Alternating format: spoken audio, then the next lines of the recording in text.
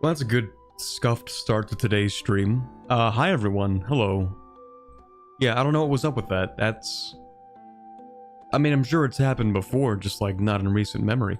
Yeah, that was weird. that was kind of odd. So for some reason, like I booted up the stream. Well, first, I started the stream, but I actually forgot to assign the correct stream stream. Like on YouTube, you have to specify which video in quotes you're streaming to. But in this case, it wasn't even just like, oh, I forgot to do that. It was actually that my restream, it timed out and I had to sign back in. And that kind of sucked.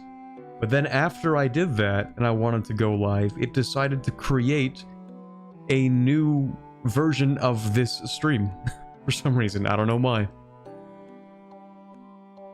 It decided to do that, and then I had to end the stream again, and then try it again, and it didn't work, so then I had to close it down again.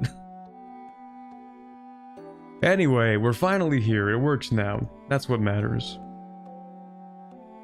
Anyway, hold on. I'm still sorting out my chats for a moment here. Just gonna do that. And we're gonna do this. And then hopefully this works.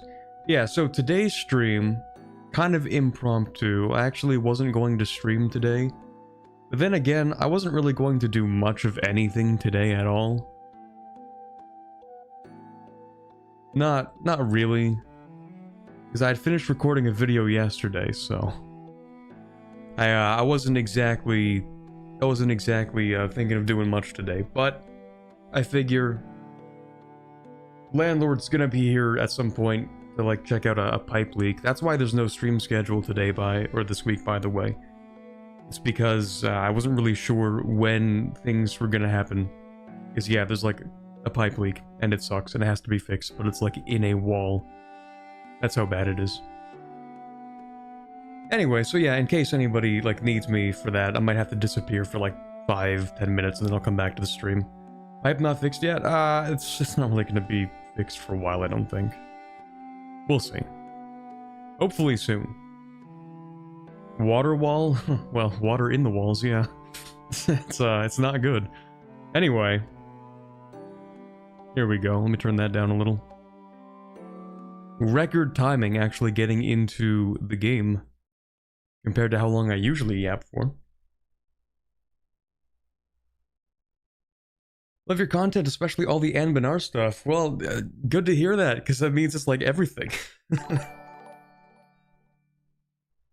Quabit, so since we had stream issue, can we blame them on knife fears and purge them? No, we cannot blame the stream issues on the elves. They've been nothing but... Okay, I wouldn't say they've been nothing but nice to us. We literally were just at war, but... They don't have powers like that. They're not that powerful. They cast the mild inconvenience spell on me and cracked one of the pipes. That could be true, actually. But I don't know about delaying the stream. Personally blame the pipe? That's reasonable. That makes sense. Anyway, hold on, let me turn that up. Alright, so let me do my usual greetings. We have a lot of people in here. Hello Go Papa, hello Makis Khan, and Ennis, and Pace, and Broken Cassette, and Heli, and Noor, and Arcanos, and Coolbase, and Simone, and Lord, and I think I said Pace already, and a lot of people I think I've already said before. Hi. Hello, Pashaine. Yeah. Pretty solid. Pretty solid. Also, I forgot to thank you, Go Papa, for the 5 months Kingsguard. I appreciate that. I reacted to the message, but I didn't say anything. Thank you very much. It's Wex's fault? That's true. Everything's Wex's fault if you think about it. everything bad in the world can be traced back to Wex, I think.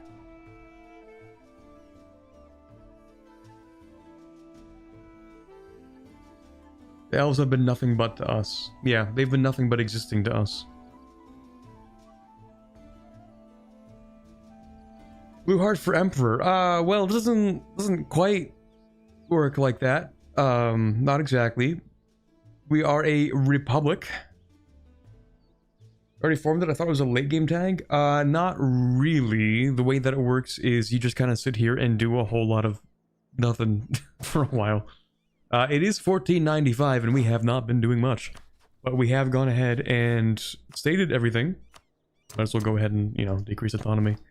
We also have way too many people in the army. Kind of an issue. So we're gonna go ahead and get rid of the mercenaries, I think. But not all of them. There's one of these city guards that takes up force limit, and there's one that doesn't, and I don't know which one it is. I do not remember. Because they're identical. Let me see if I can... Would it even tell me if I checked? Okay, so the city guard with no debuffs. We want to keep the one that has no debuffs.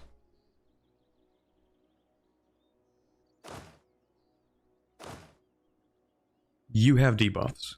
Get rid of this one. Okay, simple. We do have to get rid of a lot of these though. Like, we have way too much cavalry. That's one of the big things.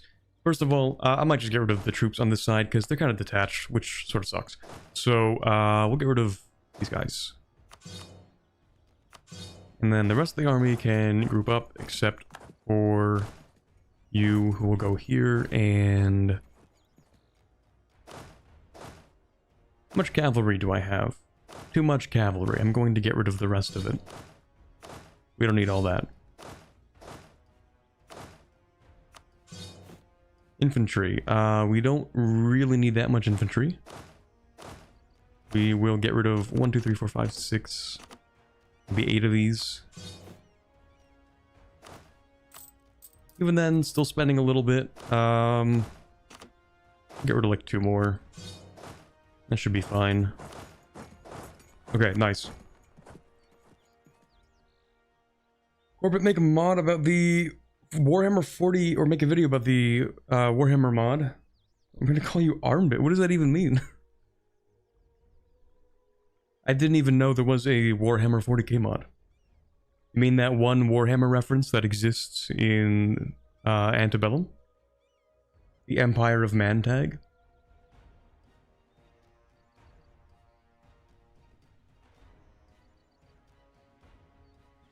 Anyway, let me see here. Wex is rightful Pashaine land. That's true. That's pretty true.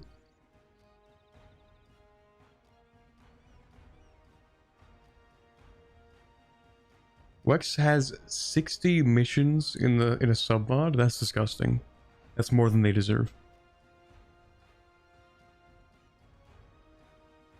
There is one, but it's not really the best. Is each province just a different... I don't know, like a different star system, I guess? Also, let me get around to... What do I want here? 5 Crownland ownership would be kinda based. Free Crownland? Hell yeah. We just need 1 seat in the capital. And then we will bribe this seat. Yippee, I love bribery. Okay, I guess we should probably assign a seat to each one of these provinces, right? It just seems like the right thing to do. We're playing pretty much a super tall campaign. I'm pretty sure we aren't supposed to expand very much. I think. But anyway, it seems like we're sort of championing democracy and, well, maybe not championing it, but like we're kind of cool like that, I guess. You're going to be expanding soon. But what if we expand by being really nice to people? What if we do that? Vern dies. Okay, we can kill Vern. That's pretty fair. Look in the mission tree. We will do that in a moment. Let me just make sure that the country is stabilized and I'm not going to die in the next, I don't know, 12 minutes. That's not a lot of governing capacity being taken up here. Capital state. Really? All 4 of these provinces? Oh, okay. Minus 100 for the capital state. Is that... Has that always been the case? I could have sworn it was just the capital that had this. It's the whole state? Am I actually EU4 illiterate? I could be.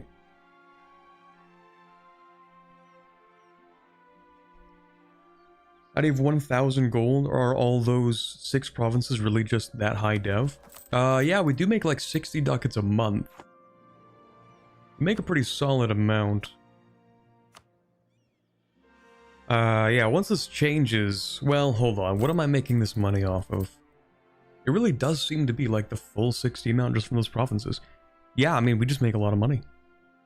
We do get a lot of money from these cities being constituent cities of the Luna Confederation, which does give me increased manpower in each of them, plus yearly tax income.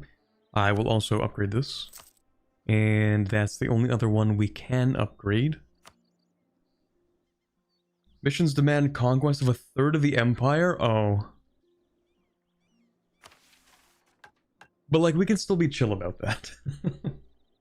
It is kind of tall gameplay, so we're gonna get the gameplay out of the way, and then we're gonna be sitting here for a while, and while we do that, I get to talk about things. My favorite part of any stream. Well, like a third of Canor? Nah, that can't be right. That can't be right. Guys, we're so chill, we're the virtuous nation.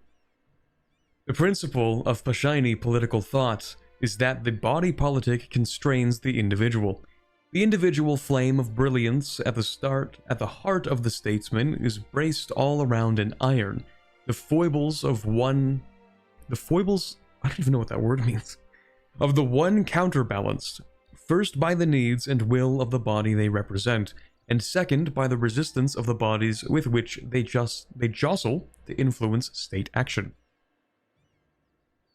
By such means, the state itself is rendered one great body, possessed of a principle, personality, and virtue independent of its individual constituents. The leader need not be saintly. Indeed, he is often called by duty to be the opposite, for he is inevitably bound by the nature of the state, restrained by a bureaucracy, inculcated from birth to defend that nature.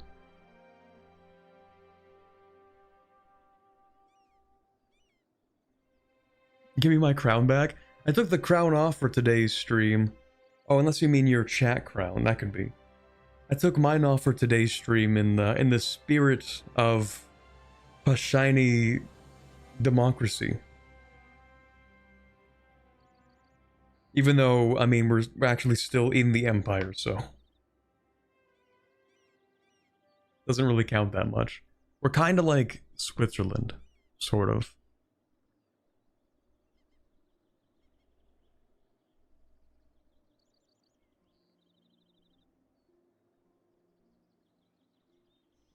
Get yourself a little hat. That's true. Someone mentioned you have a special tier 1 reform now. Oh, hold on. Yeah, we have the centralized Luna Confederation plus 2 monthly splendor. That's pretty crazy. Embracing an institution now gives 100 monarch power of each category, 20% national tax, 0.5 yearly republican tradition, and minus 25% governing capacity. Which is kind of an L, to be honest, but it's probably fine. We're going to finish this off. We're going to lose 50 of each point, remove all bad personalities from our ruler, and get another event. How many in the history of Canor have comforted themselves with the inevitability of imperfection? All in their position must compromise, all must give way and corrupt themselves eventually. Such thinking has allowed the conniving and the weak to slip in amongst the works of government, to undermine the good functioning of the state. Put simply, the virtuous must aim for virtue.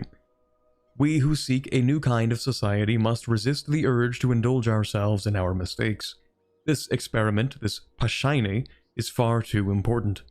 Recognizing that the executive holding a position of power must be left free to do what must be done, we also recognize that they require restraint. Thus, the virtues of our philosophy become the virtues of our state, informed by the myriad influences on our noble realm. Selecting a national focus will now give additional benefits. Okay. Interesting. Right now we're on military focus, which would give us movement speed. They aren't like massive changes, but that's pretty unique. I don't think I've literally ever seen that.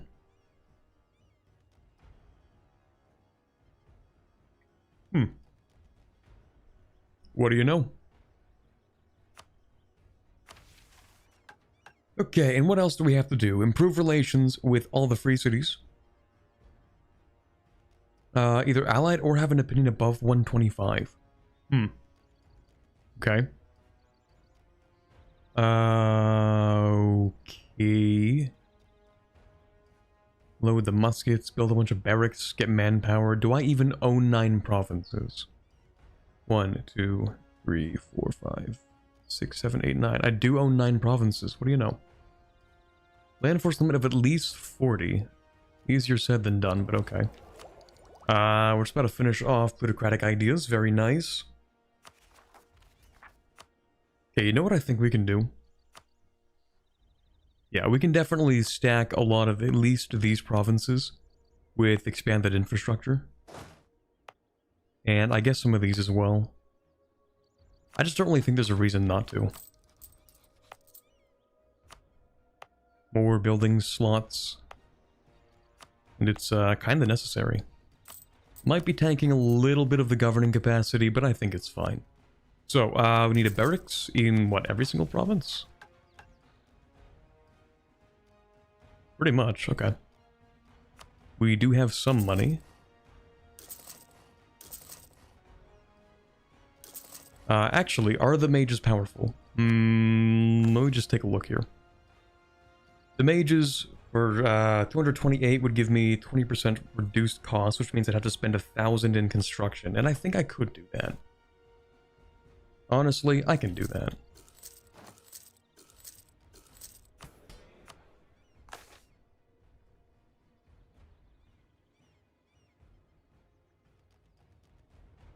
Is that 1,000 in construction? No, that would be more than that.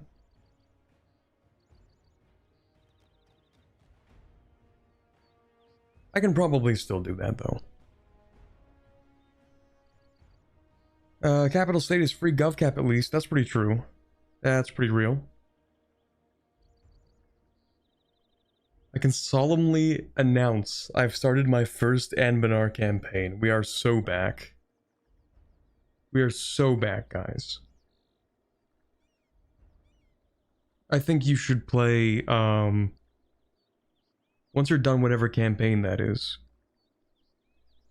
you should play as, what are those guys called? Meyermouth. Meyermaw, yeah. Surely that will be a simple and easy campaign. Play Moulin, true. Vic 3 super capitalism with mods when I get back into Vic 3 at some point, probably. I haven't played Vic 3 in a solid minute. That's not true, I literally played it last night, but not on stream.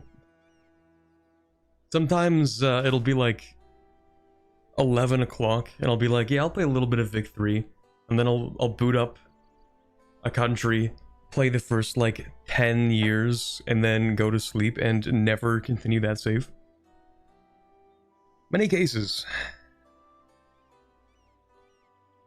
Anyway, right, so I want to go ahead and hire the mages for some construction.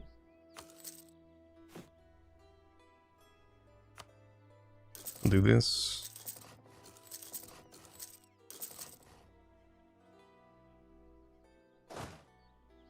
And then I think I saw something in here about... Yeah, if we have a 20% spy network or higher on a country or overlord that owns a Luna River Basin province. Okay, so we need to do more spy network construction stuff. I think I also need to improve relations with my allies. Yes. So who does that actually include?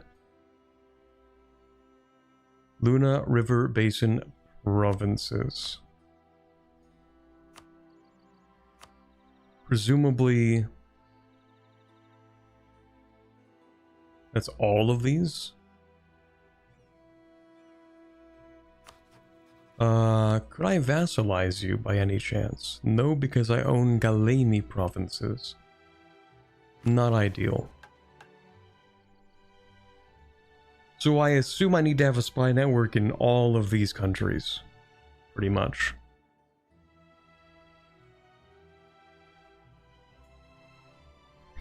That's quite a lot, actually. Okay, let me go ahead and...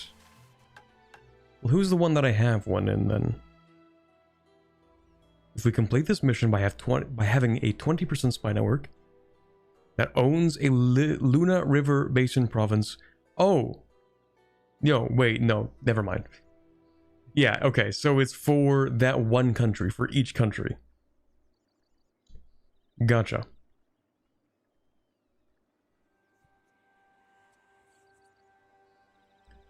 Right, okay. Let's start building some spy networks then. So I think that's mostly ideal in Wex and the Magisterium to begin with. Ooh, hold on. Right, we didn't do this yet. Okay, you know, we'll take a look at this first. As we have slowly united and asserted ourselves on the Imperial stage, one name has tripped off the lips of our countrymen, Pashaine.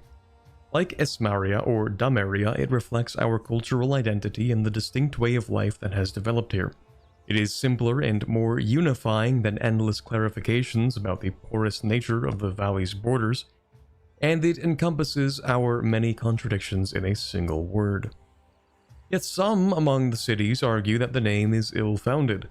The bedrock of Luna culture is not some vague gesture to a traditional recipe or two, but the choice we have made to base our society on the reasoned disputation of many sovereign equals. What is special and unique about our realm, they argue, is not its nature but its form, the path we have taken rather than where we have started. A significant minority of the intelligentsia thus argue that we should identify with the Confederation that made us great and dismiss mere ethnic identifiers. I do kinda like the name Luna Confederacy, I'm not gonna lie. The name does go hard.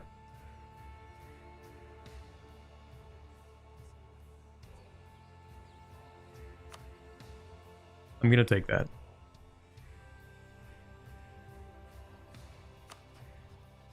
Also, yeah, so the plan is I will be getting a spy network on both Magisterium and Wex. Great power, that's cool. And then I'm going to ask for my cores back, because we have a lot of favors with the Magisterium. Also, we are going to, I guess, rival Moonhaven?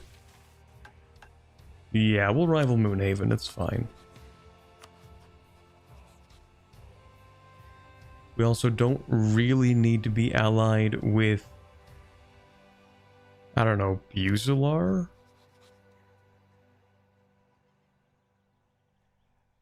Although I do want to invade Vern.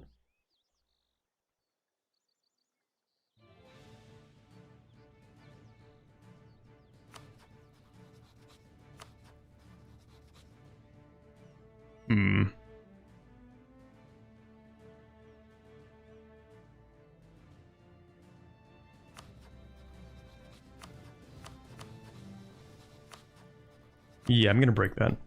That's fine.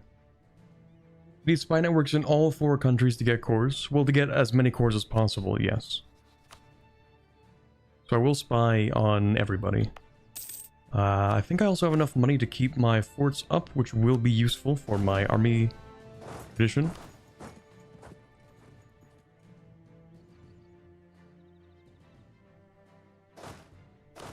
And we will drill, of course.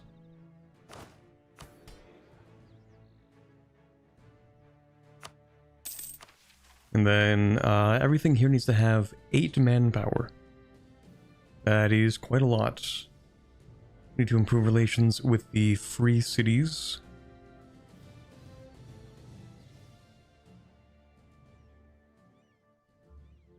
Yeah, we'll get around to that.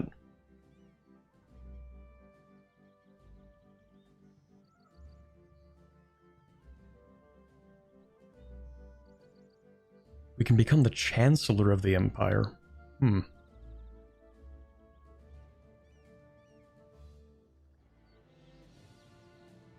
Loyalty needs to go up. I guess I could actually just sell titles for that. We'll do that in like a year or something.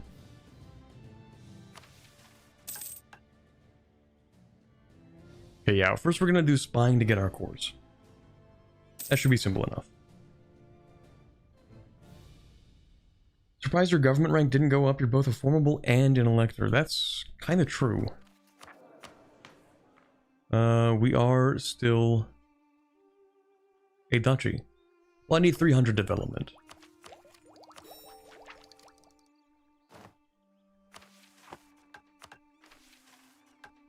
Infinite reform progress. Let's go. Gaining 2 each month.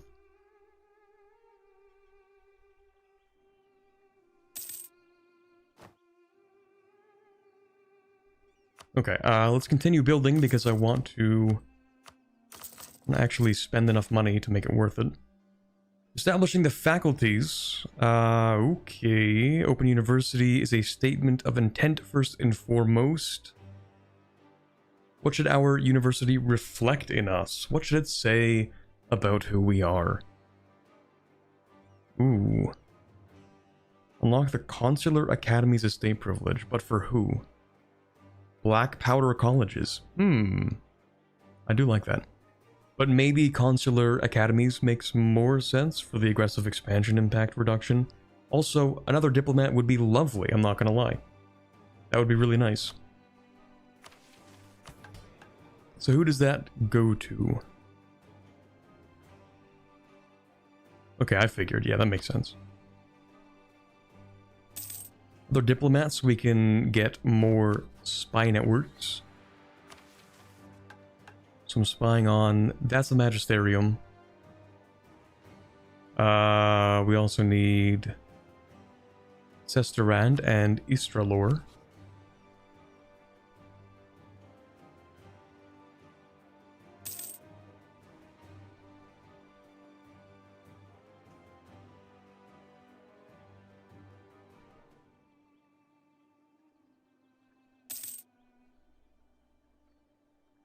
Are we bringing back the Silmunas? I don't think so. I don't remember who the Silmunas even are. I do remember that name. But we are a republic dedicated to the tenets of democracy, confederation building, and being a chill guy. Those are the kings of Demeria. Kings in my Demerian republic?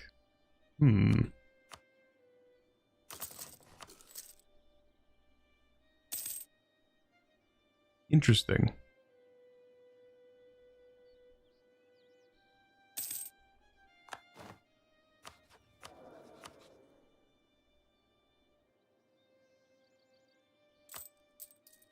I mean, I guess we can reduce inflation, that's cool. Oh boy. Okay, well, we are kind of cool like that. Okay, fine. I feel strongly they do not need my help.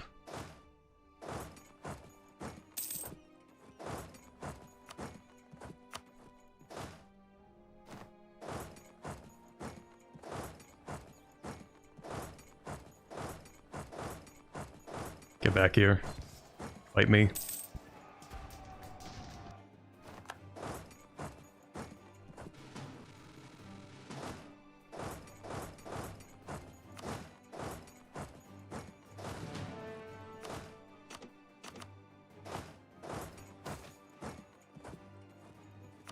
Rest in peace, the Damesteer.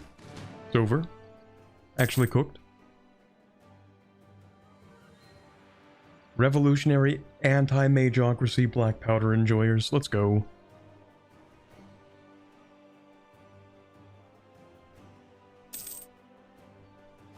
Why should the mages have all the power? That's the real question everyone should be asking.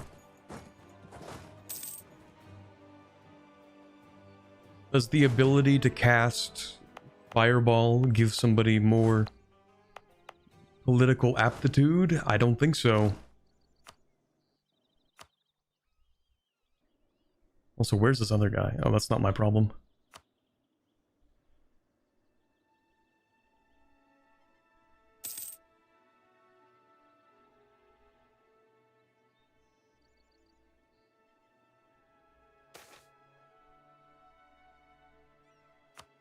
Like, oh, I cast lightning bolts. How about you cast make the grain grow and help the people not starve? How about that? How about you cast political representation?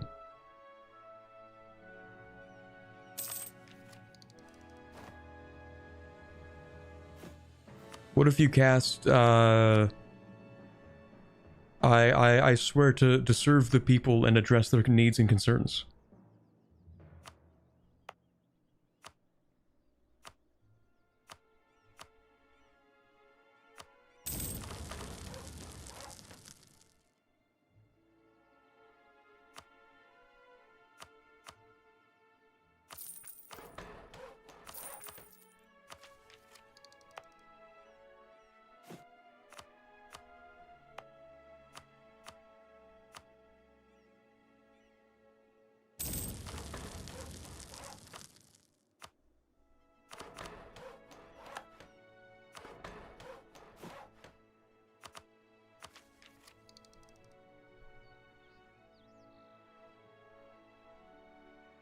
You cast Phantasmal Force?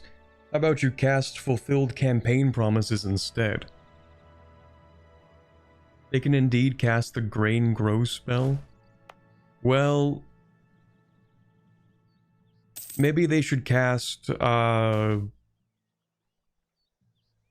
organizing the financial system better.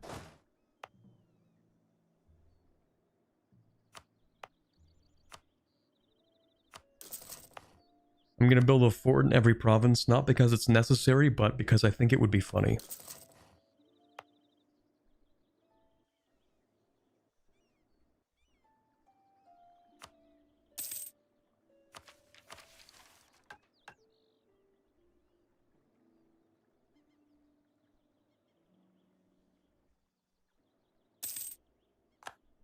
Wex no longer a great power, honestly, deserved. Anyway, so we need a land force limit of 40. Okay, I just have to do more mill dev, I guess. In the meantime, actually, that's pretty cheap. I'm gonna bump you up. Congrats. Promotion.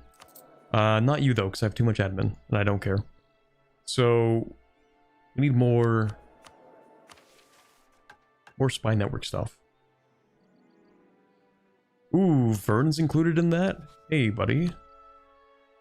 How about we get that going? And,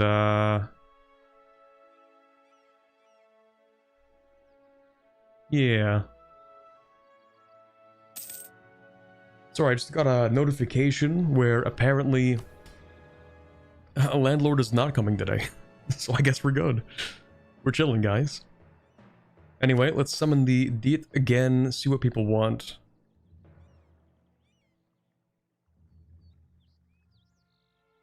Right. I don't think I'm going to insult the rivals to the Emperor. Do I want to take out loans? No. Vertask? I'm not giving you anything. Order Aldrezia. Okay, listen, if any of these are free cities, then I will consider it. Are you a free city? You're a temple. Right, of course you'd be a temple, because you're asking me to follow Ara. And I'm not going to follow Ara. Order Aldrezia, aren't you just like this guy? Didn't I take stuff from you? Well, it's all water under the bridge. So, maybe that's cool? Except that I don't get anything that I want out of that.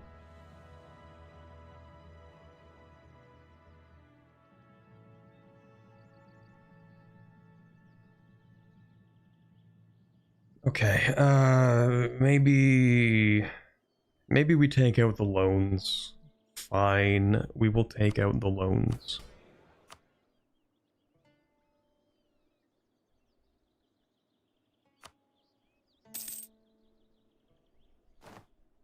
There you go. And then with those loans, we're gonna build things. No, we're not. Never mind. Well, we can build some regimental camps. I guess that's something.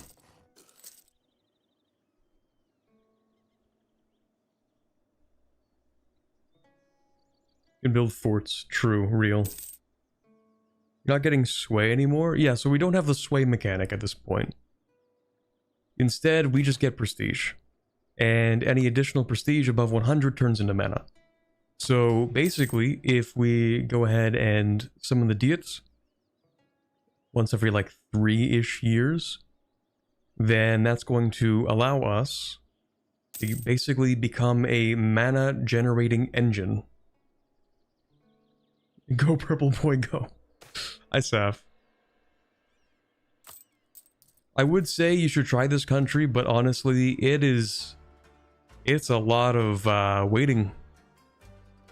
It's just a lot of waiting. I don't know how else to put it. Infrastructure ideas for super tall. I was thinking admin ideas to offset the governing capacity. Anyway, when's the selection?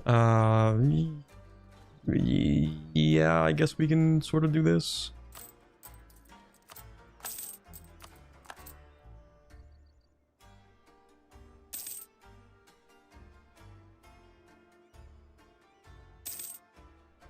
Does Corbin know he didn't update his stream schedule? Yes. I did not update my stream schedule because today I was going to have my landlord come over and take a look at a leaky pipe, and then I just got a notification informing me he will not be coming over today. So, never mind. Infrastructure also helps with GovCap. That is true. That is pretty true. Pretty real, even.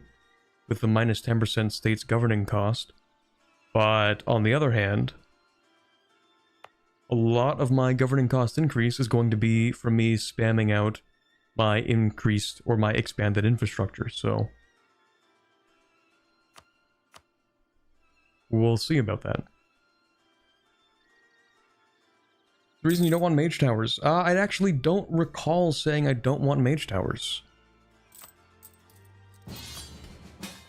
Oh, hold on. Succession war, brother. Yo.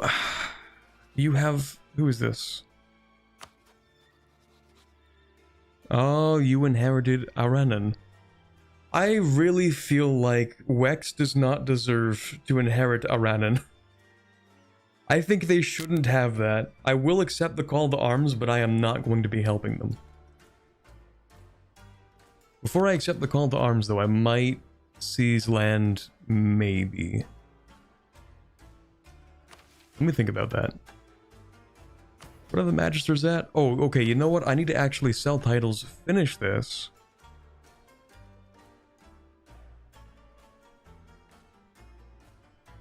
Court and country disasters disabled? Based?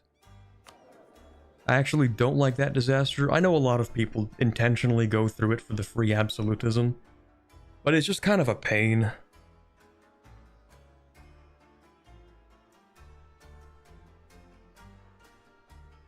You're friends with Wex? I wouldn't say friends, more like in an alliance of convenience.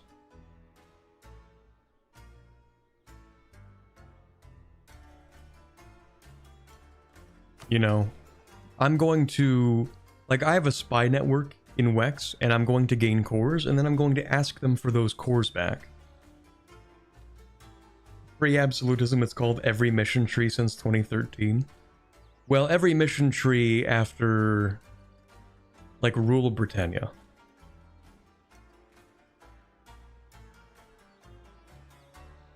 Also unlawful territory, true. We are just using them. They mean nothing to me. Anyway. We rightly, not even rightfully, okay. We rightly ridicule those who imagine Pashaine governance as some village mob, or they pose the tyranny of the crowd, though it were some novel insight we had yet to consider. Representation, the will of the people, is not a matter of individuals but collectives, corporations of subsets of society, each stressing against the other in continuous balance. We are familiar with this in the context of economic guilds, yet the principle extends to separate religious confessions, to political tendencies, and even, to mages. If Pashaine has innovated upon these ancient ideas, it is only to recognize that the same corporate governance which has made the cities of the Luna so economically powerful may be scaled up to the realm as a whole.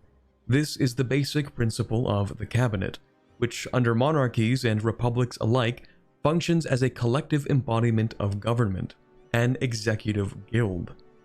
Interesting. So we're doing the whole, we should run the government like it's a company thing. Except not really, you're running it more like a guild.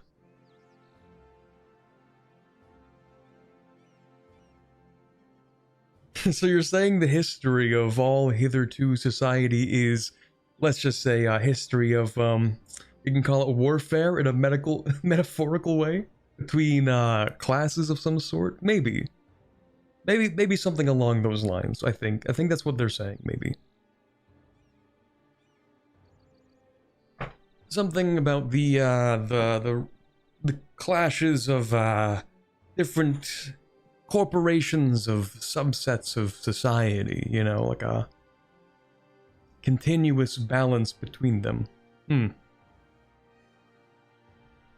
Something like that.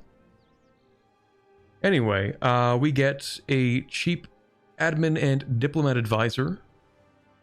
We'll take that. How close am I to this? Ooh, not even close. Never mind, it's fine. We'll take that. And then I'm going to seize that crown land. Then I'm going to fire, not you, someone here. Aren't you cheaper? 50% cheaper. What are you? You're not even that much cheaper. Okay, we'll take you. And I actually will take this guy.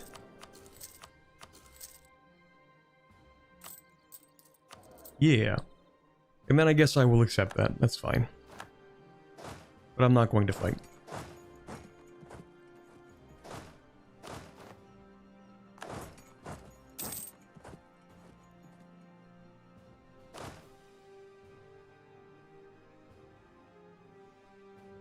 It's a lot of mana points. We are making huge points. We're a mana generating engine.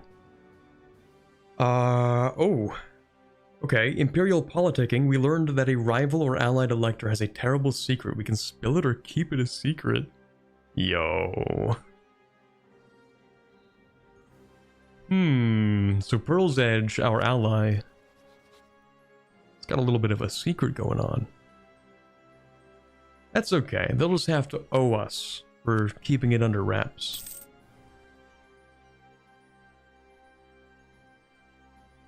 That's okay. Of course, we are going to keep you. Because she's goated. The 666... I would say queen, but we're doing republicanism, so... The speaker. Comrade Isabel of Ellensbridge.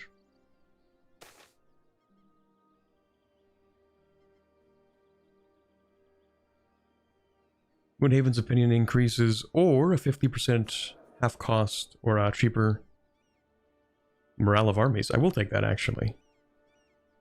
Except I can't actually upgrade you, which kinda sucks. But that's life, I guess. Still cheaper. More mana? More.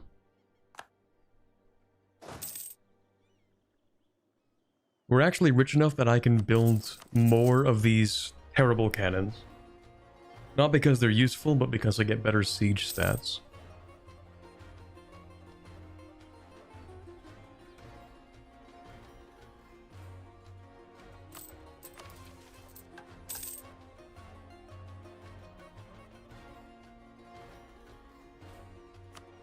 Okay, so I do have a whole bunch of mill points. I think it's time to dump them into something.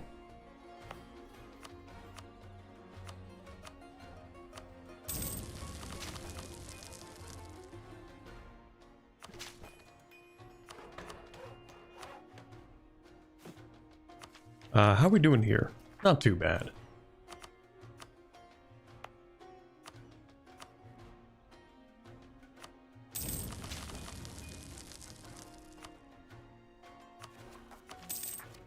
Okay, how are we looking now? 39? Please.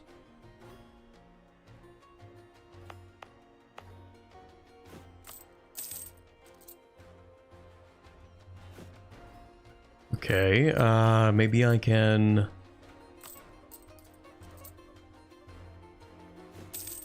Maybe I can do nothing, actually. Let me build a mage tower. I'm gonna build one... Let me see. What's the least dev here? You sort of, kind of. Congratulations. Mage tower.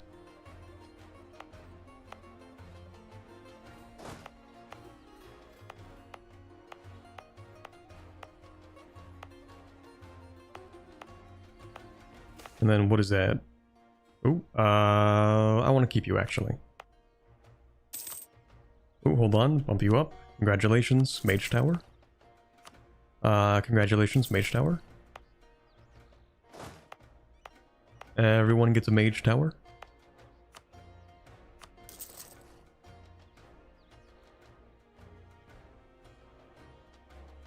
Yeah, I don't like regimental camps. But we do have to build a few. We already built, I think, all of them we can build, maybe? Autonomy, fine.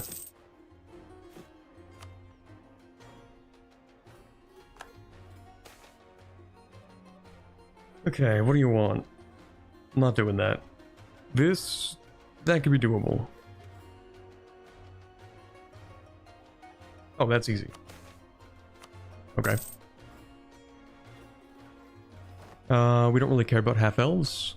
They're cringe.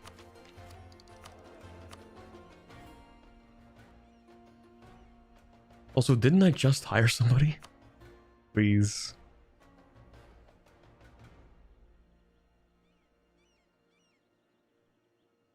Cliff Gnome. Not in my Luna Confederacy. Well, stab cost it is, I guess. Awful spies? Dude, they actually suck. That's pretty true. Which is also an L because, yeah, okay, I need more spy network in here. No, I don't. That's fine. It says I do, but I think that's actually a lie. Anyway, I need spy network in... What do I have in here? 13? Me when I actually don't pay attention to my spy networks?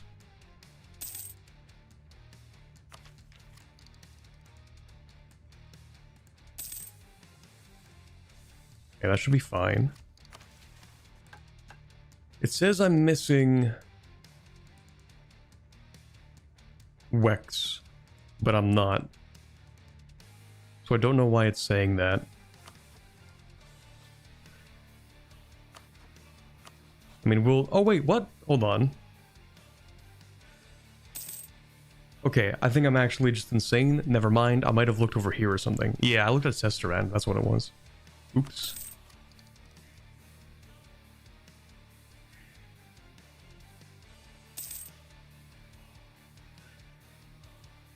Turns out I'm lying. But you want to swap spy network again? Yeah. Get regimented. It's sent to the barracks. Okay, did you actually get this? Yes. Wex and Aranin forms a union. That's so cursed, man. Hold on. They're great power now, aren't they? Give it a month, they'll be a great power. Ooh. Oh, that's so cursed. Big Wex. Should have backstabbed them.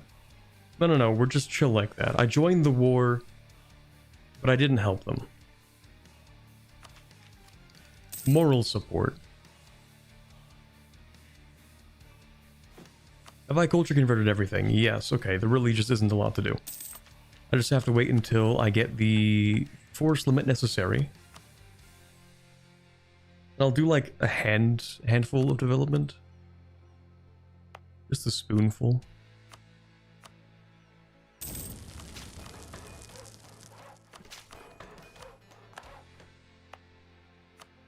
You should also get one of these. Well, you should get one of those actually.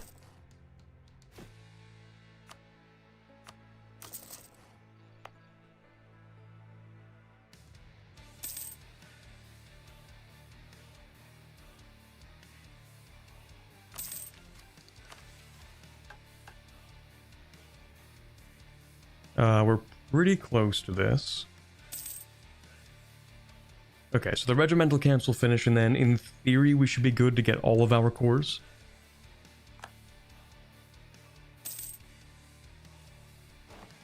At least they don't have a Stalin. That's pretty true. Hey, hold on. The goat?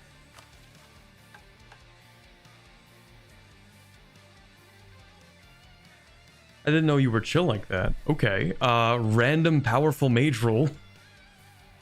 I don't even know how she did that. She is merely proficient. But how... Yeah, who's anti-mage now? Need a month tick. What, need a month tick? Yo. Chat.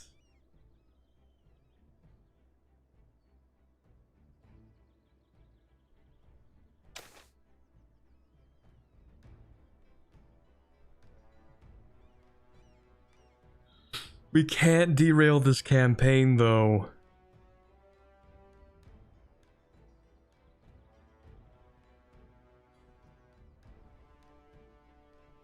Please no Lich Mage. But if it's been handed to me on a silver platter. It's so free. This is dumb. It is dumb. It's so free, guys. There's no way.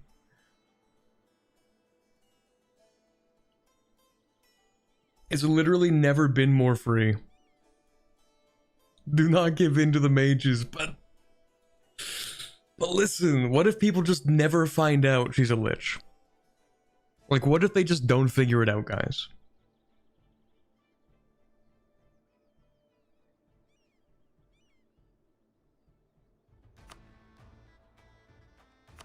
I'm just saying, like, what if they just don't figure it out? 200 years they'll forget.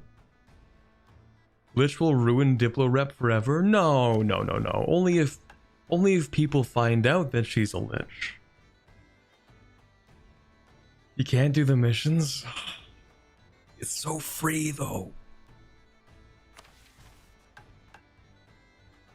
You can't just give me a free legendary necromancy powerful mage.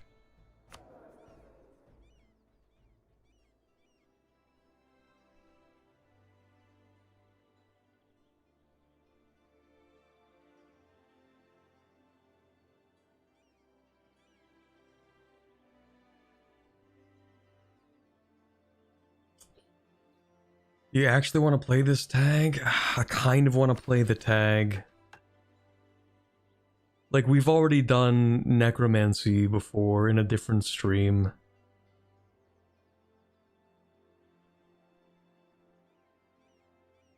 She's not living to the end of the project. Then that would simply be poetry.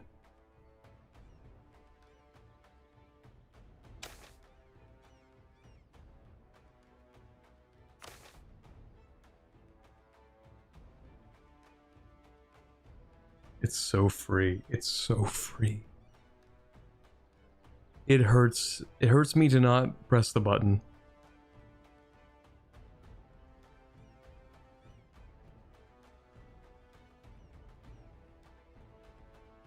And level 2 evocation, that's true. Level 2 conjuration as well. She actually is the goat. Impeach her. Oh man, okay, we're going to make her into a war wizard and we will not be doing necromancy, as much as it hurts me to not jump on that opportunity. I'm doing this for the sake of the lore.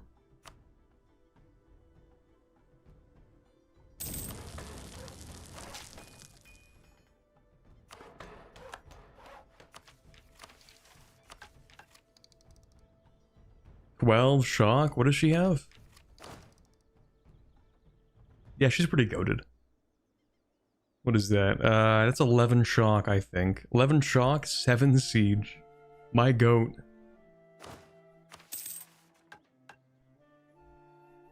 Okay, where are we at with this? I just have to wait like 2 months. Should be fine. Except for Vern. Vern and Easterlore.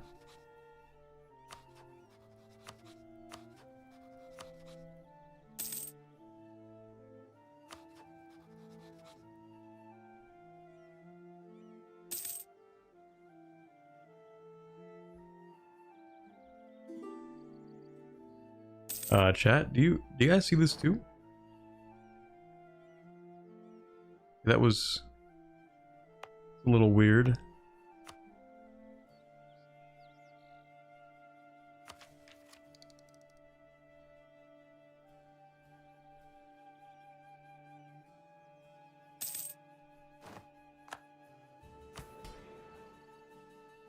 Okay. We'll do this. What do you guys want? Embargoing Buzelar. I feel like that's really not that helpful. But fine.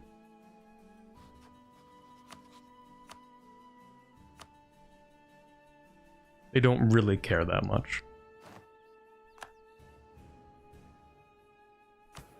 I guess I could sell more titles. Yeah. We are an infinite money and mana generating machine. We have infinite power.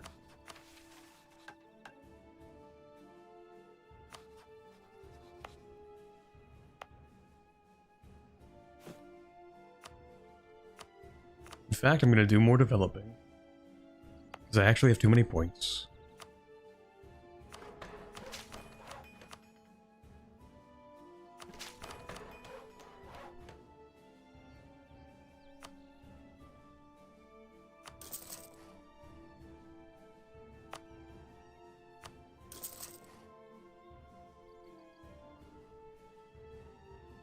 What about infinite manpower? Well, if we went with the undead army Lichdom, then, you know, it would have been doable.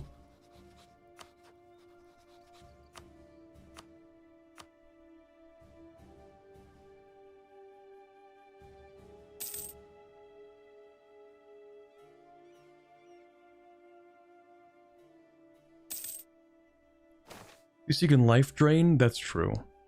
Permanent Parliament of Anbennar cost. Not even in Bluehart? That's pretty cringe.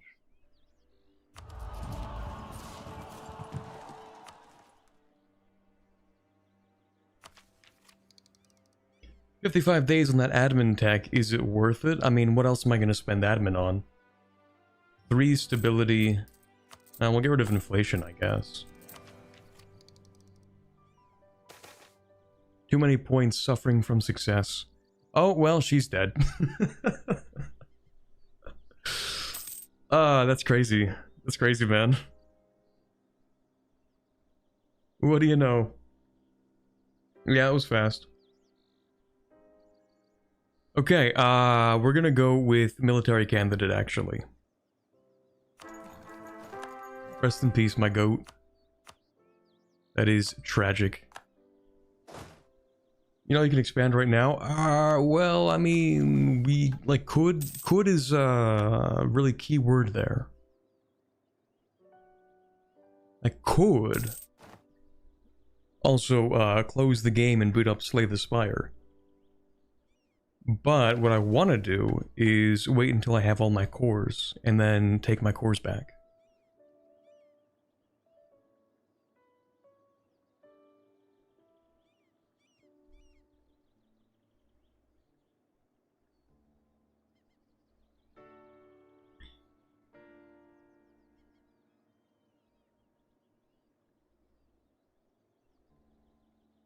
Yeah, all the spy networks are done, by the way.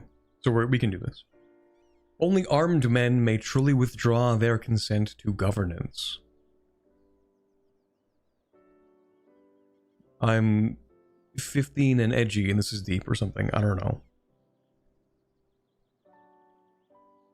Is this a commentary on the monopoly on violence held by the state or something? I don't know.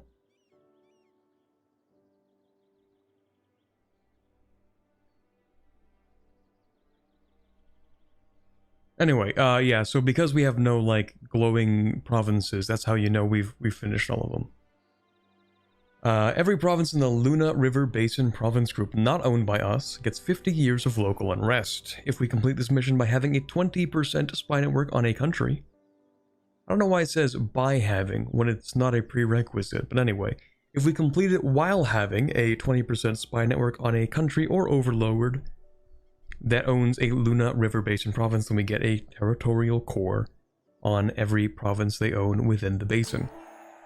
So that means we now have cores on all this stuff.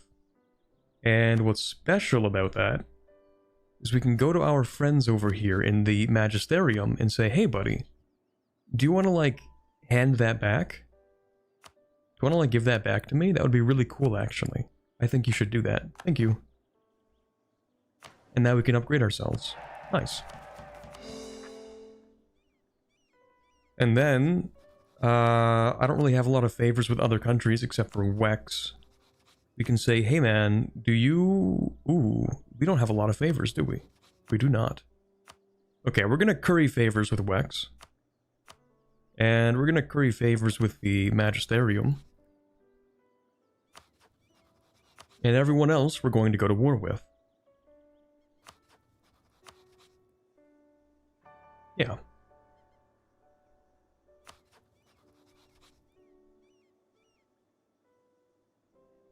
Maybe I want to improve relations with the Magisterium first. Do that, and then someone said I need to vassalize Galen later down in the tree, but I think I'm just going to annex them.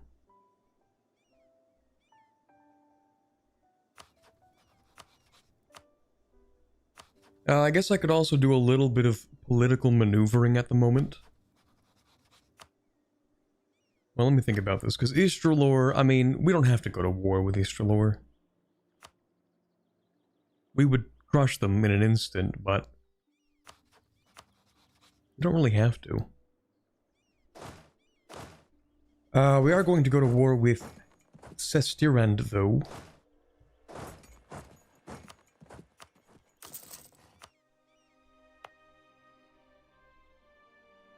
Let me just wait until we can decrease the autonomy. Oh, it's 0. Never mind.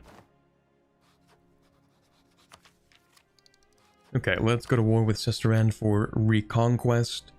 We can call in Pearl's Edge. I really don't think we have to, but what's the harm?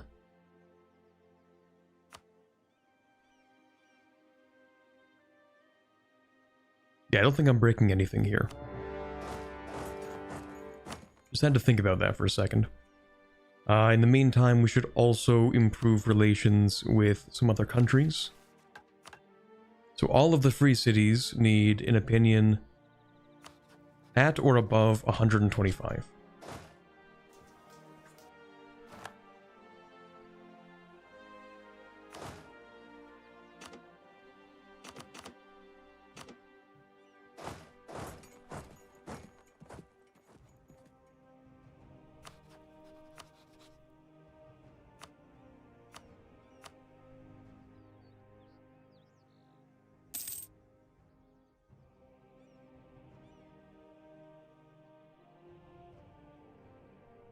Have you played Rebellion before? I've not, no. Every single time I see the Rebellion lodges, and I'm like, nope. Not in my good Coronite country.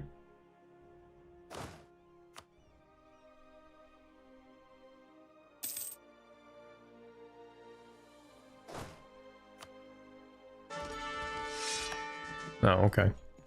No siege, I guess. Why not purge elves? Why is it... Has it been you the whole time, Goat Papa, who's telling me to purge the elves? I was about to say, like, why is chat requesting this? And then, like, hold on, I think I'm getting one guide here.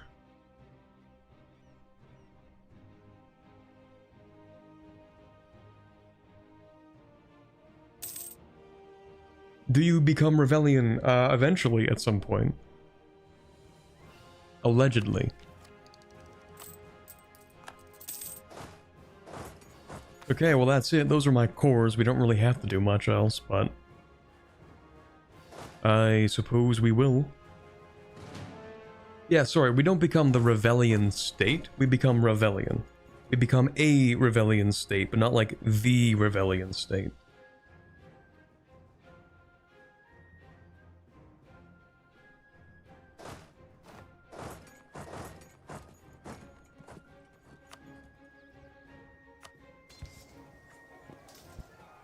I didn't know we had that one dwarf in this stream with the amount of elf hate that I'm seeing.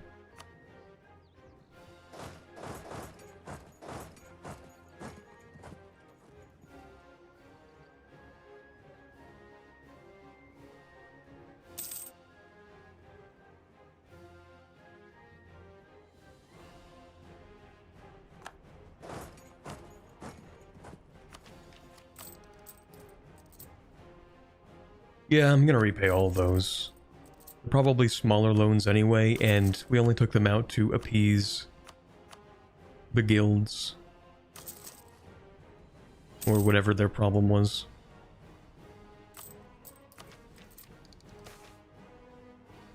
For freedom, let's go. Morale of armies. Spreading democracy or something like that.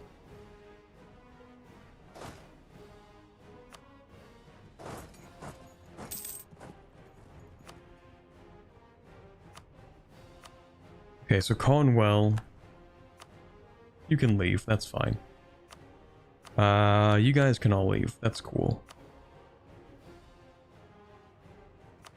I don't really need the prestige, I'll just kick him out.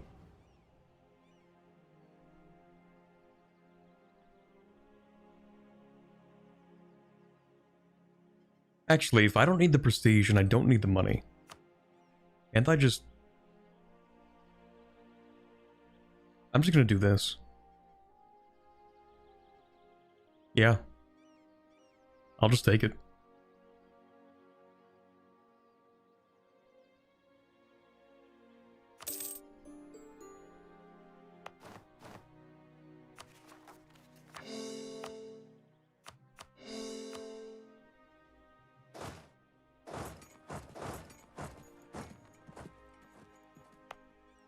Mine now. Okay, let's go ahead and start building up these other places. We'll start with temples for dev cost reduction. And then we can go over to Wex, maybe. Hey buddy, I have that. Thanks man. Thank you.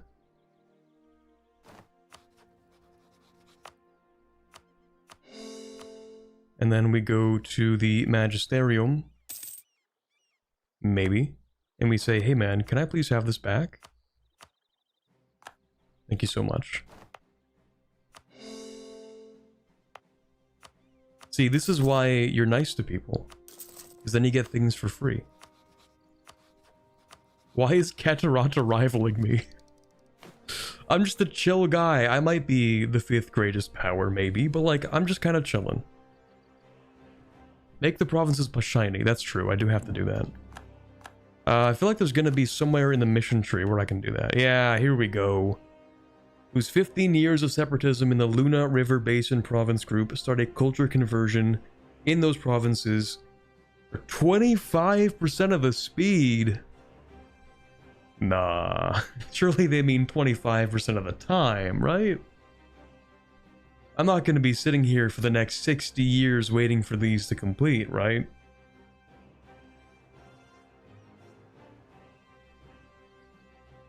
That's gotta be it. That's gotta be it, though.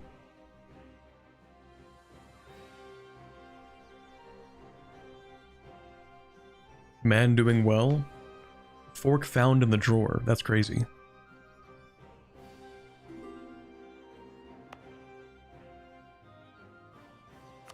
Yeah, you can have that. That's cool.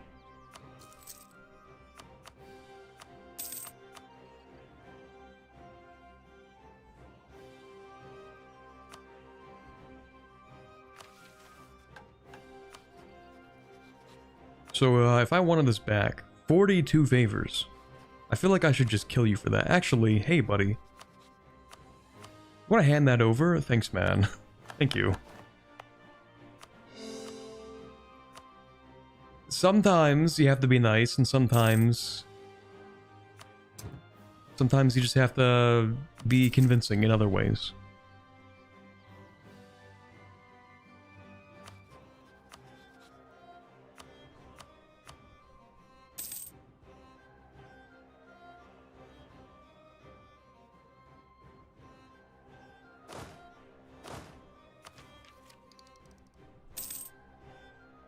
You're going to be nice to Vern. No. No, we're gonna kill that guy. Yeah. Tragically, he is my rival. And we're gonna beat him up. We will humiliate them a second time. A century of humiliation for Vern.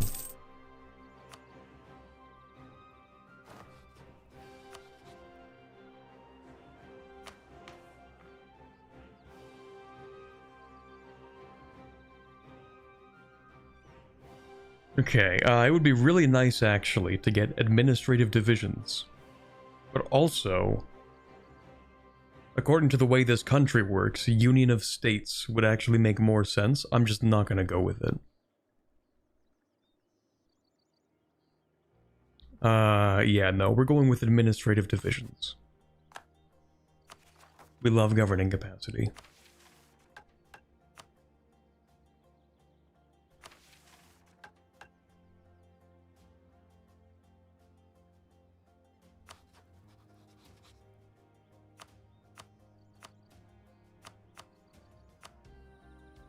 $63 favors, that's gonna take a while.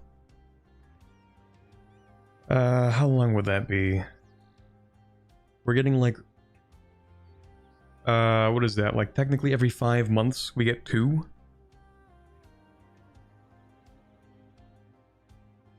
So what is that, like 30 times 5 or something? 150 months? That's like, what, 12 years? It's gonna take a while.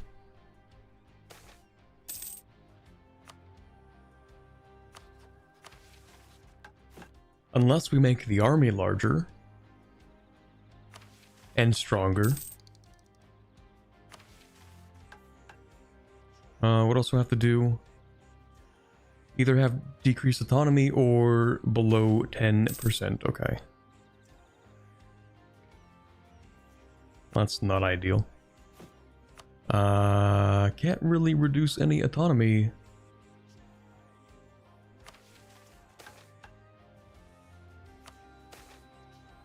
Ooh. Recruit a dwarf in this country? Either Master of Mint or Military Engineer. I mean, if we get the Mint guy, that would be nice.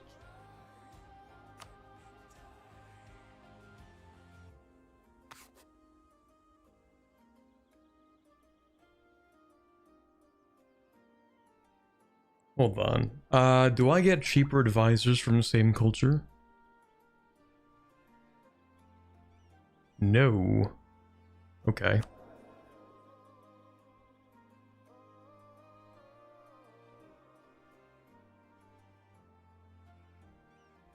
New post-phenom update today. Oh, what do you know? I think I was supposed to make a video, and I completely forgot. It's a pretty embarrassing realization. Maybe I'll get around to that.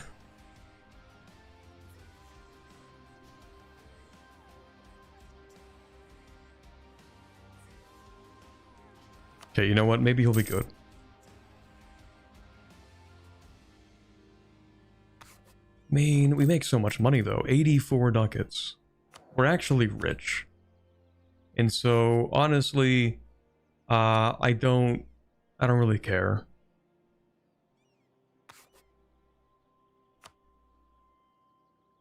I'm going to get you and bump you up.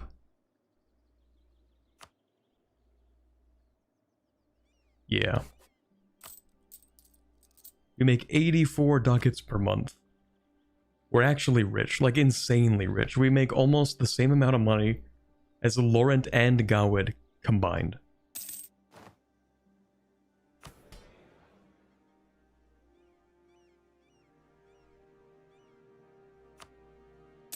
Actual infinite money glitch.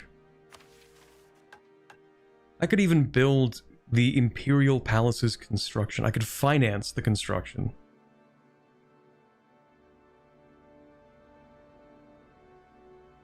But I'm not gonna do that.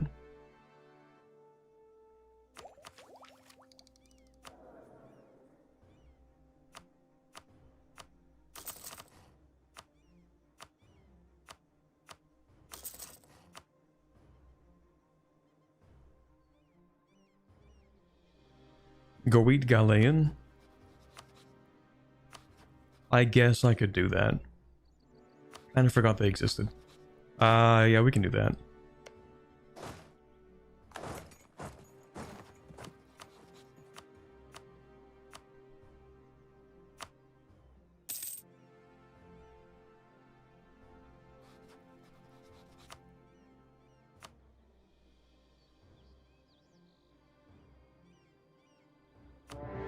Should be pretty easy.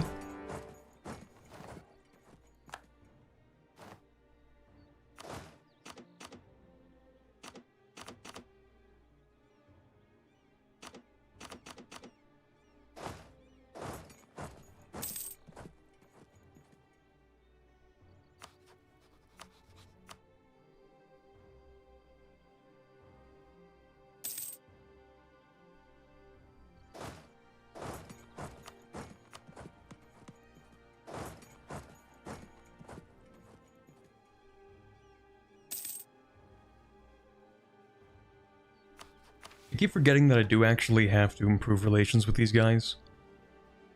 And I need a 10th barracks. Easterlore needs to not exist. Oh, okay. Or be insulted by me. Okay, okay.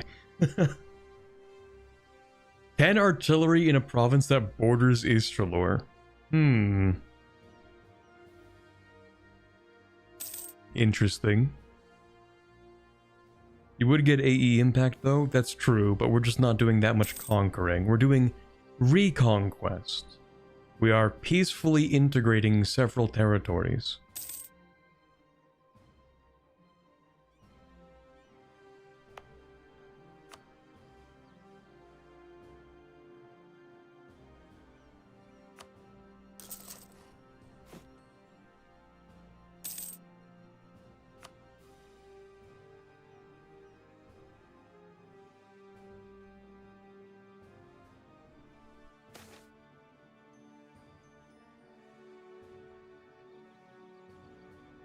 Hold on. Too many liberties. It's fine. The people are too free. Too much leisure. Not enough back-breaking labor.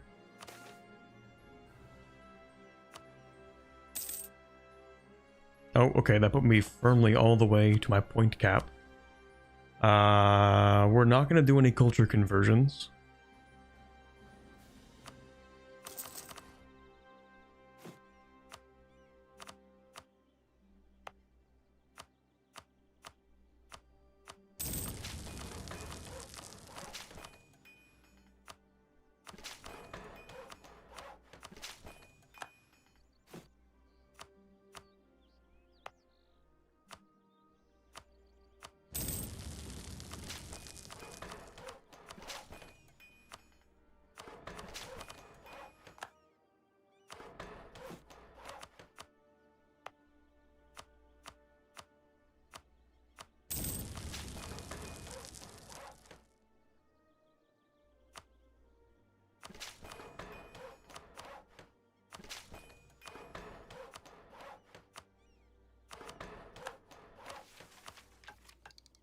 Yeah, should be fine.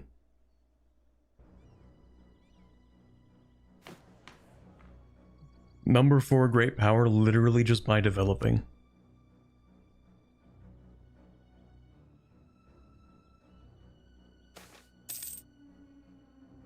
What do you want? Emperor stuff. Ooh, colonialism. Now I feel really stupid. I should have waited for colonialism. I thought it had spawned already, to be honest. Yeah, that's kind of embarrassing. It's probably fine. Probably. Okay, yeah, we're getting free institution growth in the capital, and it's super close anyway, so... it is fine. Five regiments present. I mean, that doesn't seem that hard. I feel like it would just be easier to give Vertesk money. We have so much money.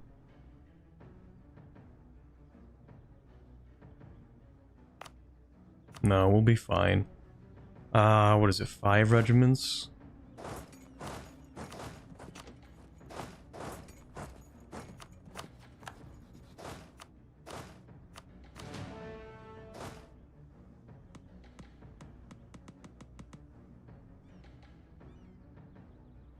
Okay, the main issue is actually going to be getting over there. Military access through here.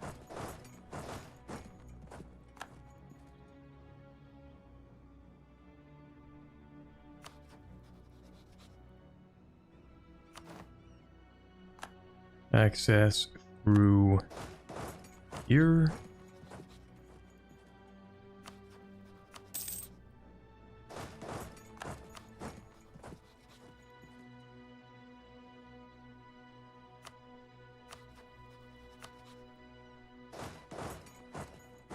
I guess we're done here as well. Now, do I annex Silvalar is the question.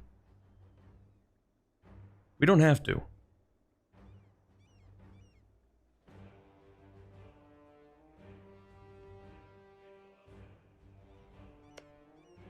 And they are a free city, but they have gold. How bad could it possibly be? That is super cheap. It's actually free.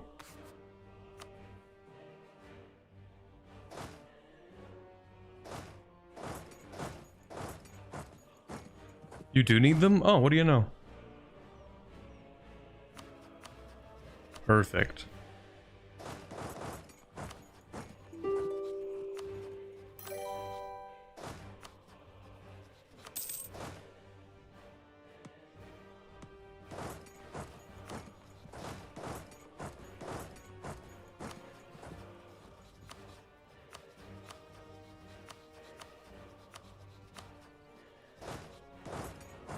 Oops, not that way.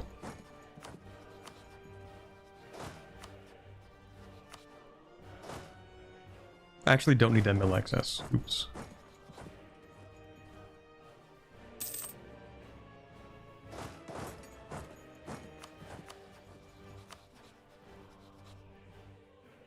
Me when I have no navy? Let's go. Okay, that one, and this one. Well, we need this. And we move over. Yippee. Okay, now we get to go back home.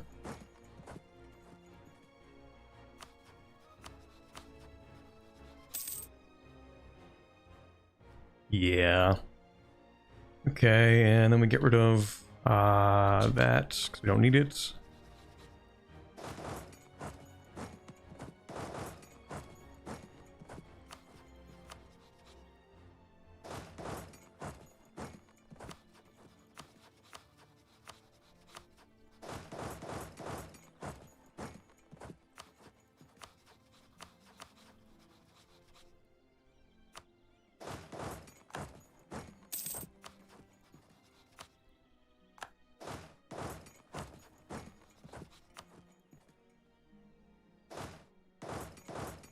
Okay.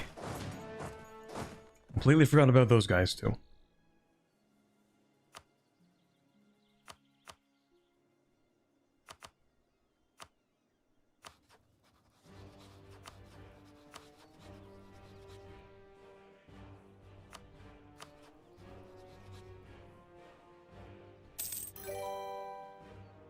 Hear me out. Purge knife ears. Okay. Probably don't need the spy network. That's true. Pretty true. I love tunnel vision. I love being so focused on one thing that you don't really pay attention to anything else. Okay, we have, right, mill access Invertesk. Don't need that. Alrighty, that should be it. That should be good. We'll send you back over here. These guys can just kind of chill there. I guess maybe I should give more parliament seats out because it would be nice to do that.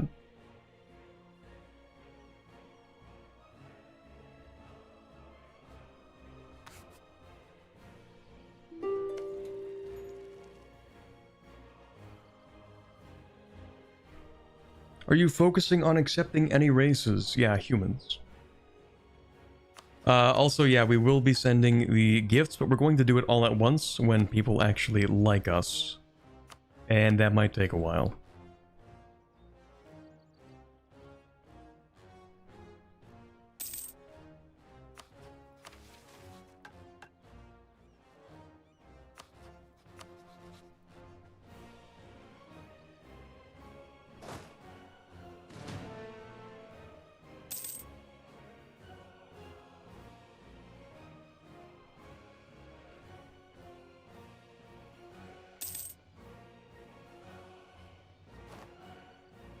Is the reward modifier any good? For which?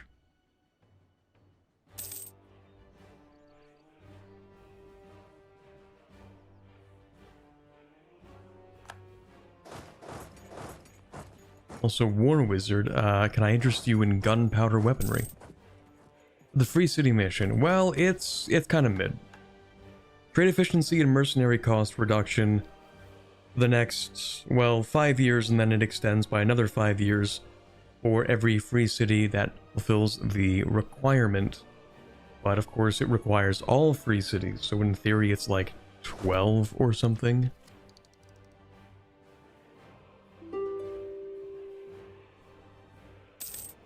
Anyway, we don't actually need to occupy Order Aldrezia. But I guess I can get some free money out of them.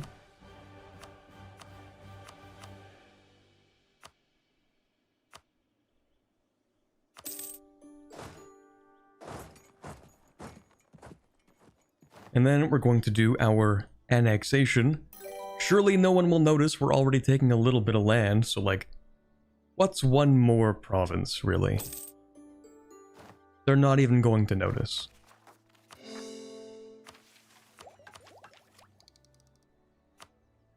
We might as well just take these, it's fine.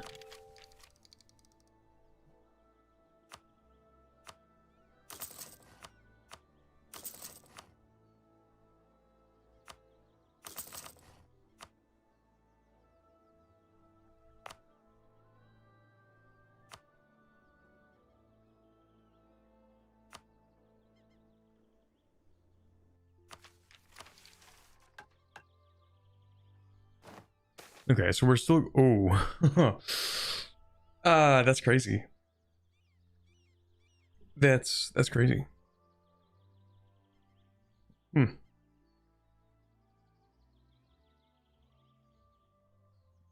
Uh-oh. Yeah. So Cassell's is dead. That's a real shame. I guess we can't use him for our Republican tradition anymore. Unfortunate. Very tragic. How come there aren't any Castellos being dead deniers?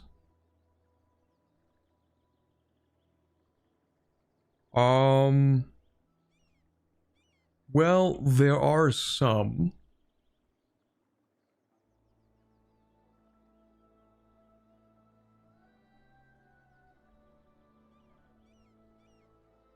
So like down here it says, many claim the chroniclers are lying and demanding action against them, while others defend the chronicler's impeccable record as being beyond reproach. So, some people are like, nah, he's not dead, that's a lie. But then they're like, those chroniclers, though, they don't really lie, though, you know? I mean, would they really lie to us about this when they've never lied in the past? Hmm.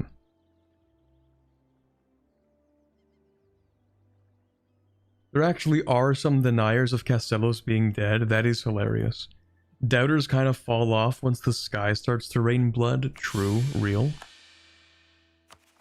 Pretty convincing. I'm locked in here. I should never be locked into a guy who I don't have mill access in, but okay.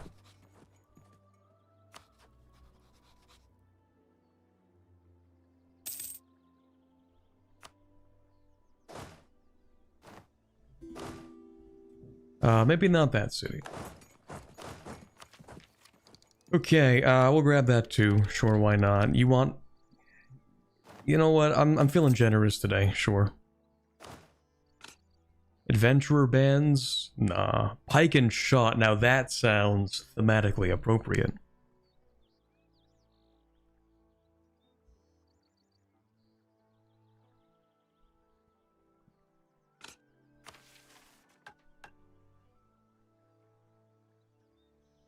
Okay, so you need to like me. You need to like me.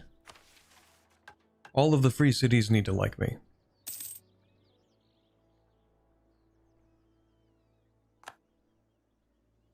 I guess maybe we'll just naturally gain favors over time. We don't have to curry favors. We have some other things that are kind of more important. Also, do we want to turn this into a level 3? No, I want to turn this into a level 3. Absolutely. Oh, I already have one in this... Ah, shoot. That is how it works, isn't it?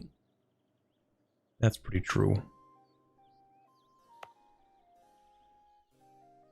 Okay, never mind. Also, Vern.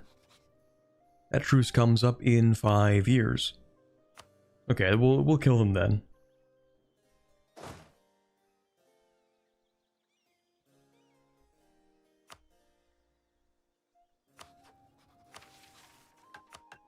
Okay, so that includes you. You're kind of fine. Lead the free cities. Kind of interesting to be like, yeah, we're going to collect ourselves together into one entity over here, but all you other free cities, like, yeah, you can join in, I guess. That's democracy. Or something. Championing republicanism.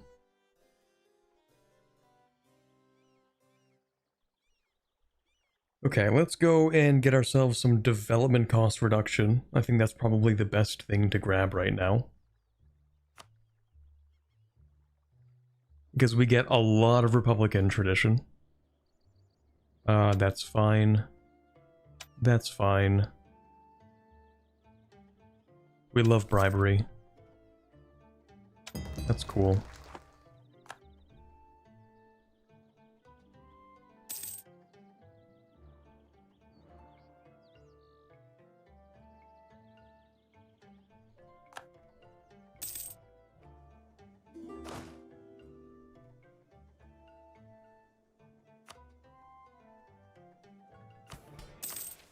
Okay, yeah, there isn't much we can do for the time being. I think we're just going to sit back and relax until we get the rest of our cores. And, you know, improve relations with the free cities. I do need to have one additional barracks, though, and we're kind of building that. Okay. Insult Luna Confederacy, rather, insult Istralor. And we need some artillery, sure. This is pretty much done. We just need more Diplo rep. Mine is not very good. But we'll fix that. What is this actually? The Coronite question.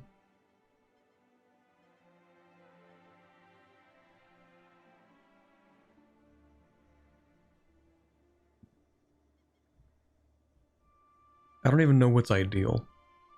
I feel like we stay Regent Court until Rebellionism comes around. Maybe. You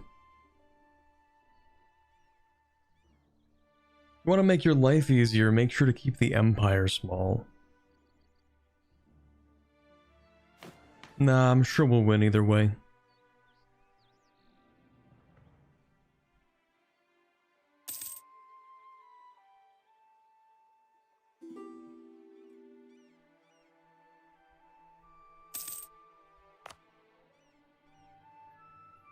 You're planning for the League War. I kind of forgot the League War exists. I guess we'll stay Regent Court. And then we'll just kill everyone, I guess. Sounds good to me. Solutions to go for the Wellos cult. I don't even know what the Cult of Wellos is. I feel like this was just added. It's like, I don't know, Poseidon religion or something. Water cults? The Cult of Wellos is wet. The Cult of Wet.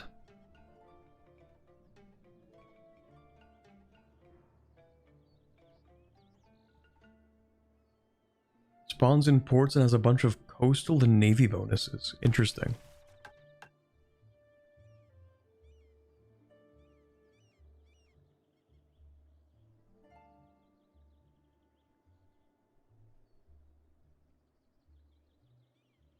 Oh, we actually do need to win the religious league.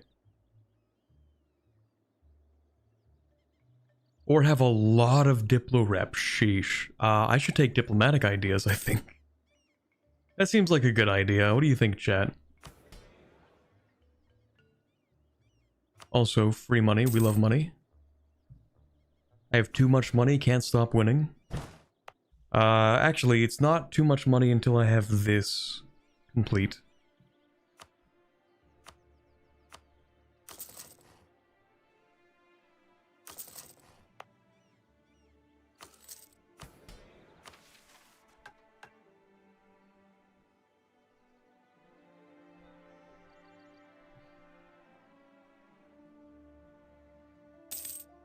You won it for the Regent Court and regretted it. Peace would have been better, I think.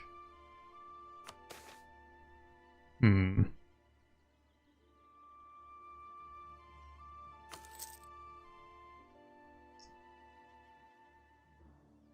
mean... Okay, let me see here. So what are the options? We're on the winning side, and we have the Peace of Ismaria. Okay, either we win... Or we have religious peace and 6 diplo rep. Or we lost the League War, or did not participate, and we need to have 9 diplo rep. So either we win, or like we have to take diplo ideas.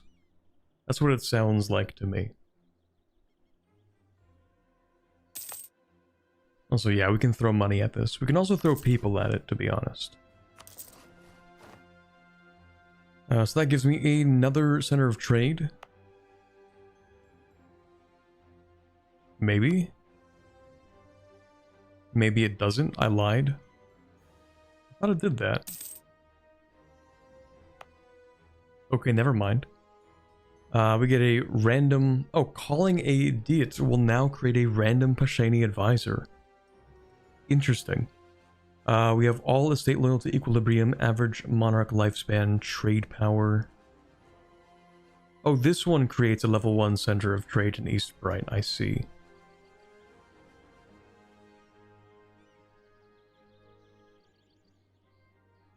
Here's an idea.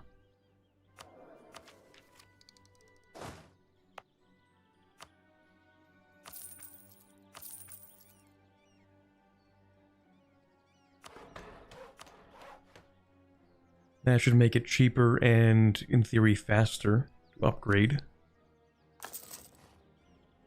We'll spend a little bit more manpower in here. Maybe a bit of money, too.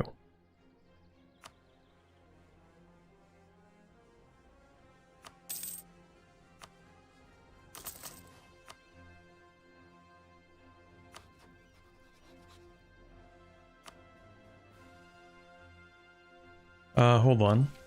3 cities.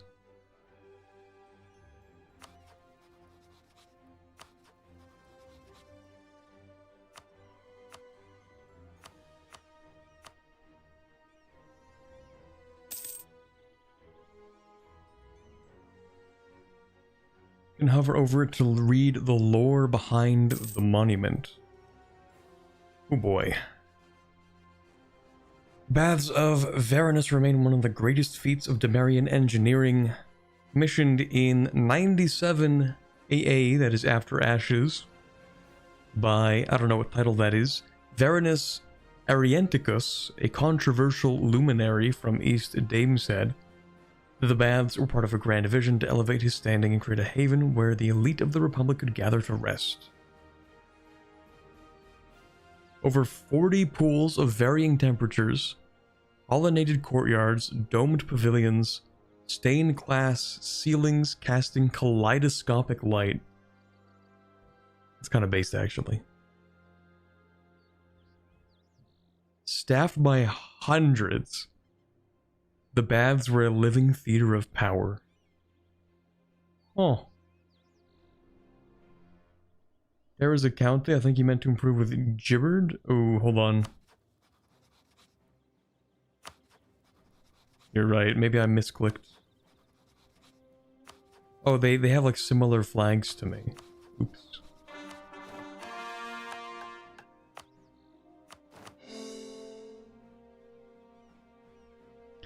How's the governing capacity, actually?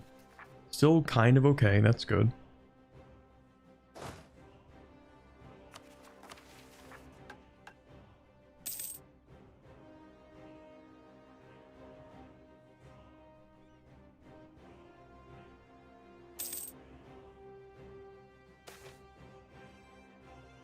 Ooh, Princess Lorana? Princess. Okay, let's calm down a second here. Can be made a general with 70 tradition? Sure. She's kind of goated, actually.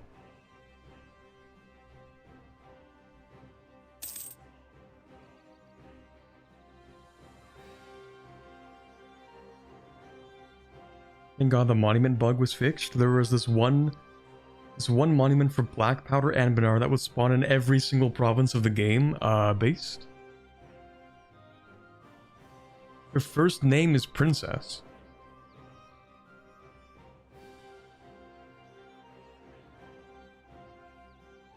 That doesn't make any sense. No, it isn't.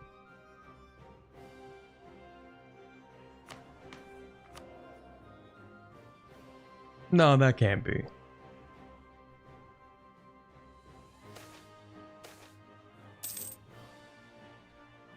Chogo. Why isn't it speaker anymore? I think it's because we became a kingdom tier. But she was called speaker. Anyway, she's going to remain in charge.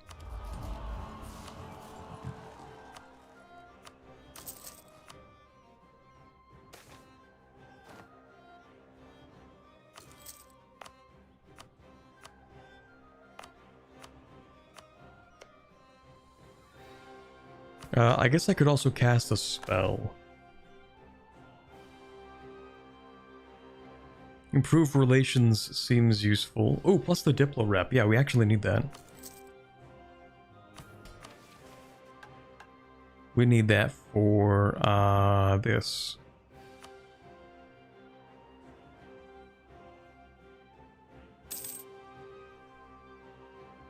Okay, so these three are fine.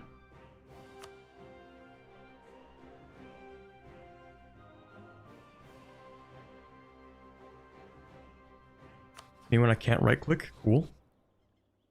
Okay, you're fine. You don't like me. You do like me. You also like me. Okay, never mind, we're cool. Let's start sending some gifts then. Start with, because it has to be 25, right? Send 25 of a gift here.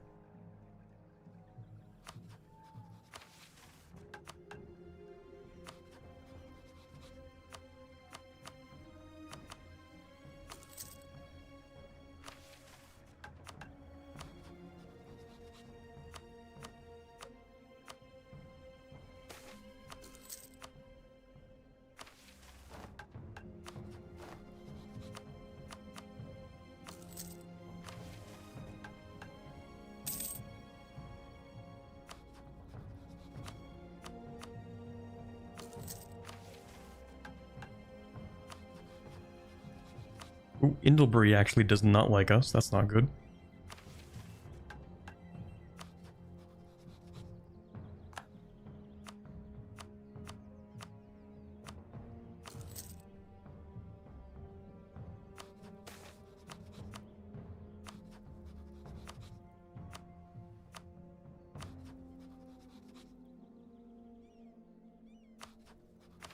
I think we're going to do something against Eastrelor soon, so we might as well get a spy network, I guess. The Gnomes Free City doesn't like us. I know they don't. But they will, soon enough.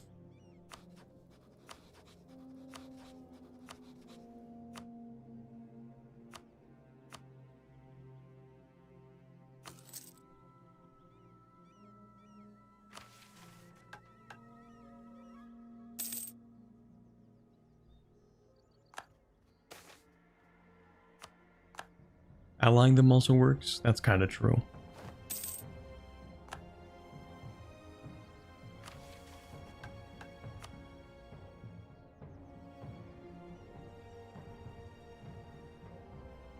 How much is this going up by?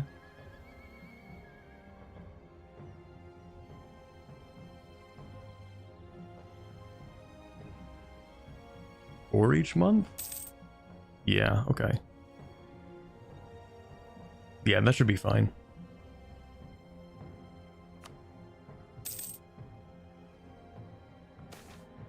I think.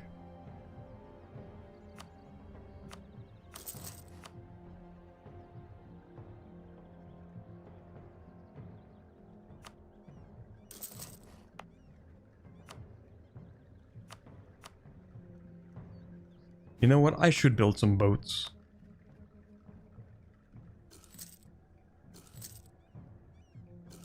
$15 galleys. Probably use great power influence on them. That's true. Could also just wait. I think it'll work out. Maybe.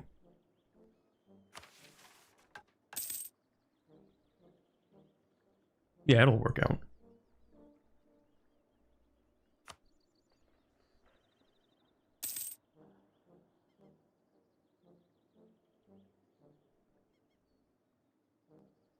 All according to plan. No trait is more fearsome in a leader than generosity. Interesting. That does remind me, and you're right, I do need to curry favors. That's pretty true. That does remind me of... I don't even remember the context for this. Maybe it was like a show or something, but... There was like a rebellious general in China or something, I think. And something about like he had to make sure that the emperor never caught up to him or something like that, because if he did, then he would forgive him, and if he's forgiven, then like he can't continue his rebellion or something. So it's like you can use generosity as like a weapon of power in a sense, kind of.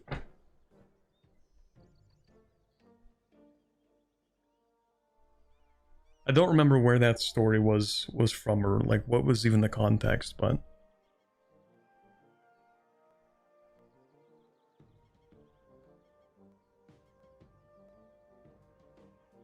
like if he's pardoned for his crimes, then like it's over for him. He has no more pathway to power. Anyway, we get 5 years, but it's actually going to be a lot longer, of 10% trade efficiency and 10% reduced mercenary cost. We've prepared legislation.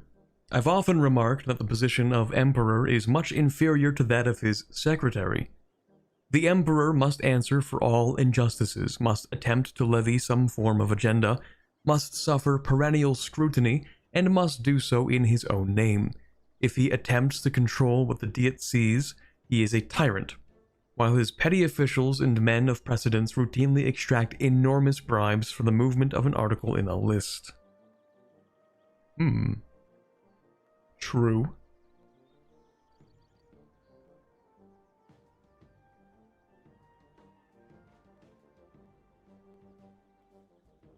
There's a Reddit post about how charitable culture traditions actually kind of meta. Maybe next we play the nice CK3 playthrough, where we actually just don't kill anyone and we're just chill like that. We rise to power by making friends and being cool. Anyway, we're gonna finish this off. We get 10 trust from every ally and chancellorship in a year, in theory. Next, Istralor, we just have to sort of be mean to them. That's kind of it. And I'm also going to build more artillery, but not that much.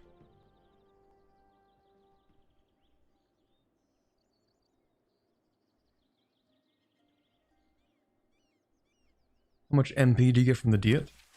Well, every time we get prestige from the Diet, it turns into monarch points, and I keep forgetting to do that. Please don't be that far away. That one's not that bad, I guess. That one's pretty easy. But yeah, every time we get prestige from the Diet, so long as we are at like 100 prestige or something close to that, then that turns directly into points. And we can do that every 3 or so years.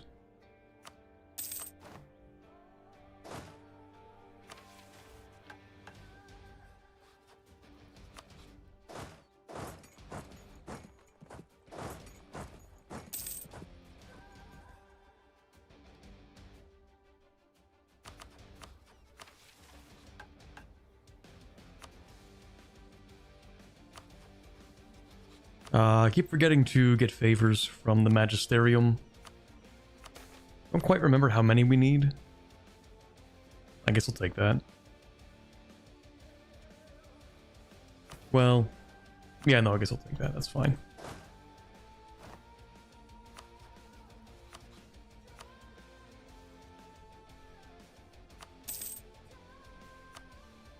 Okay, we don't really need that. We'll build some more mage towers.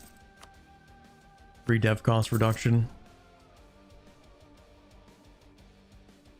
Free favors barely works anyway. I mean, it's something.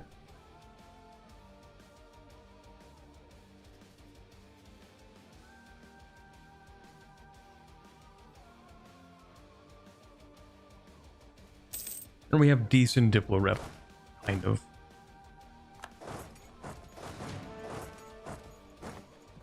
So, Istralor, we must insult you. We think you're cringe for some reason that I don't really know. Regular insults? Okay. The weakness of the autocratic states of Canor is that one need only humiliate the person that sits atop the pile to humble the entire lot. Haze the bourgeois envoys of Pashaine all you like, we will replace them in a week. Actually, your Anbennar content got me back into EU4. So thanks, I guess. Winking face emoji. Winking face emoji. Thank you, Hippo Memes, for the 500, I'm not quite sure the currency. Swedish doubloons, maybe. Thank you. I don't exactly know. But thank you very much, I appreciate that. And yeah, I mean, to be honest, there's okay, we can get into like the whole paradox cash. True. Those are ducats right there. Swedish krona, nice. Swedish ducats. Anyway, yeah, I kind of felt like EU4 had its last DLC released like last year. Was that last year? I think it was last year. I don't even remember at this point. But it's like, I feel like everyone's kind of gearing down from EU4. Kind of just waiting for EU5. I'm gonna finish reading this. Actually, hold on. I'm gonna reread this. Then we'll get into that maybe. Right. The weakness of the autocratic states of Canor is that one need only humiliate the person that sits atop the pile to humble the entire lot. Haze the bourgeois envoys of Pashaine all you like. We will replace them in a week, and they hardly represent the whole. Your princes, on the other hand. We get an event, we'll read that in a moment, but yeah, so, like, I feel like most regular EU4 content that I could make right now just would not pull views, and I feel like most people have just kind of done everything in EU4. Like, how many more Byzantium playthroughs can you sit through? How many more Ottoman videos can you sit through? How many times have you watched someone play Japan, or Britain, or Spain, or France?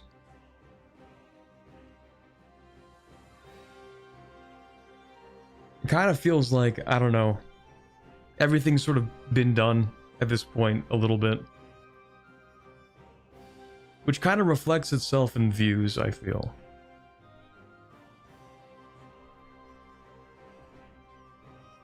That's why Anbennar has been a breath of fresh air. It really is.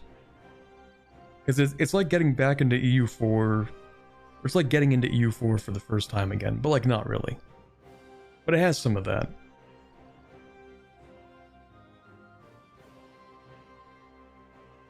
I'm only watching my favorite vanilla countries on YouTube now. That's true. That's pretty real. Teutonic Horde is always pretty fun. That's true. I do want to make one of those videos. I think a while ago I was like, yeah, I'm gonna do Holy Horde Con run, but then I just never did. Make a Canem Bornu video. That's true. How many times have you turned all of Africa Hussite as the theocracy of Bavaria? Okay, that's true. We could always do wacky things.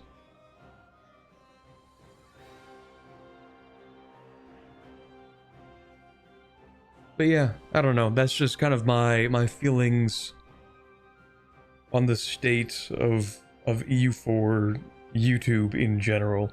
Is it kind of feels, I wouldn't say done to death. It's just like done. Like everything's kind of been done a lot. And you could always throw something wacky on there. Yeah, exactly. Like you could do Zoroastrian Denmark. That's true. But then you're just kind of playing Denmark with different religious characteristics, and like that's still Denmark. You're just playing Denmark, man. Denmark, but like a few different bonuses.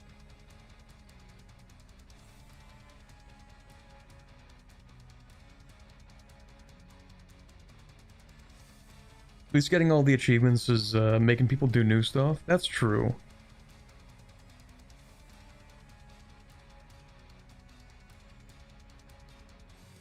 Yeah, like if you went through all the achievements again, I guess you'd have to do some of the cool stuff. Some of the new things. Achievements, especially tough ones, are the only real avenue now. Yeah, it's like, you can't really sit down and just play a casual game of, I don't know, a casual game of Spain or an EU4 video. You can't just, like, do that anymore. Everything has to be, oh, I conquered everything in 2.37 months as a one-province minor country that has overpowered abilities, and you'll never guess who it is. Please tell us the name of the song? Hold on. Where is it? Probably in Guns, Drums, and Steel, I have to guess. Yeah, Darkness Falls, Guns, Drums, and Steel 3. I love Guns, Drums, and Steel. But I'm a big metal guy, so.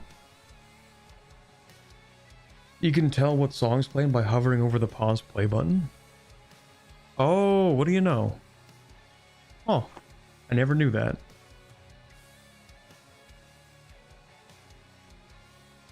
Just play all countries with unique ideas. That's like 300 countries, man. Or like, that's more like 700 countries. Well, okay, maybe not that many. 400. Never see people do Gotland, Denmark, Scandinavia. Yeah, they're like... The thing about EU4 is like it's such a big sandbox game that there's so many things you could do with it. But I guess as you play more and more, every country kind of bleeds together. I don't know how else to explain it.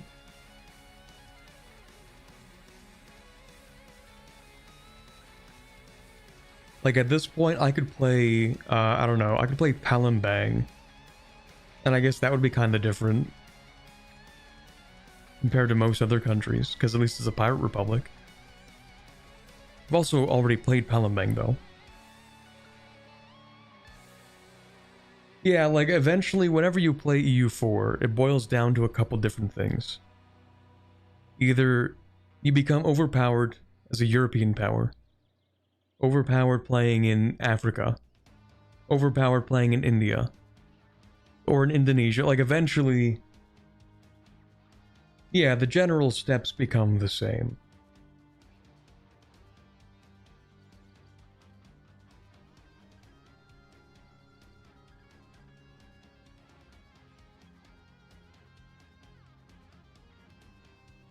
And no one plays past 1700. Okay, the reason why most... Okay, I don't know about players, but the reason why you never see YouTubers play past 1500, or whatever, 1700, is because the longer you play EU4, the longer it takes to record. This run's gonna last past 1700? I know. Like, this is gonna be one of those unique situations. Whenever I do, like, these long-form streams... And then, like, you get to a point in regular EU4 where, like, you've done most of the missions and you feel overpowered and you kind of done everything, and everything after that is just, like, getting as close to a world conquest as possible. And the first few times you do that, it's pretty cool. But then you've done it, like, 40 times. And it's like, well, I really don't feel like doing this.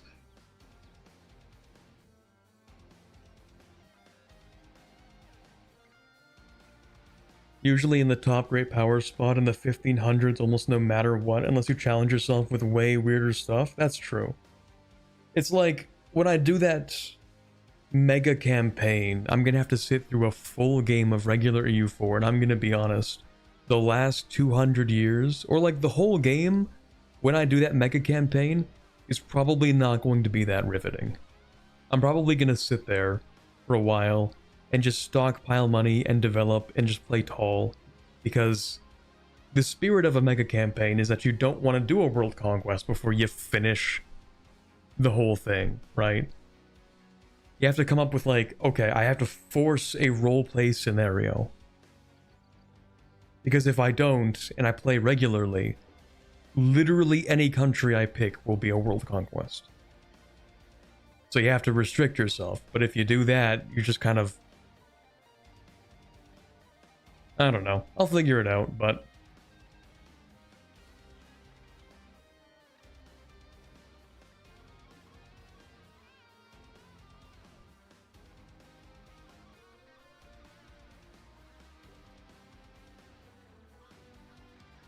One world conquest was enough. That's fair. I think I've done 5, maybe? Let me think about that. Oirat, Spain, Saragyogir, Ryukyu,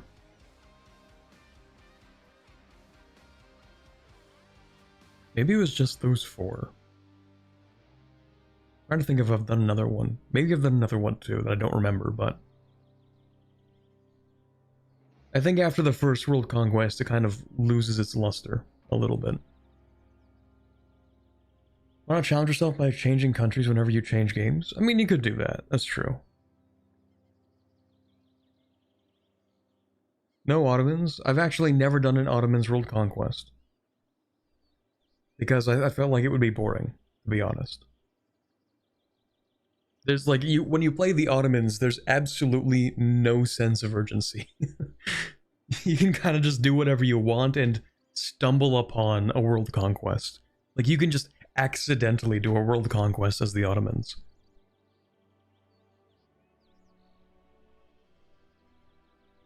Anyway, I've been rambling for a few minutes. Let's at least read this, and then we can talk while we let the game run. The cannons rang out over Easterlore, thundering out a merchant's rhythm.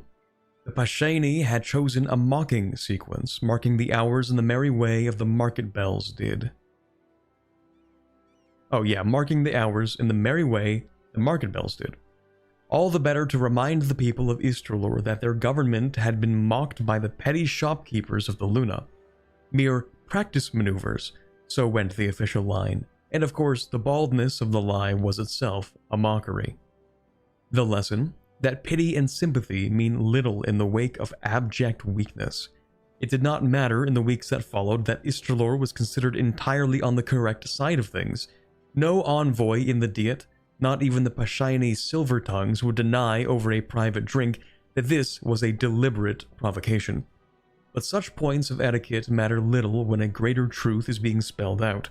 Easterlore's traditional chokehold on the position of marshal has been thoroughly shown up. What a pity. Easterlore loses the support of the Empire. I don't even know... Okay, so they're the marshal. Oh, okay, sure. I didn't know they had that position. Alright.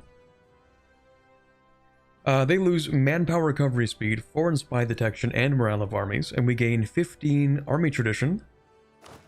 Very cool. Next, we need 25 spy network in the Luna Confederacy. Wait, nope, sorry, that's me. Easterlore, Moonhaven, and Wex. Sure, let's do that. Okay, spy network in Moonhaven, and we will stop creating favors in the Magisterium.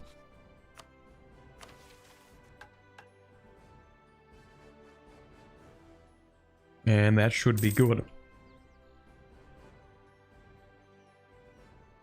Are we still sure we're the good guys? I don't know about that one. We'll see. We'll see about that.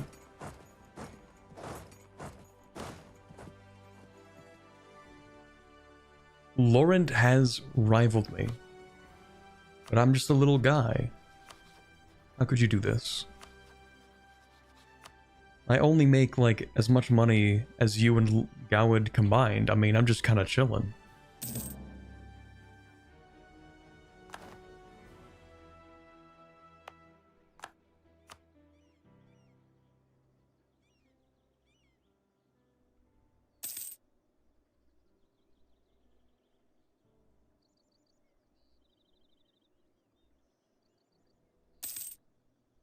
Anyway, yeah, I think the mega campaign is going to be interesting, mostly because I suck at CK3. And so at the very least, by the end of the CK3 campaign, I'm not going to be, like, particularly overpowered.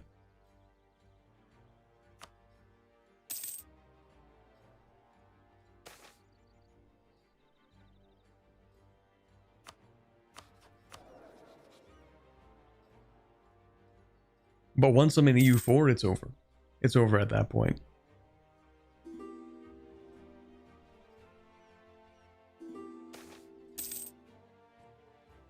Don't care about you. Chancellor of the Empire, whose legacy is the greater, the hero or the statesman? This is the principal question posed by centuries of thought along the Luna River, among the marginal Pashaine who formed assembled bodies of aldermen and technocrats and produced very few legends. In other lands, the people dream of the rider at the head of the column, the one who charges forth. In Pashaine, we revere the clever seneschal. He leaves his mark not in stories but in legislation. He may speak eloquently, but rarely stirringly. And yet we must ask ourselves this: whose rules do we follow many centuries hence, when we wake and go to the market and must pay a penny on our daily wares? The hero wins a half hour of your attention at the tavern at most. The statesman reaches into your purse every single day of your life. This is the principle of our new Imperial chancellorship. The tedious and the foolish question why we would forego the opportunity to claim the empire for ourselves, they do not recognize that we already have. Let Foppish aristocrats sprawl their legs across the throne itself while we rebuild the palace around them. The first of our chancellors rises to her feet. The ceremony is not terribly well attended. It takes place in a wing of the Imperial Palace more generally used for housing guests. No matter, the Empire will soon come to know the import of this moment. Okay, we are the Chancellor of the Empire, giving us another diplomat, but making us unelectable. I mean, we're already a republic. But we gain access to the Chancellor's honeyed words decision, allowing us to trade splendor to reduce aggressive expansion against members of the Empire. Interesting. Very interesting.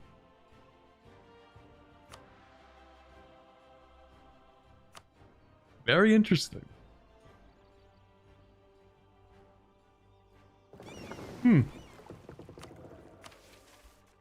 Okay.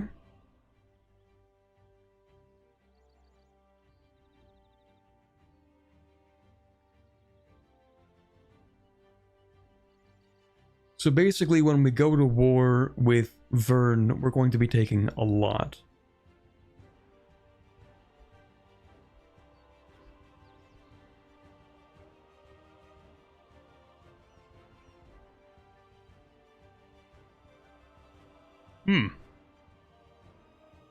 I like what I'm seeing here. Okay. We have a few things coming up. Check out the decision. It will set a pattern for the future. Lose 100 splendor. Every member of the Empire loses 15 aggressive expansion against us. But it increases our aggressive expansion by 10% for the next 5 years. Interesting.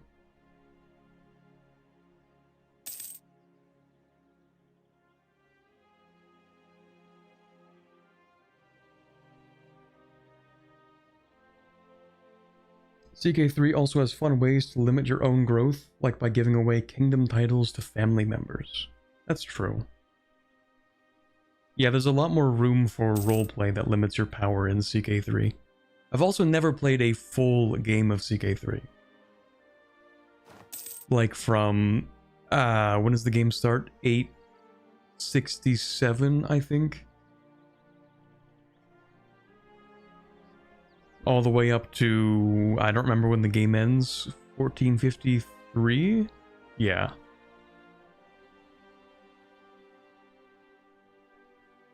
It's just so much. 600 years of gameplay. And I've never done it. I think I've played like 200 years into CK3, but...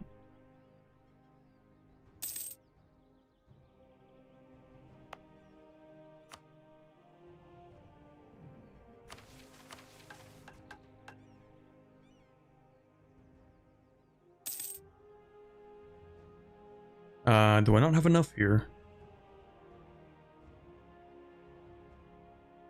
No.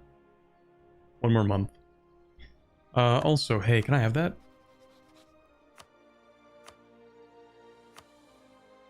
Nope. Soon. Okay. Demand rigid adherence to protocol, insist that issues be debated and confirmed, ever warning against rashness. Readdress issues on which consensus has already been reached, then appeal simply to precedent. Allow decision-making processes to reach almost their very end, then choke their final weeks with plausible-sounding concerns about what is legal and what is allowed.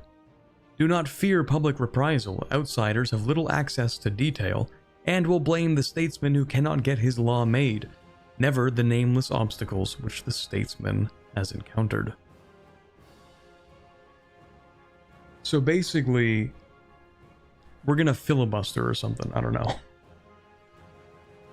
We can curry some favors with the magisterium.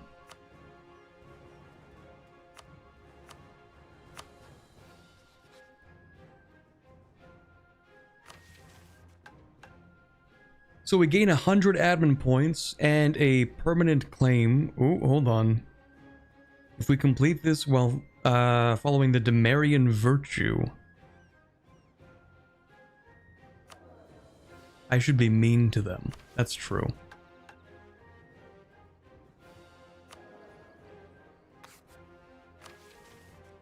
Yeah.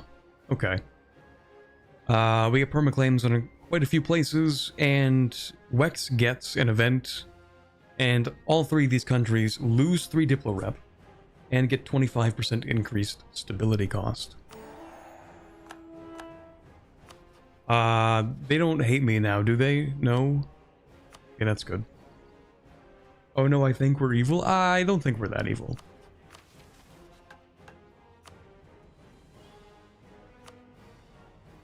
Maybe like a little bit.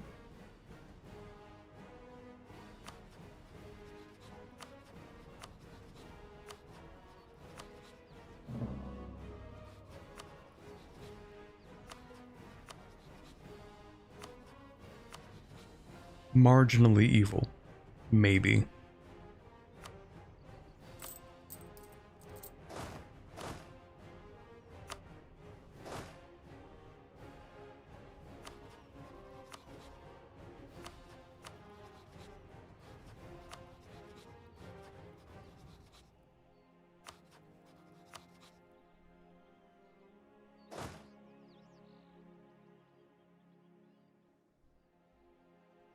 The Wex just spit out some countries. Oh, they did. I didn't even notice.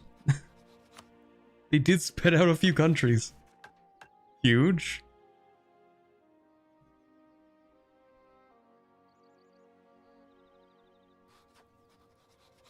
I think we're actually goated. And I get claims on that stuff. I should actually gobble this up. I should just take this stuff.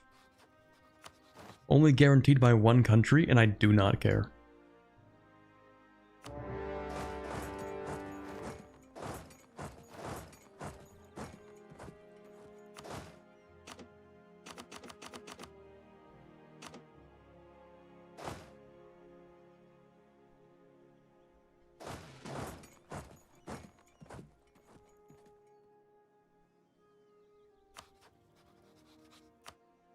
You know what? Like, I'm gonna declare war on this guy too.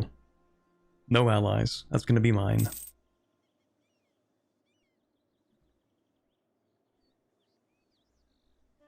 That was kind of fast. Okay. We take that. I was gonna say, like, do some of these have actually 0 people? No garrison?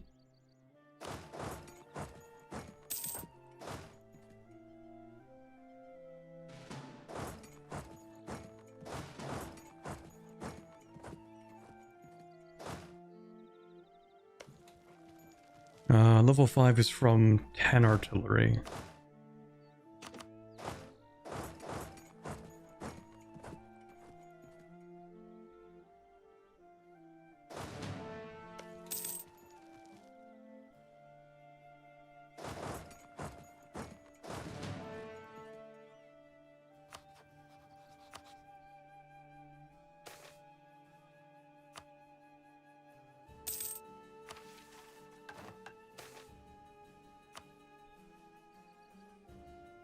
Okay, so maybe we're a little bit... Yeah, we're morally flexible, true. Get rid of your city guard so it grows in size. That's true, I kind of forgot it does that. Also, do you have any ships? Oh, of course you don't. What am I talking about?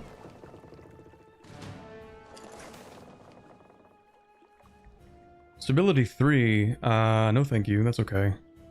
Number of loans at least 4. I hate this one, man. Honestly, I'm just gonna give you money. What do you want? We actually don't need to curry favors anymore.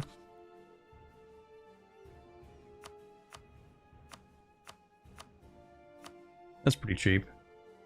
Was it just 25? At least 20. Okay, that works. There you go.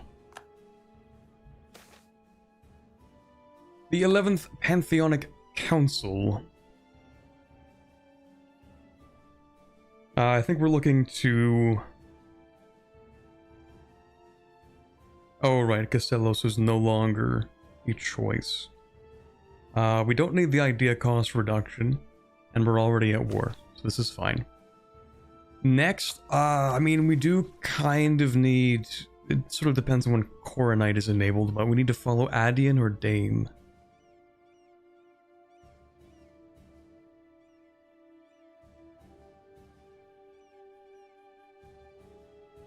Don't forget the stab hit, that's true. Oops, me when I click outside of U4, thus changing my screen resolution. Hold on. Chat, do you think I could just like record and stream U4 in 1440p? Would anyone even notice?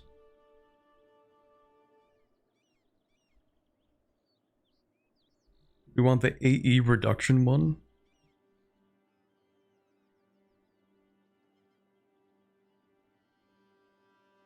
Yeah, sure.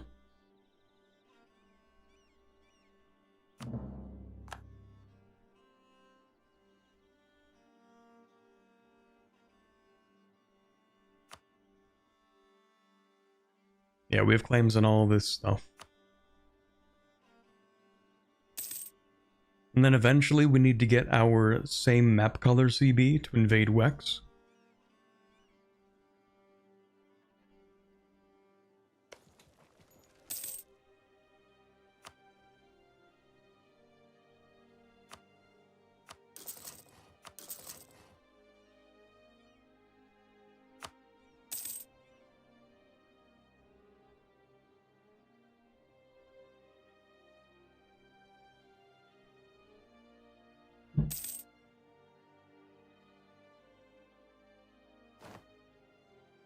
Yeah, it turns out this country's a lot more of a powerhouse than I had imagined. That's 158% fort defense. Why do you have a magical fortress in here? Where did you get this?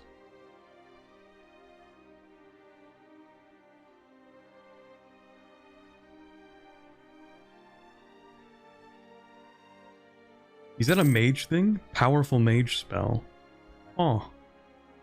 You know, for some reason I didn't think the AI actually made use of those.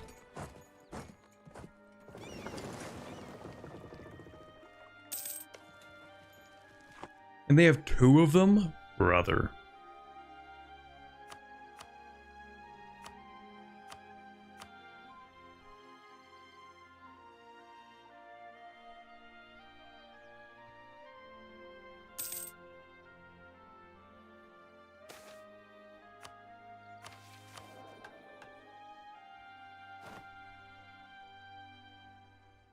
Okay, that's done, but unfortunately, I also just want to, I don't know, break this guy's alliances or something.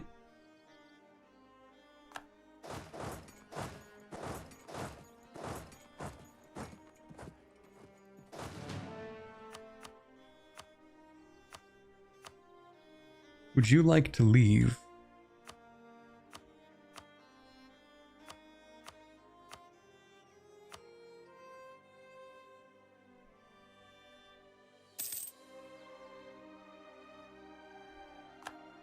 Give it a second.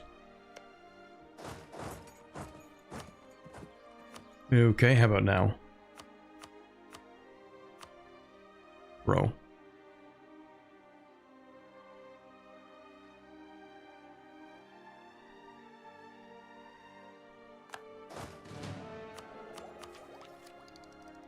Alright, let's develop something.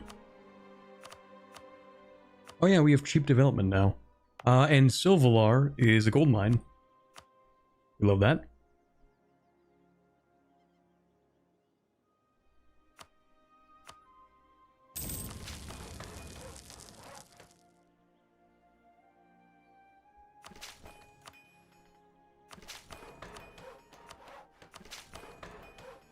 It is building a mage tower, so I'm not gonna like fully stack it.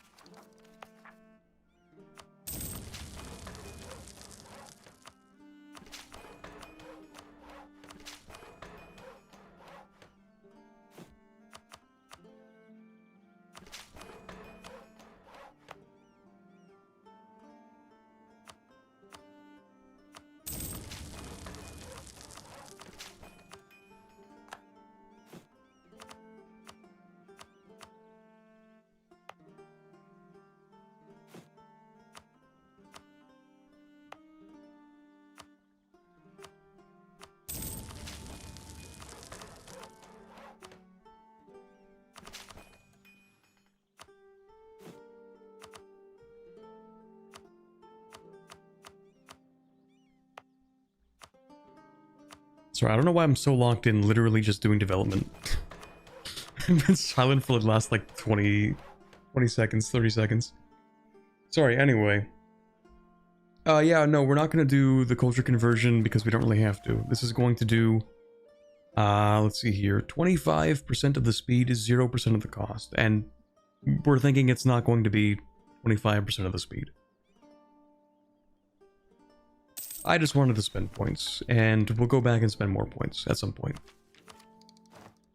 For now, though, we are actually steadily building up some colonialism in the capital for free, because for some reason it is taking ages to move anywhere. But at least that's cool. I'll curry more favors anyway. Please give me this. Okay, well, I don't actually care that much. So, Istalin, you can leave, and you even get to keep your alliance. Because I'm just chill like that. I just don't really care. We're gonna send you back here. And then we will annex this guy. No objections. And then I will annex this guy. Also no objections. Since the area is purple again, it's like nothing actually ever changed. Also, I should uncore these for a second. Then I should hand out some land rights. Then seize some land back. Then we'll core those. I hope I paid the right price on that, but we'll see.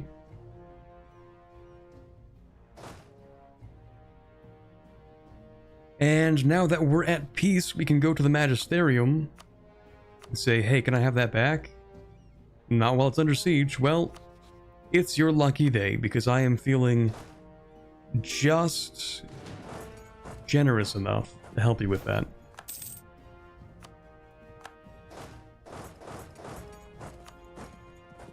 Sure, whatever.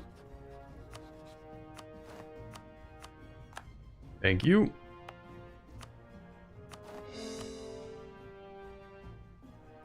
As for Wex, I think this last one's a little bit expensive. Yeah, 63 for that one. Not really much of a coalition, it looks like. I could decide to go to war for Moonhaven. We have to wait a year because we're mourning Castellos, right? That's fine.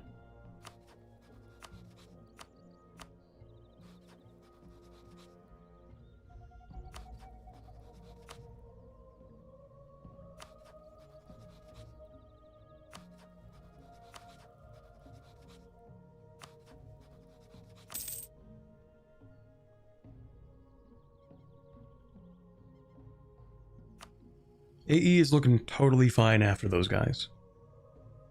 We have like at most, I don't know, 27? Not a big deal.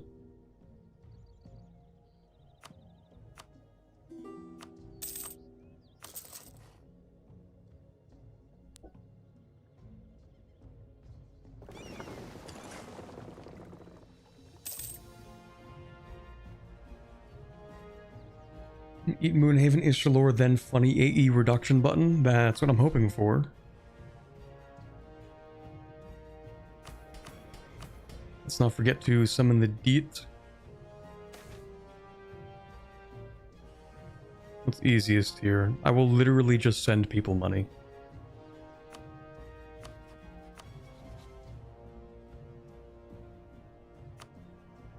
Hey man, you want some money? Here you go.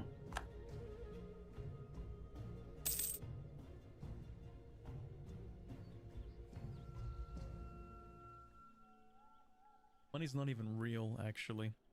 I just revived Cesternand as the Eclipse Elves.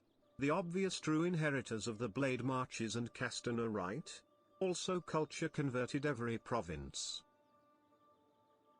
Who are the Eclipse Elves? Also, yeah, speaking of money, thank you very much, Watcher, for the $4.99 super chat.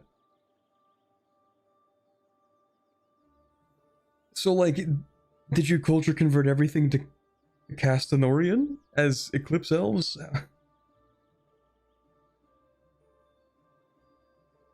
Never heard of these elves? Well, they're the Blade March elves, but the Eclipse ones. Like, is that a culture group? I'm seeing wood elves here. Kind of weird that there are wood elves here, actually.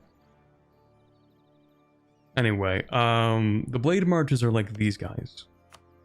Like over here, I think you can form the Blade Marches, maybe. Wood Elf Adventurers that go infernal. That actually sounds pretty based. The Evil Freaky Elves.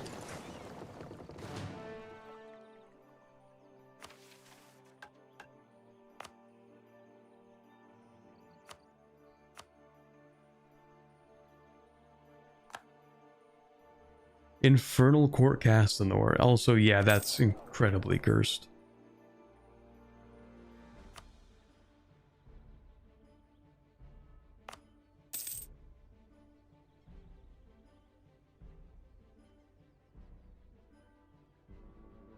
That does describe a lot of the elves in Anbennar, to be fair. That's true.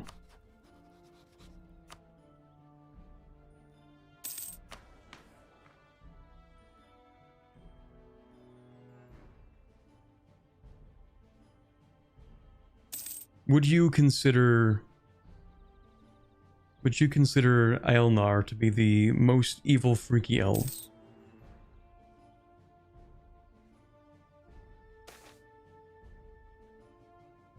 Actually converted the Coronite halfway through. They're not even freaky enough to be a good religion. That sucks. Embargo Laurent, I mean, sure. Actually, I should keep them embargoed.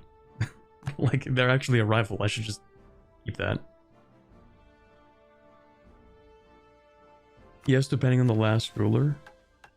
Perfect. I think the battery outcome is probably the most evil and freakiest of elves.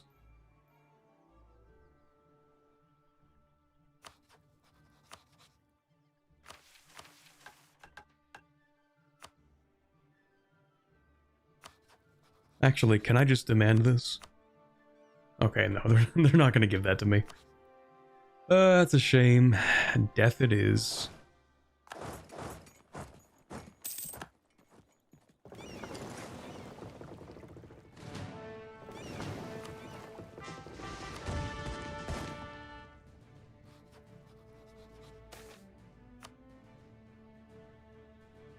Well, maybe not against these guys yet. I'll just take Moonhaven first.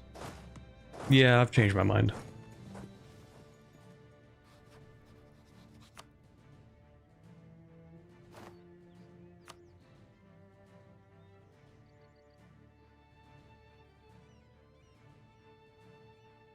We could use Pearl's Edge's Navy, and maybe the Magisterium, I guess.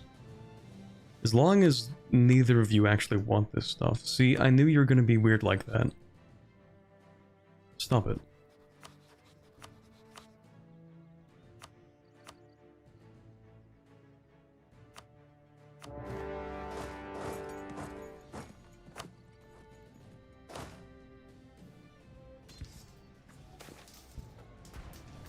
Ooh. I do like that event. And I will in fact cheese it. That's gonna put me over the cap in Diplo. No, it's not. Never mind.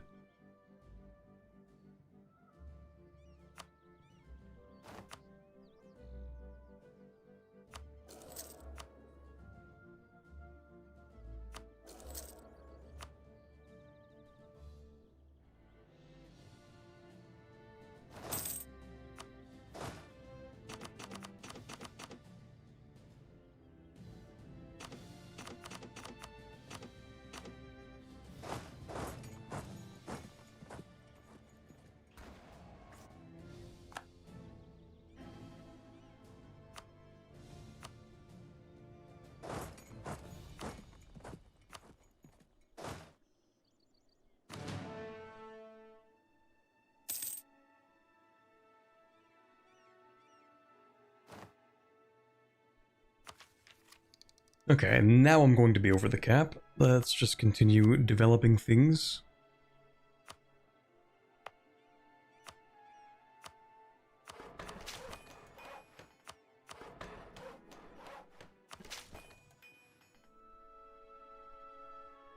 Is Moonhaven colonizing? Maybe. They do have exploration ideas. That actually might make it easier for me to annex them. Never mind, they are not colonizing.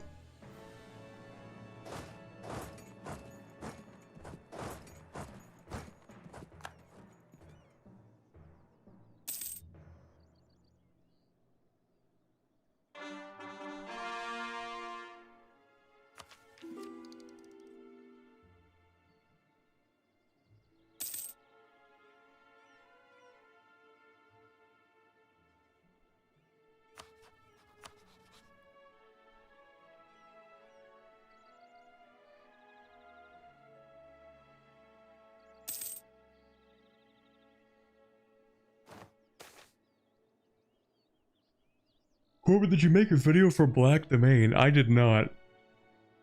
Black Domain is a hell of a run. I will probably, if I ever do play Black Domain, it is not going to be the full run, tragically.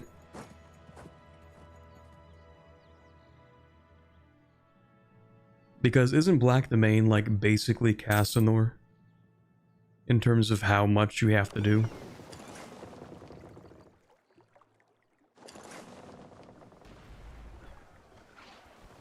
Uh-oh. I don't think we want to be here, actually. I lied, we're chilling.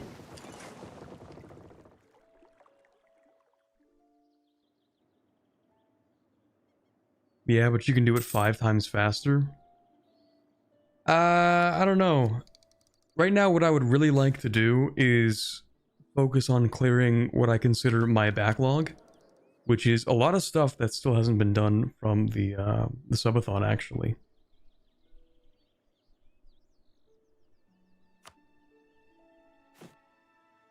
And by a lot, it's actually not that much. But I should still do it first.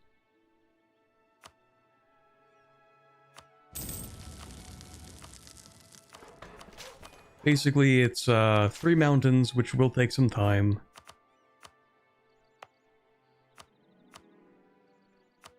Three mountains and the mega campaign. Those are the 2 big things that are left, and the rest are just kind of like whenever I get around to them. The rest is not that bad. It's those 2 things mainly that are actually a lot of time. And then also I want to finish the lizard folk. So lizard folk are actually going to be at least like 2 more parts. The part 2 is already done. But it's very clearly a mission tree that has a lot more to it than I had imagined.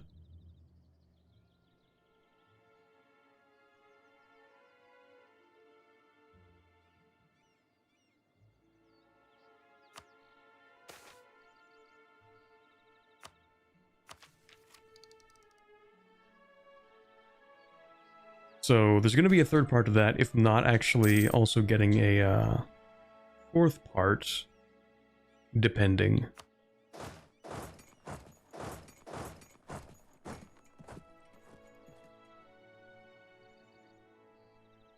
Can't imagine modern day 3 mountains. I'm gonna be honest, like I think it's gonna be easy. The first time I did 3 mountains took forever, but then we got power creep. And when I did it the first time, I feel like I could have done it in a better way. I ended up doing like Mayan Ryukyu. I also didn't form any other countries. So I just played Ryukyu. Went to the New World. I spent like the first, I don't know, 70 years of the campaign, maybe 80. Just island hopping across to the New World. So that I could become Mayan, and then do the Mayan reforms, and then reform using that to become a horde. And then once you're a Mayan horde, like it's over at that point.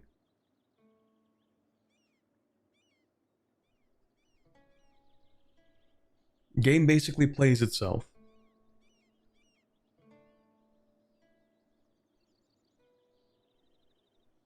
But also, they kind of changed that with the way that countries surrender now, right? I don't know if we're gonna win this. No, we're gonna win this. No, I'd win.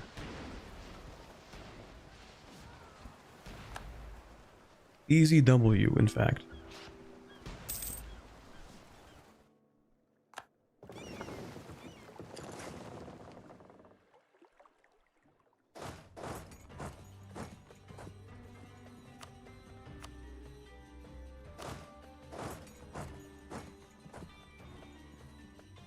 EU 5-3 mountains? If there is a way to do a world conquest in EU5, I'm going to spend as much time as possible not doing one.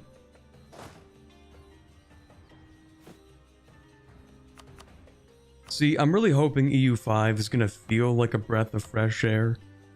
It did when I played it, you know, it's a really different game.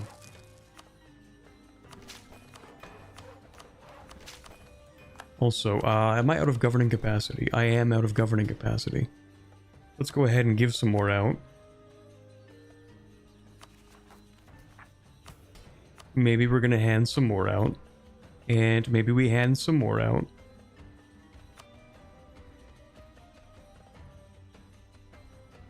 That is all the governing capacity I can hand out. Okay, perfect.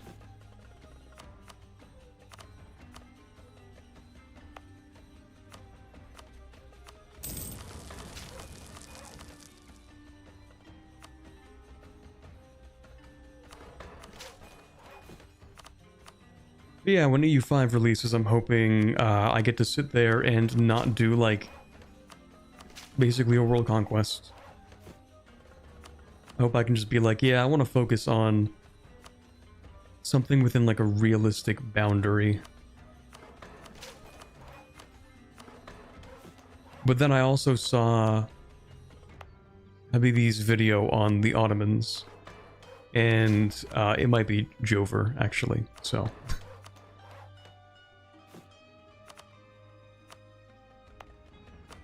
Like, it turns out you can actually do a lot at the start of the game.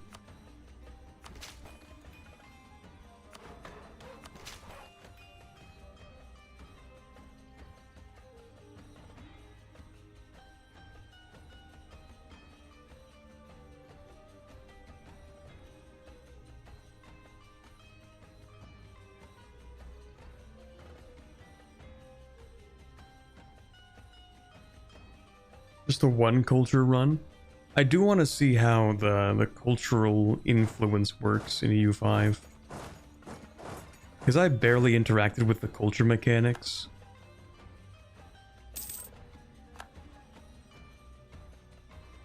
You know, I got a little bit of it where it's like, oh, you know, if a culture really likes you, or no, if your culture likes a different culture, it makes it easier to accept them.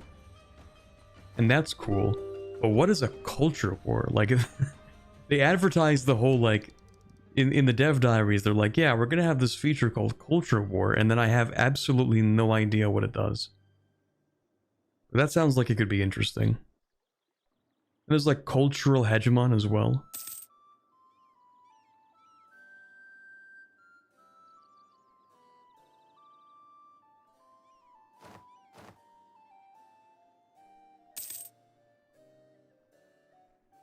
Can you steal Wax's province yet? No, I need 63 favors.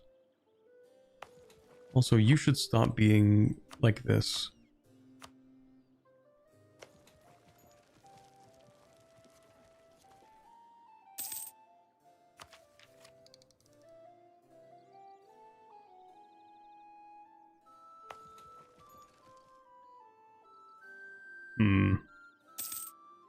Okay, they picked that up at least. Please give me this, please. Let's go.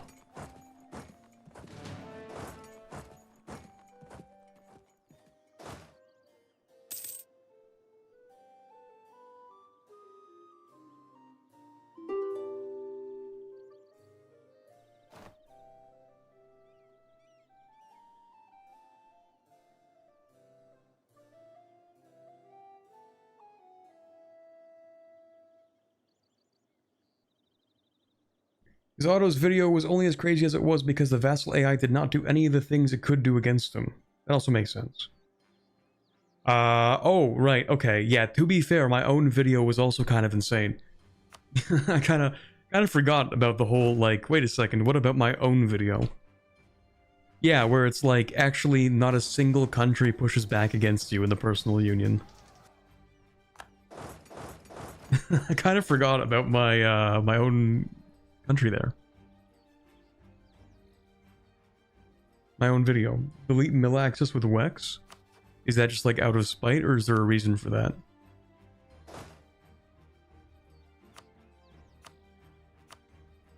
Also, do I take this? I do not take that, never mind. Just break that alliance. Break that alliance. Sure. More reps, money. It's a free city. I'm not going to invade it for a while.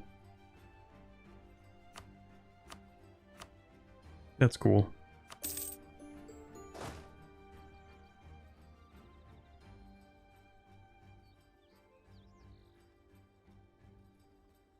Let me see. Have you considered playing Verkal Ozovar? I have not. I have no idea who that is.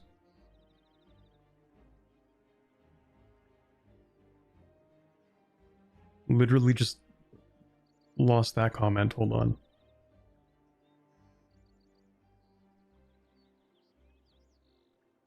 I scrolled up and then it disappeared. Shoot. Dwarven nation over by the command outside of the Serpent Spine. Oh, they're like the one province dwarves, like the dudes.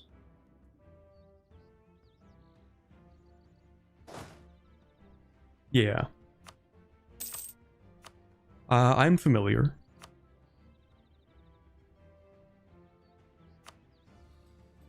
Also, I actually do want you to trade or transfer your trade power to me. That would be really nice.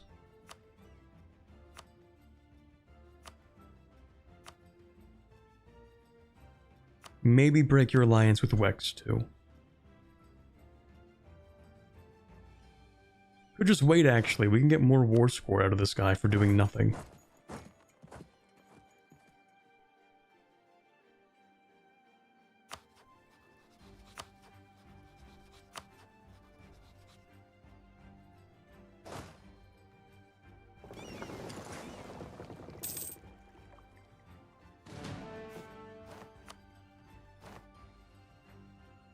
Okay, let's actually build a couple of carracks. 2, 3, 4, I guess 5.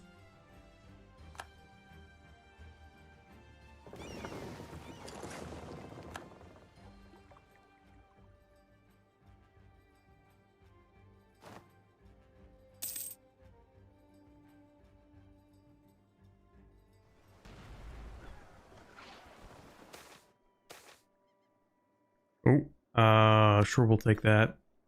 What is this? What do you want? Where is that?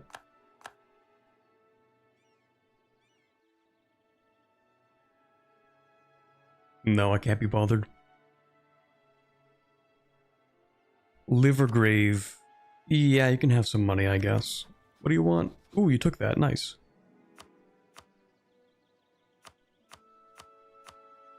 Just 20, right? That should do. Nice.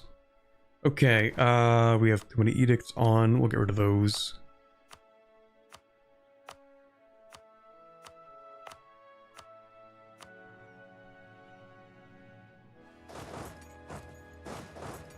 Please win this. Okay, don't worry, we'll get around to it.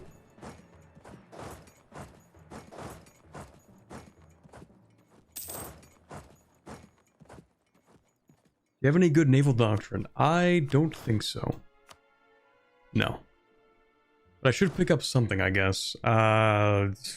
Galley combat ability, I guess. It's pretty cheap.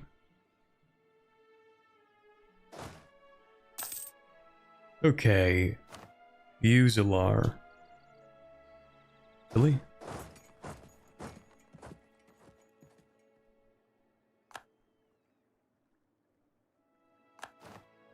Another new rivalry.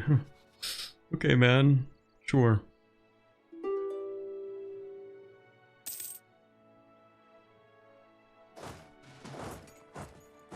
Usular, 99%. Okay, thank you.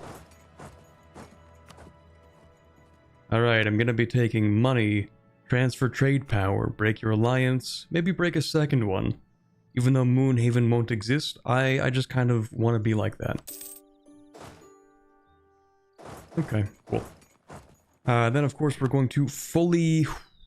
Okay, yeah, that's not great. That's not amazing. That's okay. That's a lot of aggressive expansion. That's fine. It's probably fine. Probably. I do need to make sure that Wex doesn't hate me.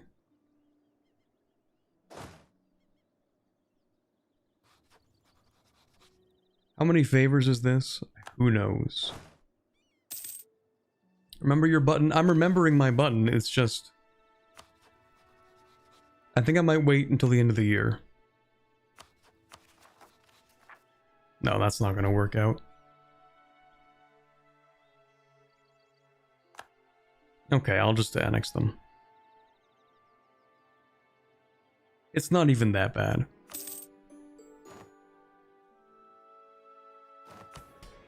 Realistically, it's not that bad.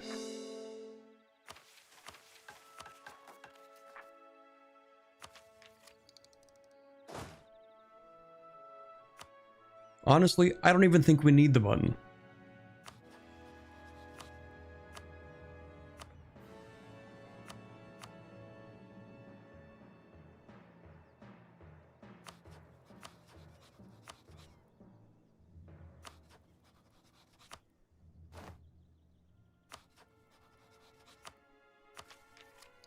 Who's the Emperor? Okay. Yeah, no, it's fine.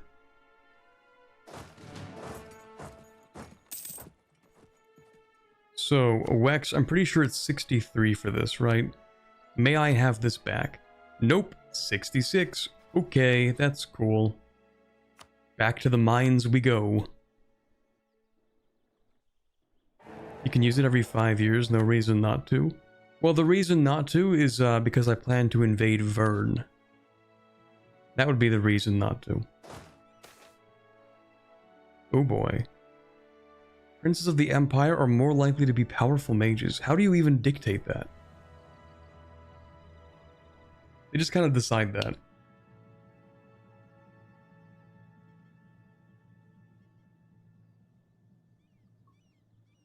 Okay. That's something. That is something. We are going... How are we already going down Majorcratic? How is it happening this quickly, chat? I don't like this.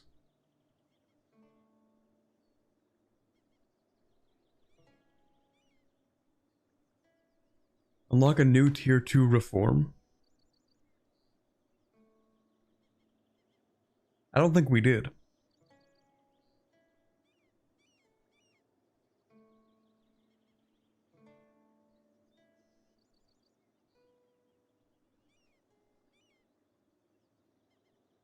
They did this because of me? Excellent Chancellor? That's true.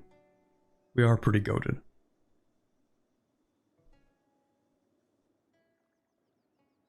Pashaine stuff actually gives the Emperor more authority? What point do we start worrying?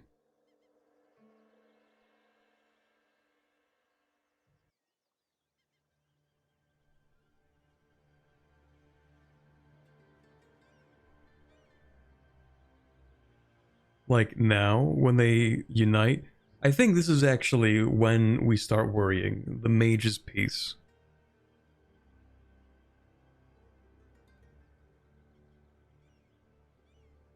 Well, that's when it's over, actually. That's when it's cooked.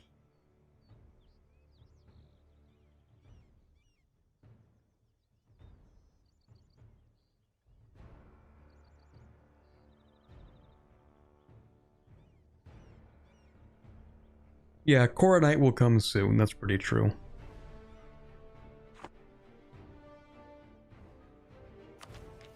It's probably fine for now.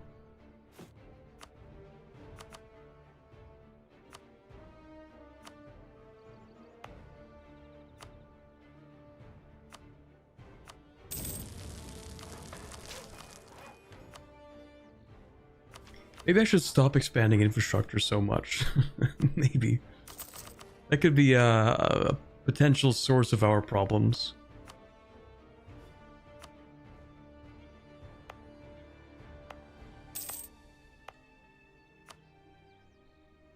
Oh yeah, also, I really just want to threaten this guy.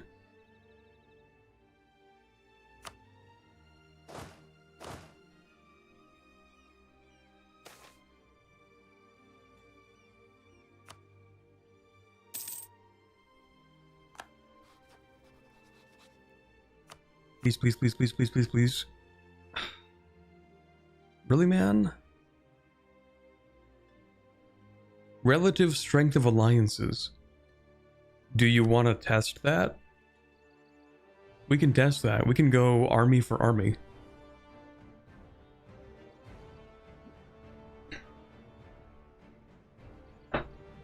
What's the great power spot? We're number 4 right now. We outclass Lawrence development and almost Gawed.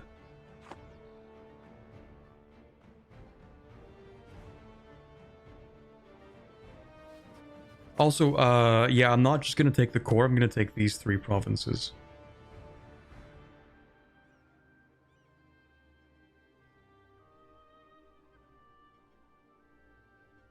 Take the institution? No.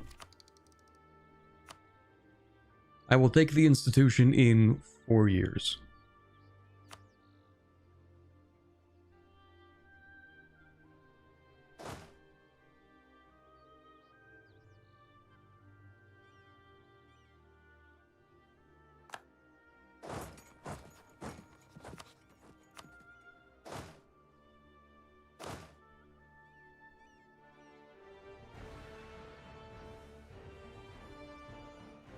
Okay, I think it's all fine now.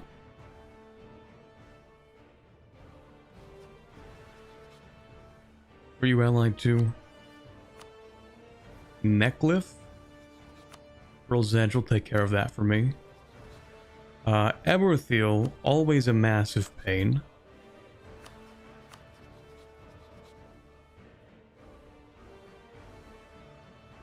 And Bisan.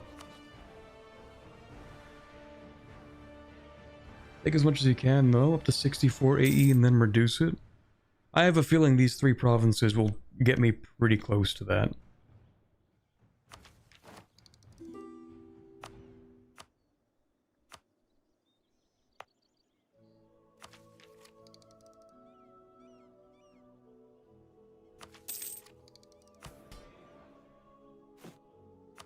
Let's make sure to keep on developing. I'm just going to go ahead and take what I need from Wex in a moment. Also don't like how much autonomy there is here, but it's cheap to develop.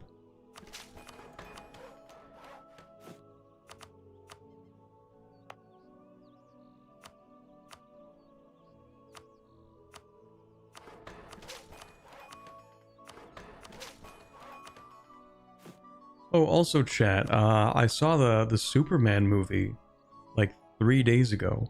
Maybe 2 days ago, I don't quite remember. Pretty solid. Pretty good movie.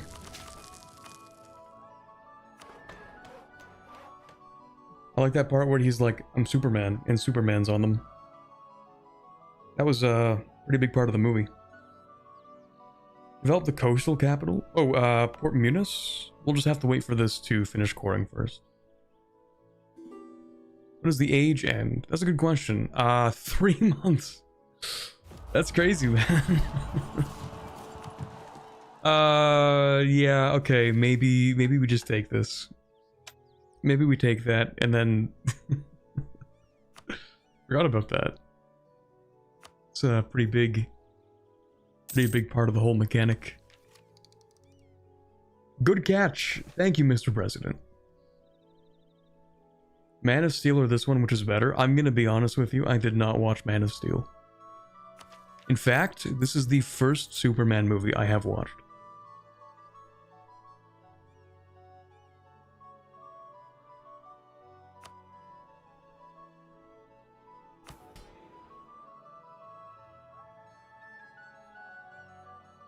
If I handed out everything? No, I need to hand out religious state. I forgot about that. And then we'll take this back.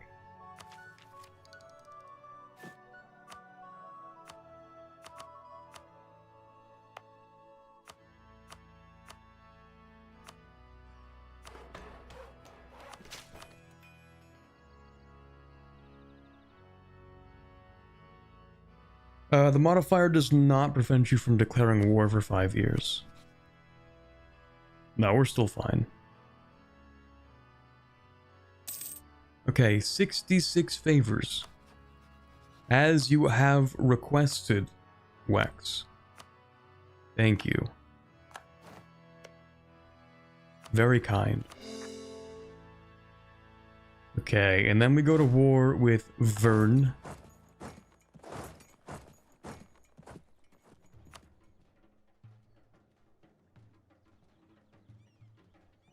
Ooh, okay. Towns League, that's a familiar name. Coronite Proclamation.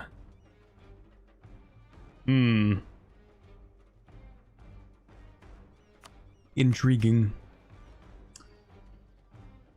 Yeah, so where's that spawning? Over there? Yeah, it usually does. And you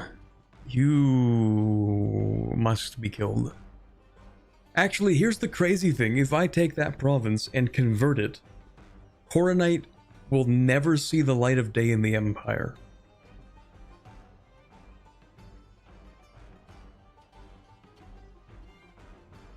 Not true. Okay, well, there's going to be a third one. I know. There's going to be a third center of Reformation, probably. You need Coronite to spread?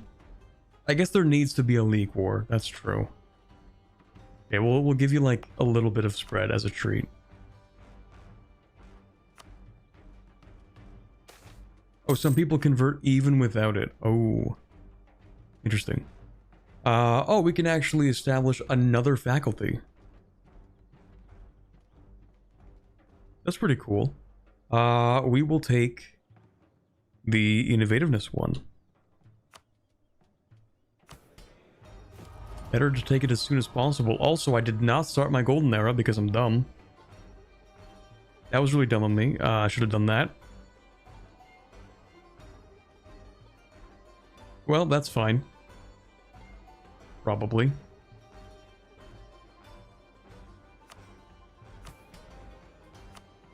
Was that also part of this? No, I'm sure for the merchants... Yeah, that's going to be a merchant one for sure. Yeah. We like that.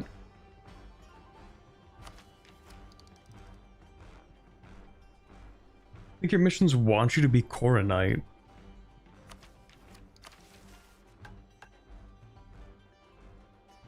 They want me to either be Coronite or follow Adian or Dame.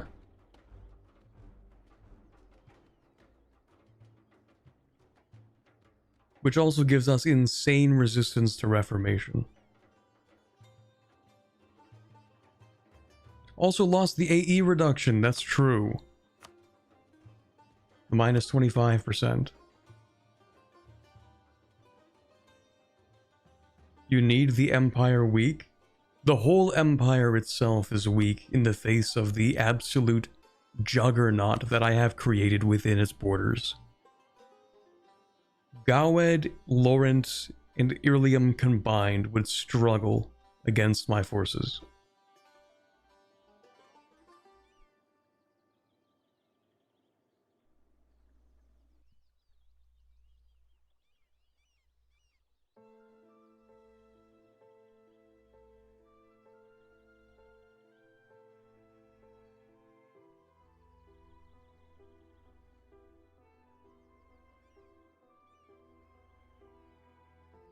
Anyway, do we eat Vern? I say yes, we eat Vern.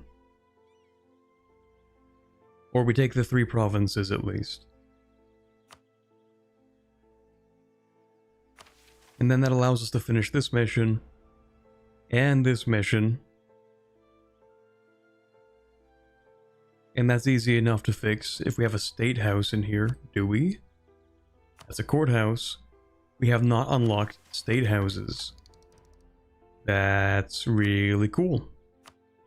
Okay, so we're locked behind this. Then I need to take all of... Ooh, that's quite a lot actually. I need to integrate or tolerate halflings. Do I even have halflings in my border?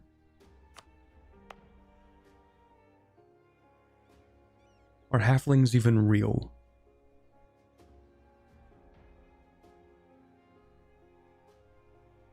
Yes. Nah. Oh, hello. Two new people.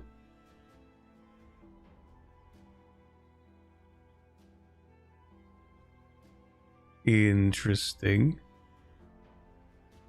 Do either of these guys get missions? This is the Plumwell Expedition and the Menibor Free Company. Plumwell does.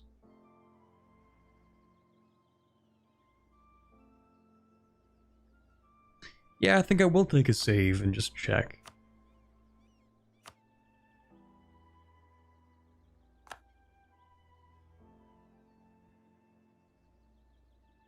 Yeah, why not? It's looking really good, guys. Okay. You guys have missions. You guys are militarized? Oh, it's adventurer unity. Okay, it's not militarization. I've been lied to. The formable does. Okay, okay. Plumstead gets missions. Interesting. The Revellion Cowboys. Based.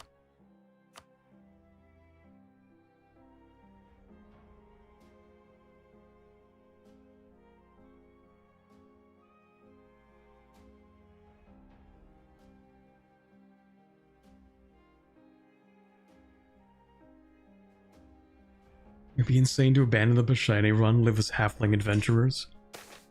One of these streams, eventually, I'm just gonna do that.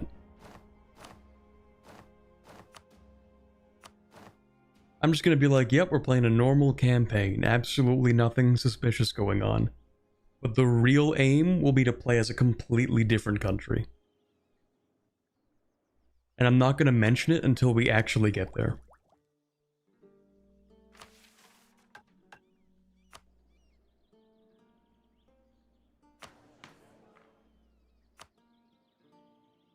So, halflings, yeah, we're gonna have to bump them up a little bit. We're going to have to focus on them.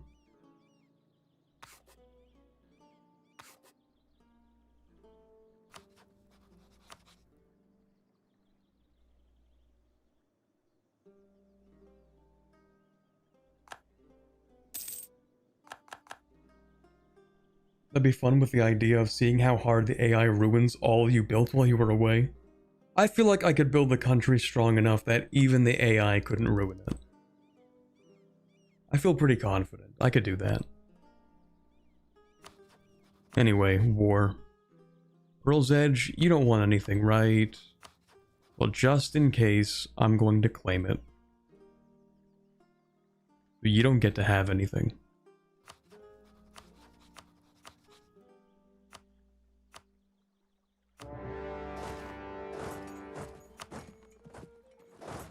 I guess I should siege this first. Where are my ships? Over here. Please do not kill my ships. Please don't kill my ships. Please, please, please, please, please, please. Oh, they're gonna die. Never mind, we're chilling. What are those? 5 galleys? Okay, we're fine.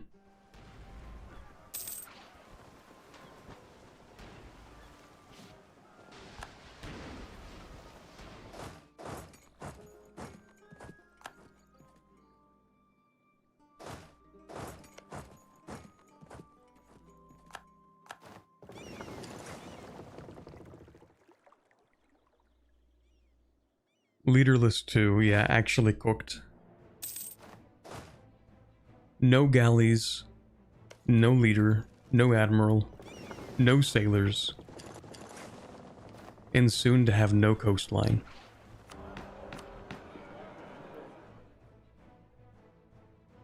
More crown land would be kind of nice, actually.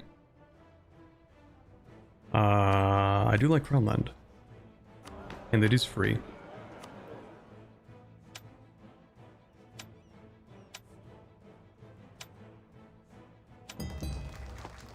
I love democracy.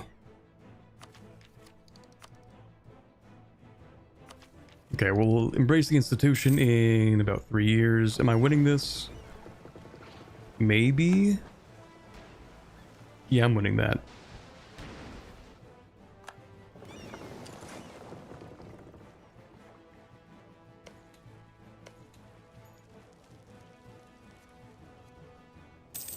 Any plans to play Lakefed? I've tried, actually. I've tried playing Lakefed. Which reminds me, someone earlier asked, like, oh, what other countries have you played off stream? And I read the question and I didn't answer it. So, like, I tried playing Lakefed at one point, but the mission tree is just really confusing. And I had no idea how to actually play them in the end, so I kind of just gave up.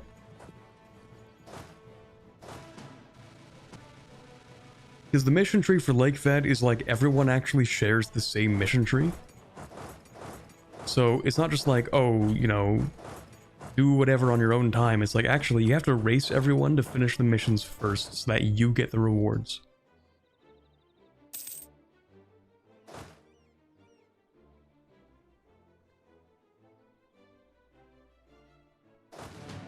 Or something like that.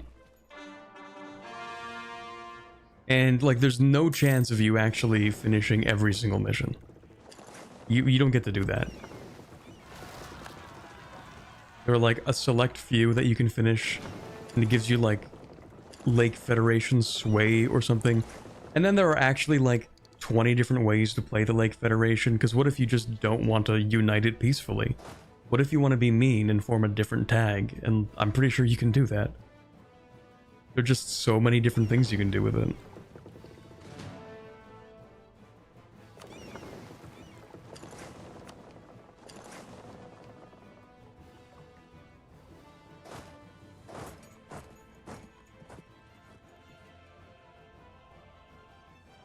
Okay, that's not too bad, actually. I'm gonna take that and war reps and money.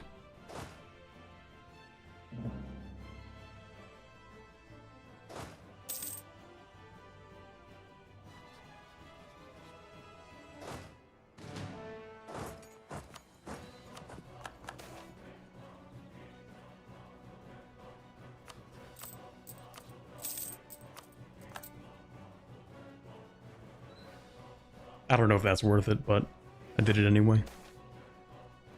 Yep, we will keep you.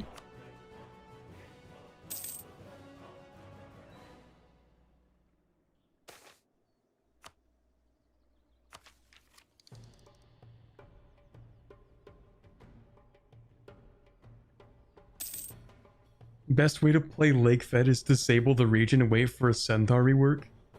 Waiter, please. 7th Centaur rework. Another one, please.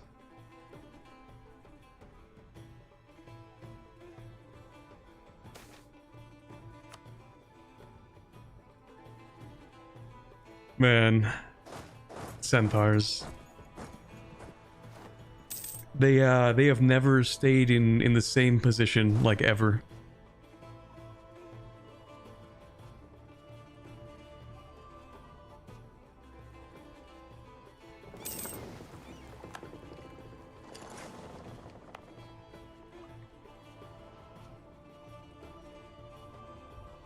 We had a rework, but it's the same one mission tree.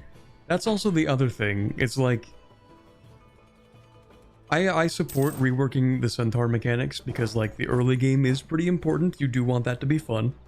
And so they've changed that, like, I think 3 different times, maybe? I remember they used to be migratory tribes.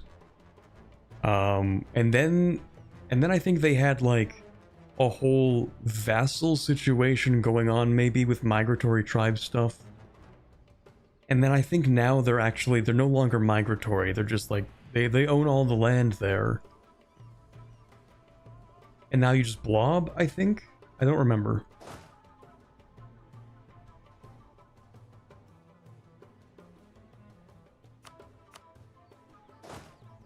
But yeah, even after you do all that, it all returns to Kurain Ulag. And you do a world conquest.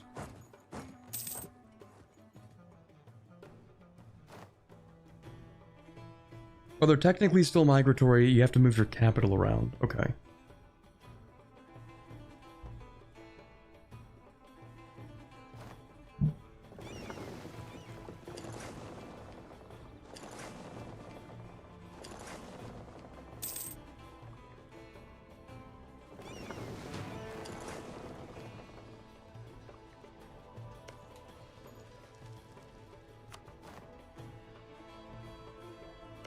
This isn't even my siege. I don't know what I'm doing. Honestly, it's fine. If we take it, we take it. As long as they leave the war.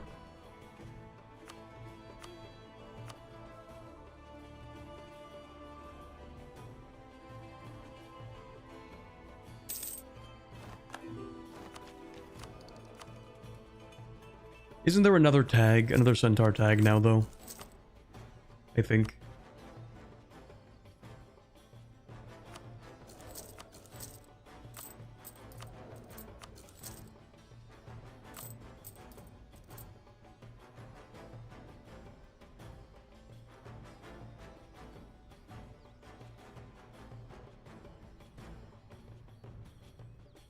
I don't think it has... I don't think it has content for it yet, but I'm pretty sure there's like a second centaur tag you can form now. Like a Republic one, maybe? You don't happen to be affiliated with VShojo, do you? No, dude, I am I am nowhere near popular enough to be affiliated with VShojo. But what do you mean? There is... You mean the No More? Something like that? Got them? I don't even know if it still exists as a company at this point. Like, they're gone, man. Like, they're cooked. VShojo is like cooked. It's gone. I never applied, but I know some people who did. And, like, it's tragic. It's overcooked. It's not even just, like, it's... There's shoe leather overcooked. You know, there's, like... well done, but then there's charcoal, and then after charcoal you have like ashes. Maybe you have like traces of carbon left over, and that's where VShojo is right now. Like they burned water. Yeah, they just announced they disbanded the company. Man, what a wild last few days. It has actually been insane.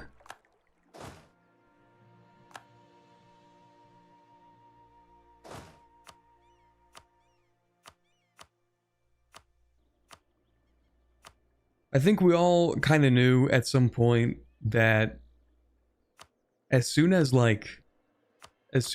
Mouse decided she was done and she was gonna leave, like, that's when it was over. Like, I think a lot of people were just kind of like waiting to see if that's what would happen. And then it did. And it wasn't even just like, oh, she left and didn't cause a fuss. Like, as it turns out, corporate malpractice. And like a lot worse than that. Oh, it's crazy. Because with all the other talents leaving, it's like, that's kind of weird, you know? Like, wait a second, we have some founding members that are leaving. That's pretty unusual. Unless something like really bad is going on at the company, like why would the founders leave?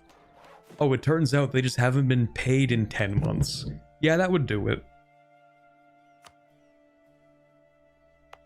That would definitely be a qualifier. Which is kind of, I mean, it's not funny, but in terms of, I guess, like, you can't help but laugh.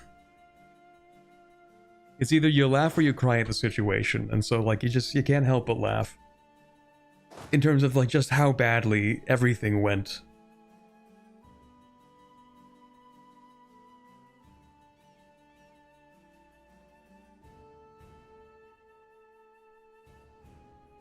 How's expanding the Confederation going? Pretty solid. I'm just gonna pick up these few provinces here. In fact, I guess we can just end the war. Yeah, because we don't care about anything else here, I don't think. Already quite a bit of aggressive expansion, so we'll just take that. But actually that should give me this. No, because I need to decrease the autonomy. That's pretty true. But anyway, yeah, when I think the first sight of concern for me was, yeah, when Zen left, and I'm like, okay, hold on. Like, wait a minute. Like, there's no way that can mean anything good. And, I guess I was just, like, completely wrong on my perspective. I think a lot of people were wrong on their perspective of VShojo as a company. Because for so long I was like, oh yeah, you know, they just help out their talents a little bit, right? Like, I honestly, the way that I perceived of the company was not even like really as a company. I thought it was almost like a management co-op of like the talents. I thought they like banded together to form just like a management group for them. Not that the company itself was like an actual profit-seeking entity in its own right. Although I guess I should have figured that out when they started adding new members. But yeah, I didn't realize just how much finances they handled, I guess.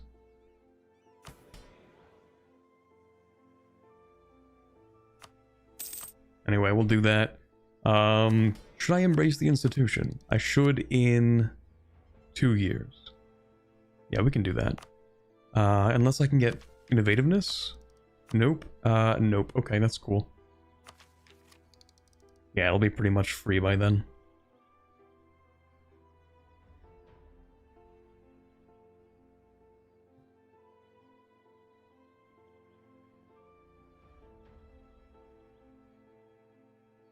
It's the Breaking Bad thing where all they had to do was shut up and rake in the money? For VShojo? Like, no, it's worse than that, to be honest. Like, I think it's a lot worse than that. The problem is that they were actually doing that. I think the main problem is that they were just sitting there not saying anything and raking in the money. The problem is actually that they weren't paying out money to the talents who deserve to be paid. And also not just the talents, allegedly. Allegedly also like artists, other independent VTubers who were supposed to be paid by them, anybody who was contracted by them. Apparently a lot of people just did not get paid for a lot of things.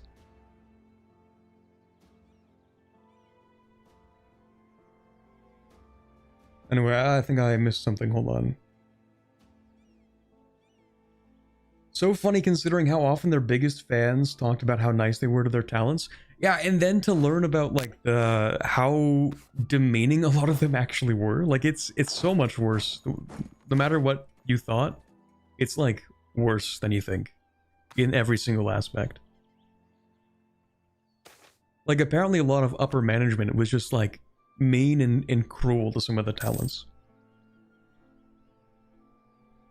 And charity, true. Can't forget the actual charity fraud. That's a new one.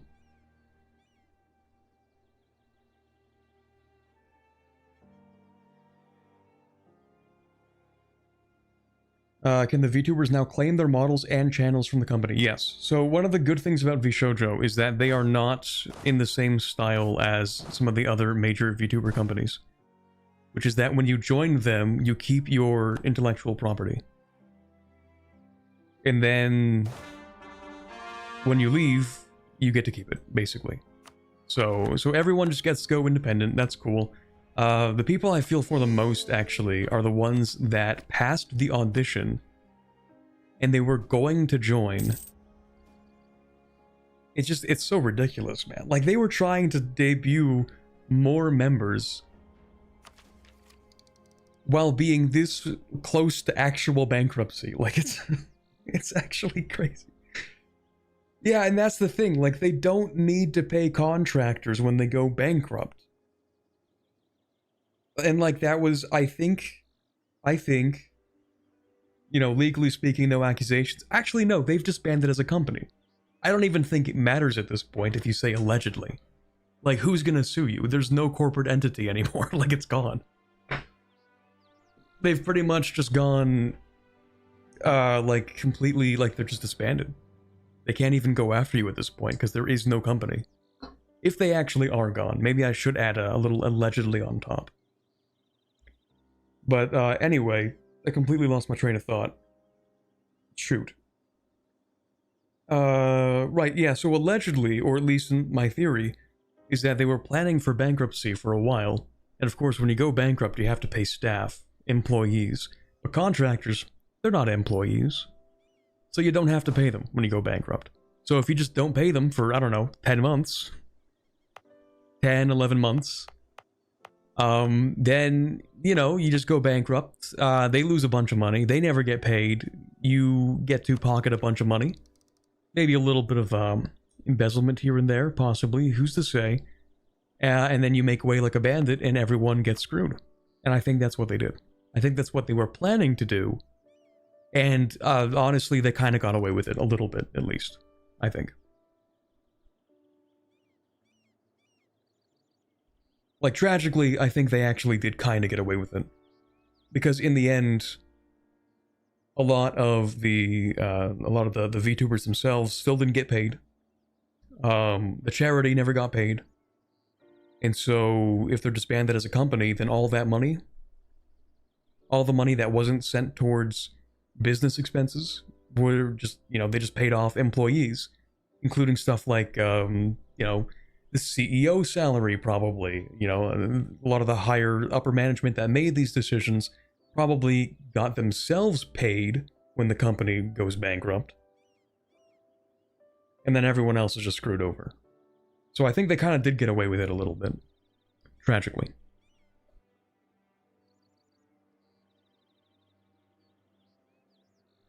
What if the V-Shoujo model itself is just not profitable? I don't really know what even ended up happening.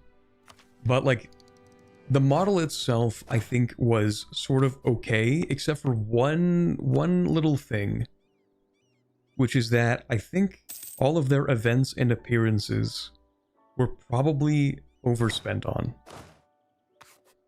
Like, I was watching Giguk's response to the situation, and he had this feeling where he was like, hey, all of their events, all of their appearances are like really extravagant. Like, they must have spent a ton of money on these.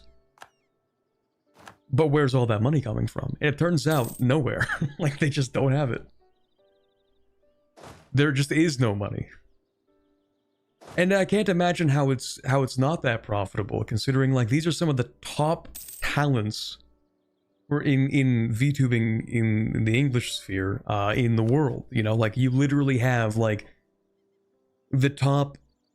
Like, it's just a group of the top English talents in the West. Like, it's crazy. They were definitely making money. I feel like if Hololive is able to make money, then literally all they would have to do is copy that model.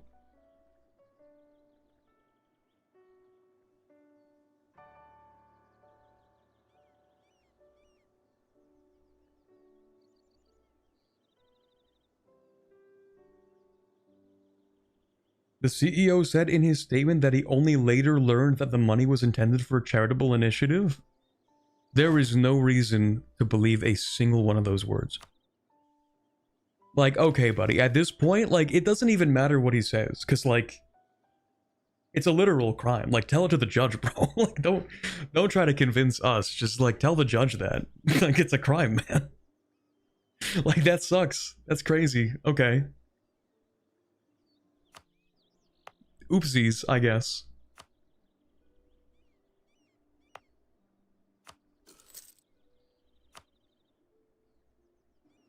What a wacky little fiasco.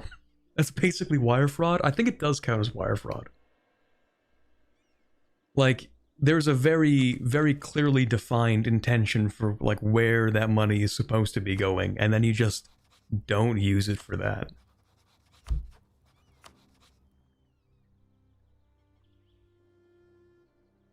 It's honestly such a, I didn't know, haha, I guess I'm not guilty. True. It's not a very convincing attempt to clear himself of that responsibility. Yeah, he thought she was doing a fundraiser for the company. True.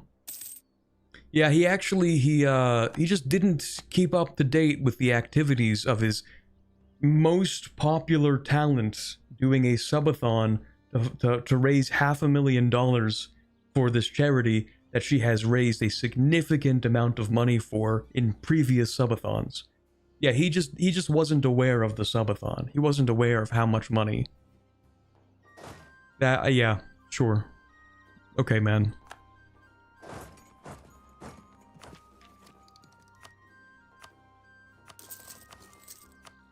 He just saw a random $500,000 and thought like, oh, guess that's for me. That's another yacht, boys. Let's go.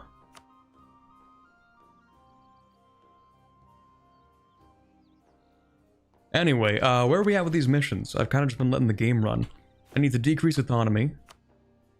We'll go through these and then we can keep talking, because I actually really wanted to talk about this subject, but I have like very few people to talk to about it, because like it's such a niche internet thing going on. But it is amazing to talk about. There's also so much in terms of like, I don't know, the context to discuss. But anyway, we'll talk about that in a second. Fret not, my dear man, if your constituents are accosting you on the street, they can't be glowering miserably in the tavern. See their complaint for the promising thing it is, for a man does not complain to a leader from whom he holds no hope of relief. Let the new folk grouse and jockey for position among the cities of Pashaine. Truly, it is the most Pashaine thing they could be doing. We lose 15 years of separatism in the Luna River Basin provinces. And then we also get free culture conversions. Now the thing is, I don't think we get culture conversions if anything's being built right now, so we're going to wait for this to finish. I'm pretty sure that's how it works.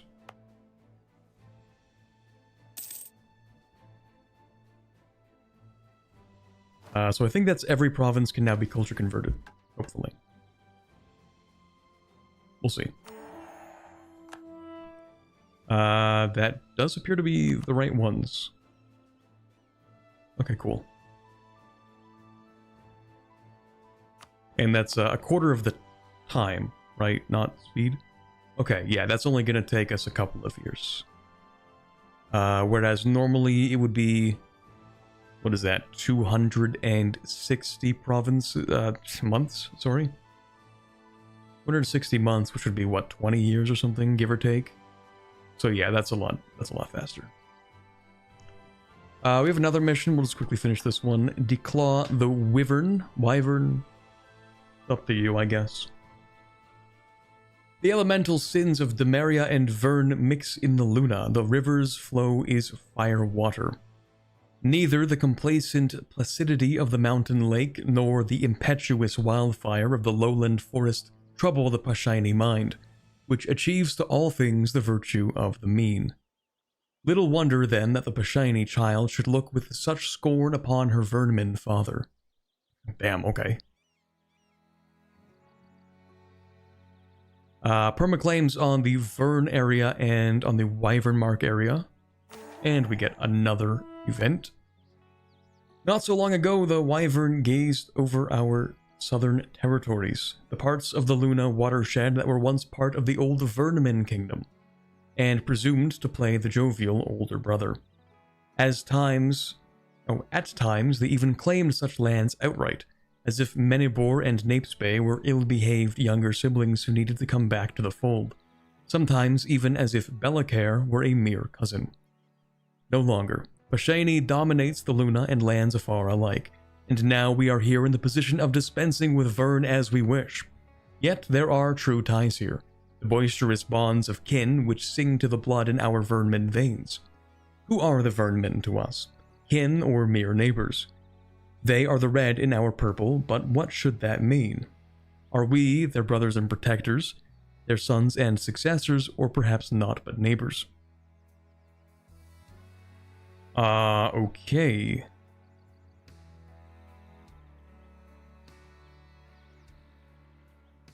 Honestly, I think we just culture convert them. Provinces, all current and future Vermin provinces get culture conversion cost and time reduction. And I like that because we have a development cost and primary culture reduction. You do have a lot of Diplo, that is true. Freeze slot? Okay. Counter argument. We simply culture convert everything.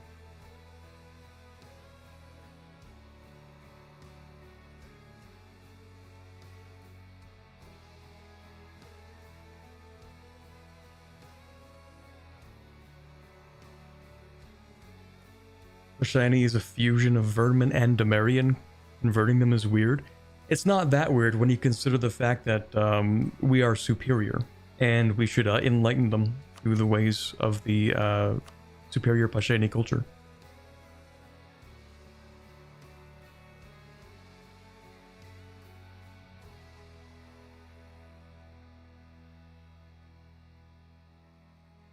The goal is to make everything here Pashaine, because we're simply goated.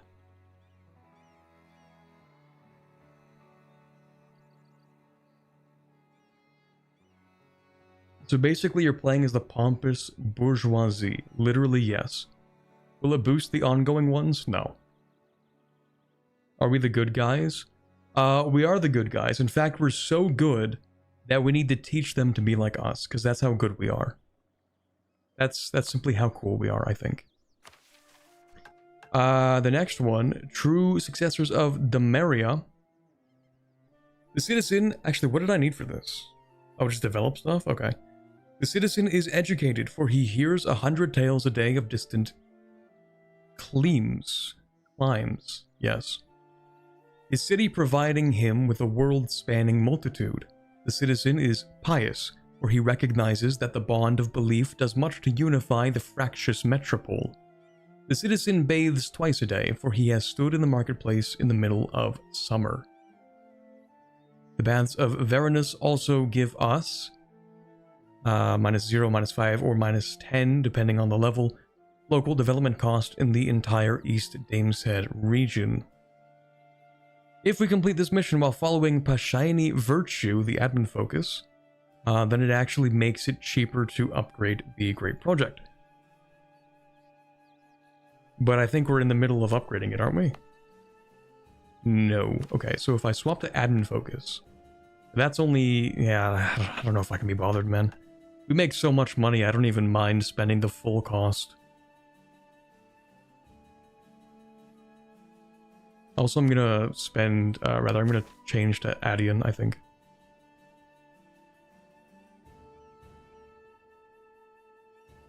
No, we'll go with, like, Dame or Adian? Kinda like Dame better. But I do want to finish this. We're gonna stay, Council League. Nope. Regent Court.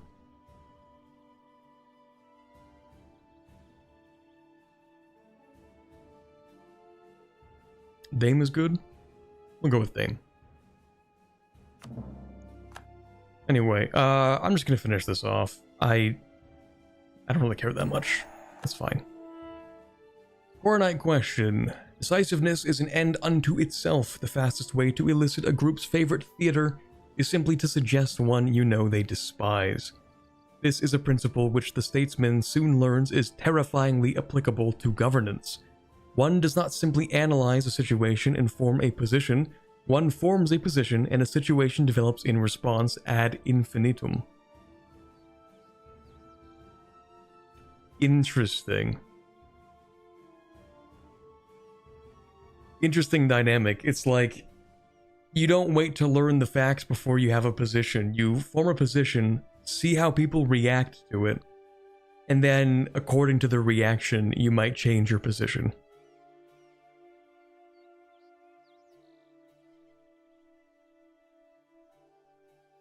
We also easily convert Vernian in Castanor. What does that mean? Oh, like this Vernman culture? Yeah, I think it does apply. But that culture's not going to be Vernman pretty soon.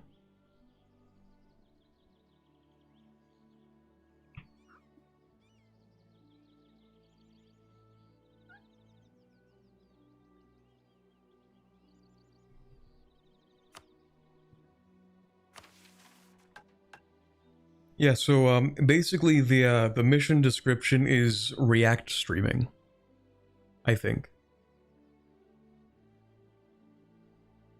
So like you don't spend the time to get yourself informed on anything. You just form an opinion on the spot. And then chat will be like, no, man, it's not like that. And then you're like, oh, okay, yeah. That's how it works, I think. That's pretty much what it's talking about. Anyway, we want the resistance to Reformation.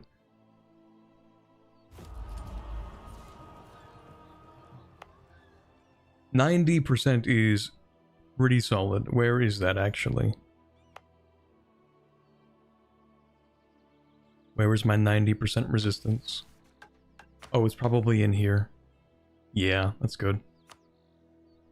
There will be no conversion. And Vern has converted, you fool. You will pay for your crimes.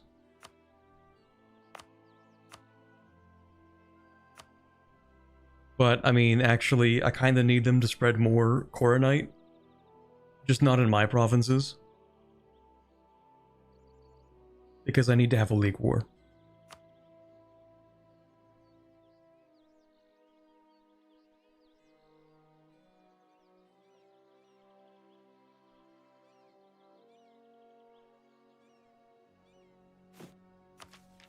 Anyway, how are we doing on this?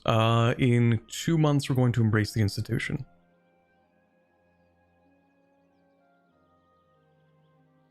We're gonna make too many points.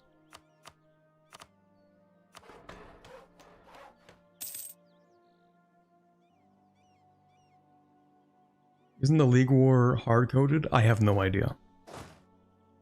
Allegedly. And that's because you're alleging it.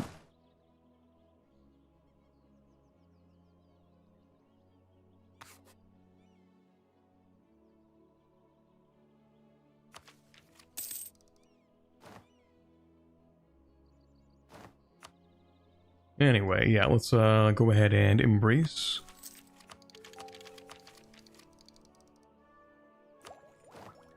New idea group. And I don't even know what I want. Maybe something admin, because we're going to have a lot of aggressive expansion for the time being. Like admin ideas for the governing capacity, because we do get minus 25%, and yeah, that's looking pretty bad.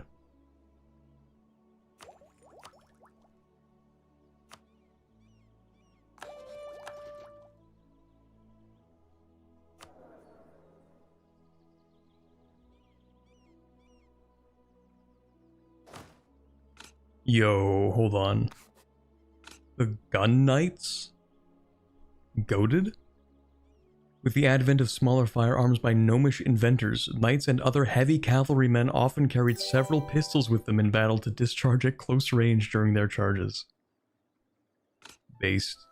I love that period of history where the best military tactic was to have a bunch of guys that could fire like one shot, and then they would just rush into battle after that.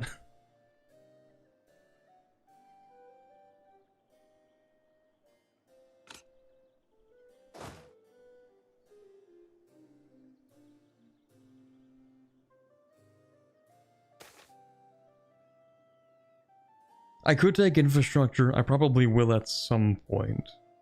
Oh, also, yeah, we need to increase tolerance of halflings. That's perfect. That's exactly what we need. The proliferation of dance halls, tavernas, cafes, and so-called reading halls reflects in this period of Pashaine a veritable explosion in bourgeois wealth, enabled by a rapid drop in production expenses enabled by guild corporatism. It is little exaggeration to say that the emergent Pashaine was the first culture of leisure, and this booming consumer spending of course fed back into the booming economy on the Luna. We're doing early capitalism, let's go.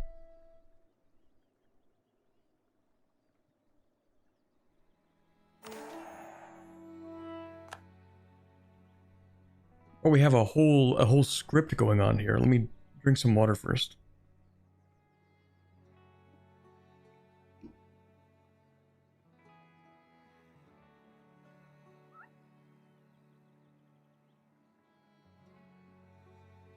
Okay.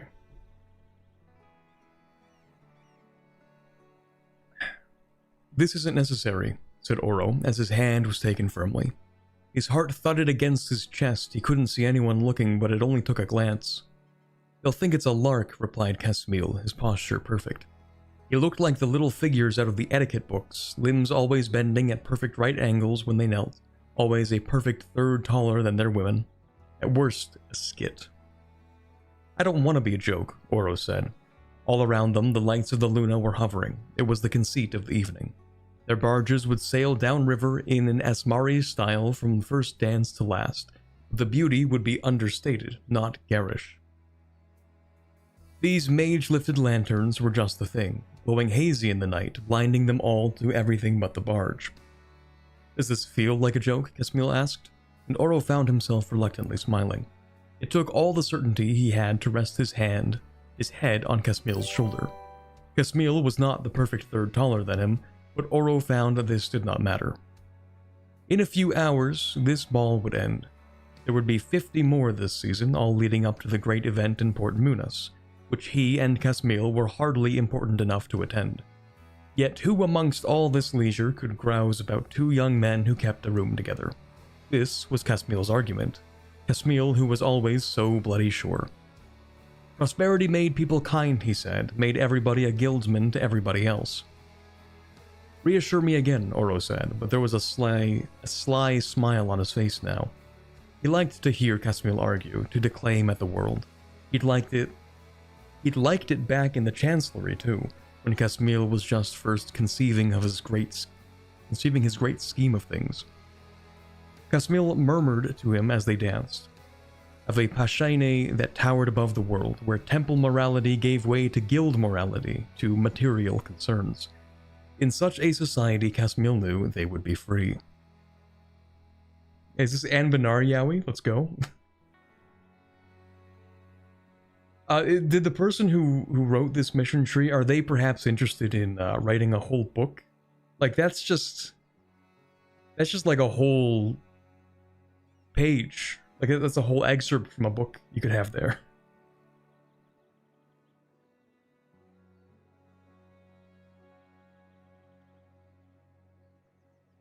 Interesting.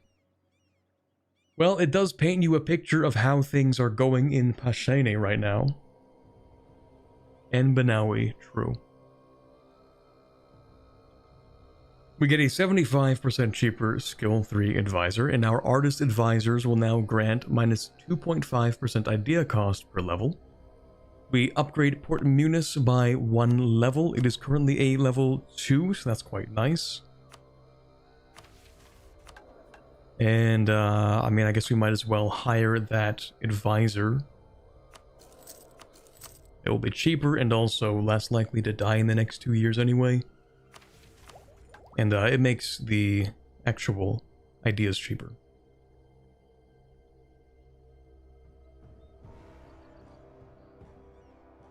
Please read my gay half-elf fanfic.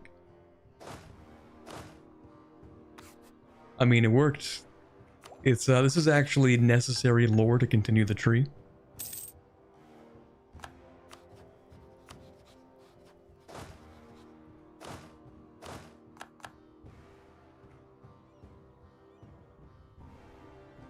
I can assure you it is critical to the plot.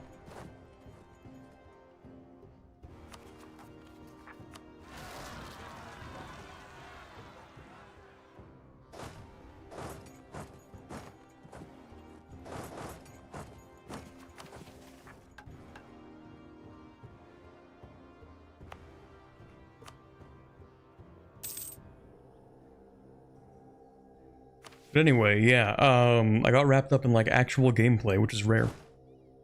We were talking about the cataclysmic downfall of VShojo and what that means for the wider context of VTubing in the West.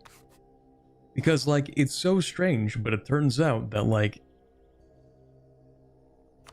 80% of VTuber companies devolve into something shady. And it's kind of wild just how consistent it is. It's like every single time.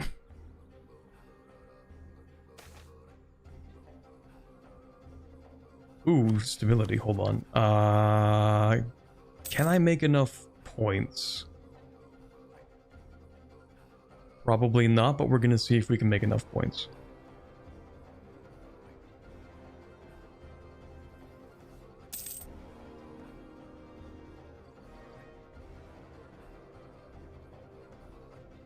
Is Istralor on the chopping block? They are, but I've left the kitchen for a few minutes, so like they won't get chopped yet.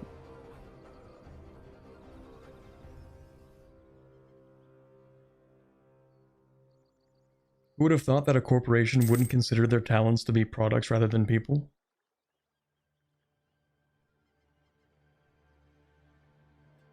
It's just crazy how... I don't know, I'm gonna sound naive when I say this, but it's like, man... money really is the root of all evil, isn't it? Like when the cards are down, it's always like, yeah, I'm just gonna see how much I can line my own pockets before this disaster falls apart. I'm gonna get mine, and I'm gonna screw over everybody who made it possible for me to have this money. And like, why? Greed.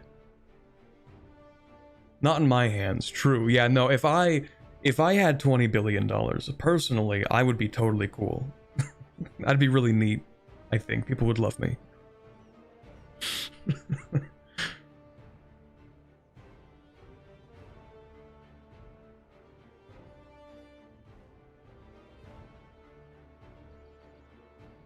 Anyway, let me pick something real quick. I think we're looking for... That's a really good question, actually. Mercantilism, maybe, possibly. Seems to be kind of what we're going for.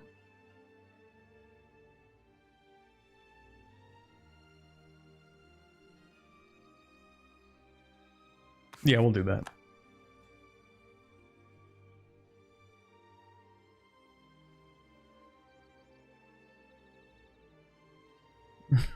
Bro is so nonchalant. Yeah, I, on the other hand, can very much be trusted with a significant amount of money. Anyway, yeah, I mean, yeah, okay. Oh no, a company doing shady things in my 2025... Yeah, I know, it's not exactly a surprise. It's just kind of crazy how consistent it is. Like, I don't know, like, obviously, I feel like my general audience viewer base is not like that tuned in the practices of VTuber corporations in recent years. But it really is crazy how like 80% of them are either like shams from the start, or they have like the worst, most predatory contracts that have ever been printed on paper, or any other number of things. Like, it's also just generally crazy how, I mean, it's exploitative. Like, that's a no-brainer. But I mean, it's exploitative in like an emotional sense too. It's like you have these people who are just like, they really want to chase their dreams, and they're like, that's a nice dream you have. Mind if I chew it up and spit it out for you? Mind if I exploit that passion you have to generate infinite money for myself?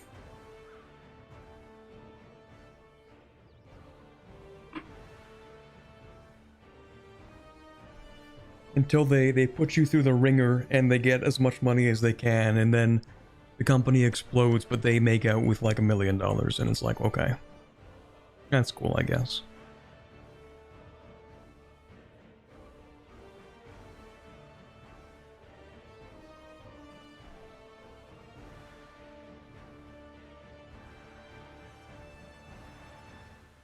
You can stack the monarch points on institution embracement. I could do that, but like, I generate so many points. Too many points, some say. Too rich. My pockets are too full. My stack's too huge.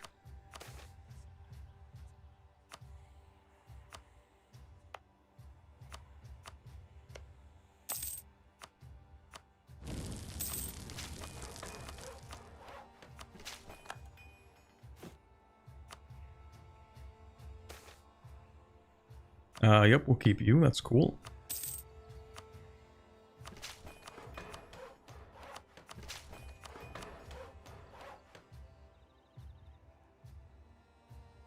VTubers of the world unite. There was someone earlier said something like, you know, why don't those VTubers become like It's not even real, actually. become like a union? 20 billion, here we come. True. Thank you very much, Wesley DeFalco, for the €2 donation. I appreciate that.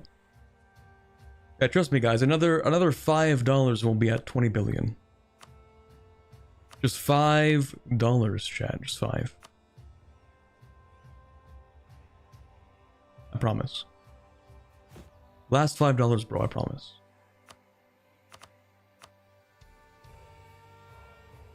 Can't believe Phase Connect turned out less shady than VShojo. That kind of is crazy. But then sometimes it's like the ones you expect the least, it really is them. Sometimes it is just crazy like that. Like you're expecting it to be, well, at this point, I mean, the next time you think you're gonna find some big scandal in corporate VTubing, everyone's like, yep, it's gonna be Niji Sanji again, isn't it? It's always those guys. And it kind of is. Like, really consistently, it kind of is those guys. Actually, do I develop the elves?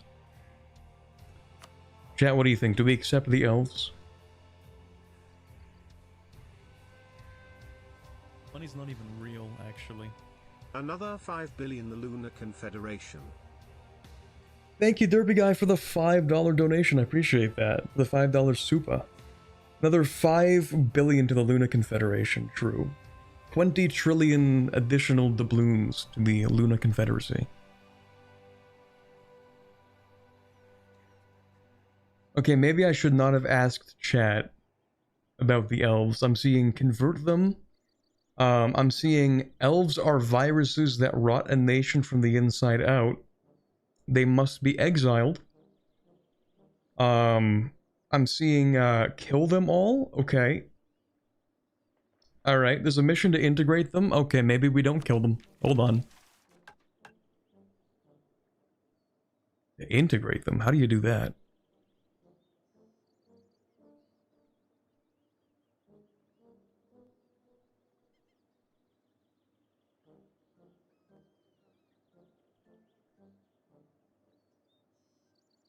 Maybe it's later down the line.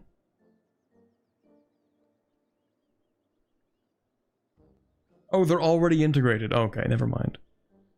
Where's your crown? In the spirit of the republicanism country, there is no crown today. Look at the Silver Standard mission. Very funny things will happen.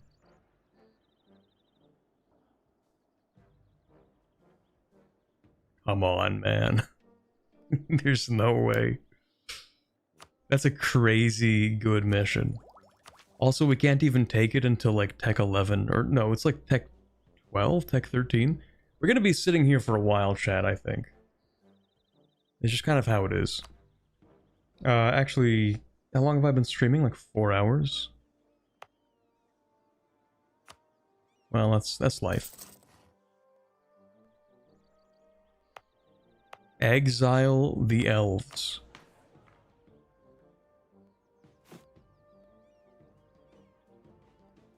You're very ahead of time, more time for VTuber discussion? Excellent.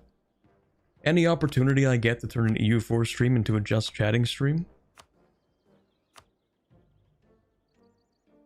I will take it.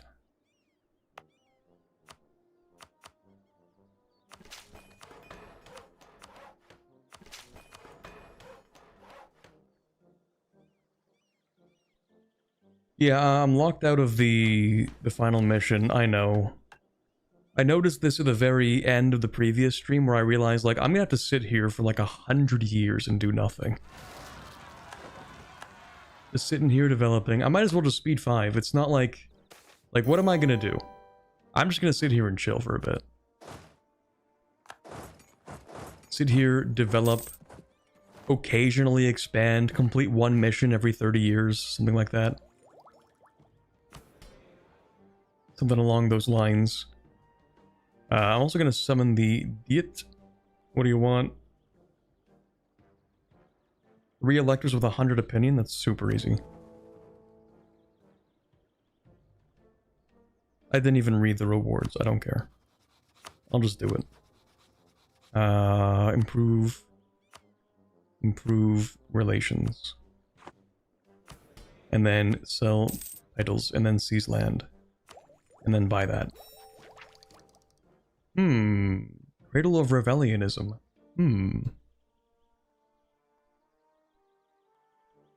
Speed 5 and conquer, pretty much. We get rid of privileges. We do have to get rid of privileges over time, that's true. Like from the clergy, we need to revoke a few things. But we'll get there.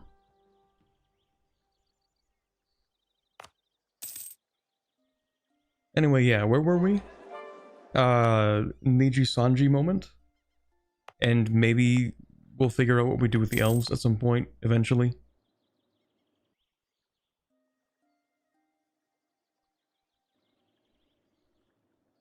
You don't need absolutism if you're not blobbing. I mean, it does give you discipline.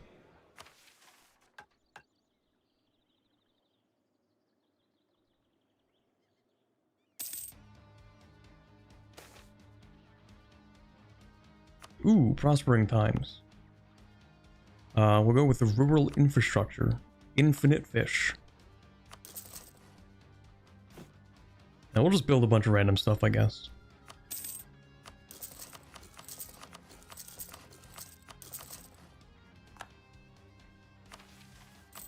We make 191 ducats per month of income. We are the second greatest power. We dwarf all of the other powers in Canor by a lot. So yeah, we're just going to be sitting here for a while. I'll bump that up to 16 cannons. 27, 4, 16. Seems good to me.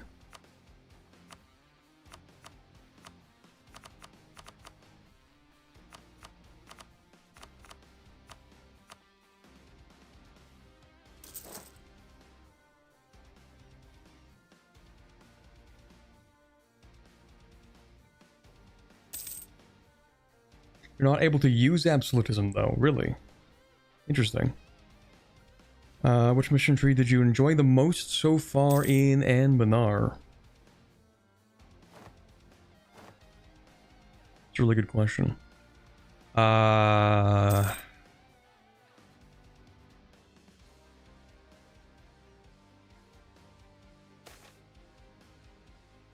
to think of any of them that don't have like this long period of waiting. I mean, I don't know if I would necessarily say Cesternand, because there are some parts of it that I'm not a massive fan of. But it, you know, it keeps you occupied at least. Like, it gives you stuff to do. Like, when I think Gemrad Kurt, I'm thinking, like, it has a lot of lore and that's cool, but then you spend a lot of time sitting there doing nothing. So I wouldn't say Gemrad Kurt.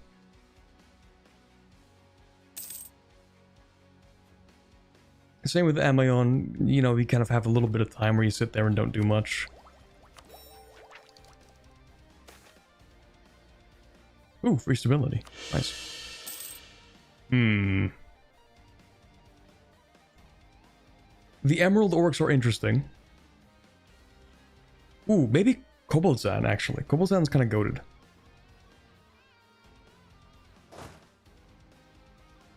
Yeah, maybe we go with Koboldzan. Our Gordstone was a good one, that's true. There are some points where you just kind of sit there and wait, but it's not that bad.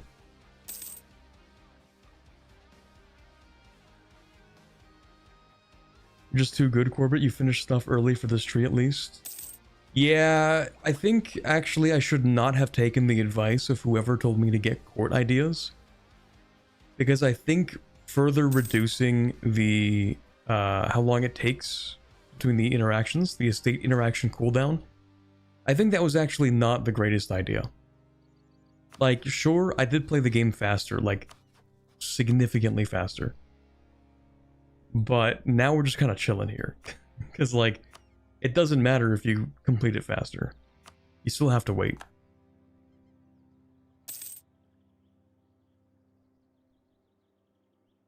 Problem with Koboldzan is you have to fight the command to finish the tree. That's true, it does get a little bit tedious at some points. Remove court for Diplo, that's actually a really good idea. Yeah, we don't really need that anymore. Although, estate loyalty when privilege revoked. Maybe I'll revoke a bunch of privileges and then swap out for the next one.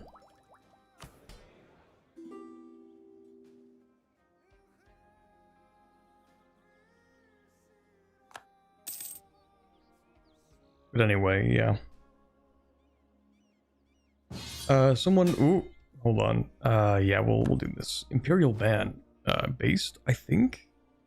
Sure, I don't think I'm gonna do much here. That's fine. Someone asked, like, something about me in Corpos? Hold on.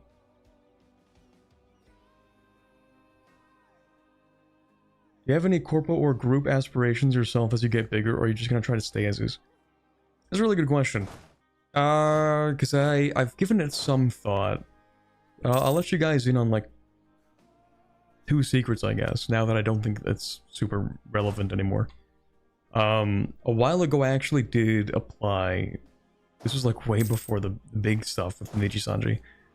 I did actually apply to both Niji Sanji and Holo Stars.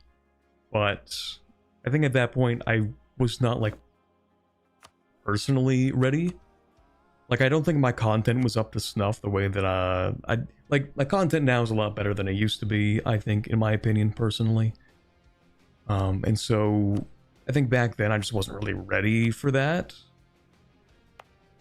But now, I don't think I really want to go and try again. Especially not Niji Sanji.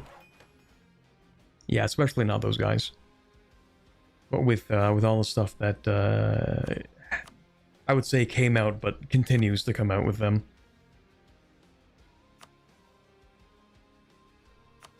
Hololive's a bit of an interesting one. Because, like, obviously I didn't just consider it, like, I literally applied at one point.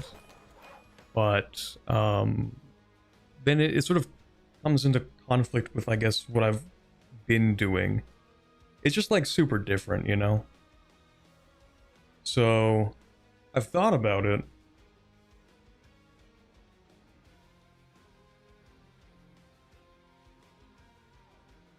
And where I'm at right now, like, I would consider an offer if somebody offered to me.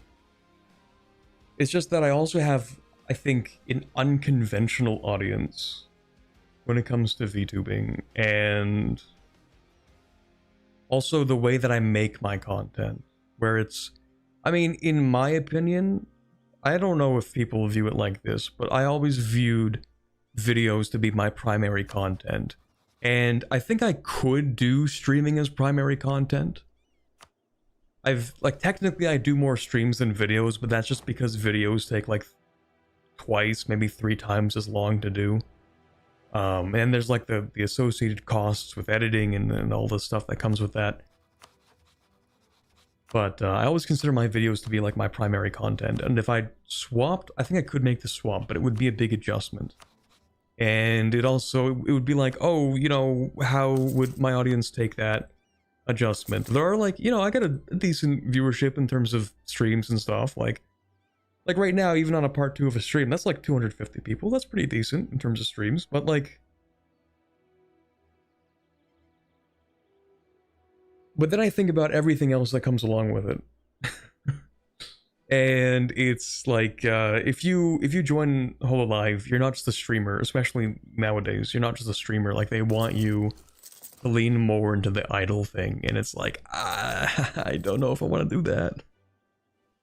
I don't know if that's what I want to do. Not really.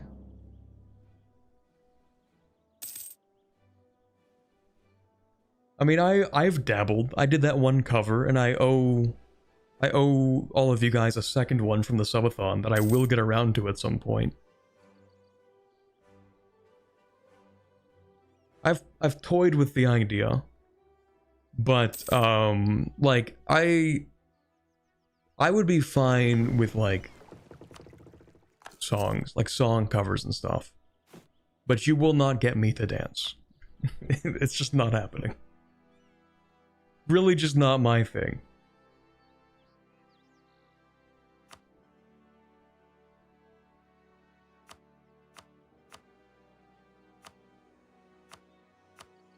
Let me see, what do I want to call this? Valiant Keep. That's kind of a fine name for a ship. We'll go with the blockade impact. We definitely want engagement width. And we want, let me see here.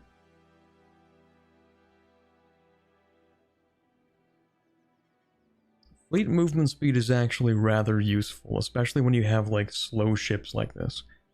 I think I'll take that, and then I'll build like 4 more of these. 1, 2,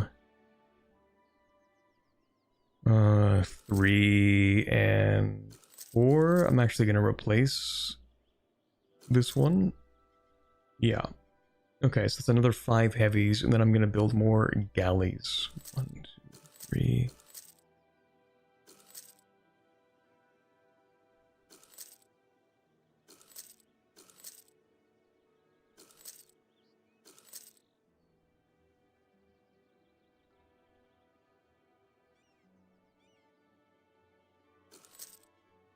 Probably good enough.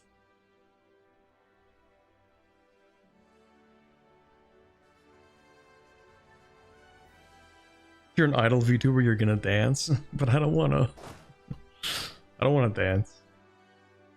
That is one of the things that I had a few reservations about. That's the word I'm thinking of. Even back when I did apply, I'm like, is this, like, do I really want to do this? Am I more enamored by the idea of joining a prestigious organization than I am with the job itself?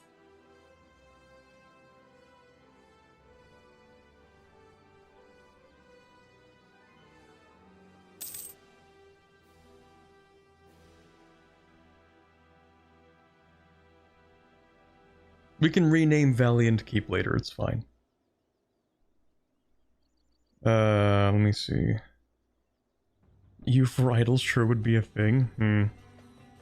Idle Corbett or we riot? Get ready to riot then. Idle industry is caustic at its core. It's I have a lot of things to say about it.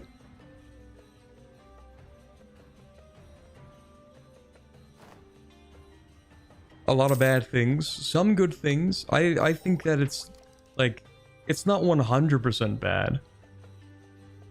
If it were actually all that it's made out to be, then it wouldn't be that bad, except it's just like so predatory.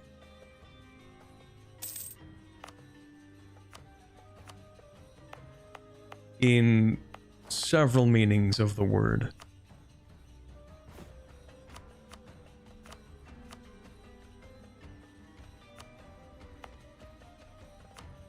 I think it's also just like generally bad for the mental health of whoever's involved in it. Because the other thing is like, well, okay, because like streaming is different. So people don't expect as much out of streamers as they do from like idols and like actual idol culture. Which is good. But there's still some elements that are like kind of insane.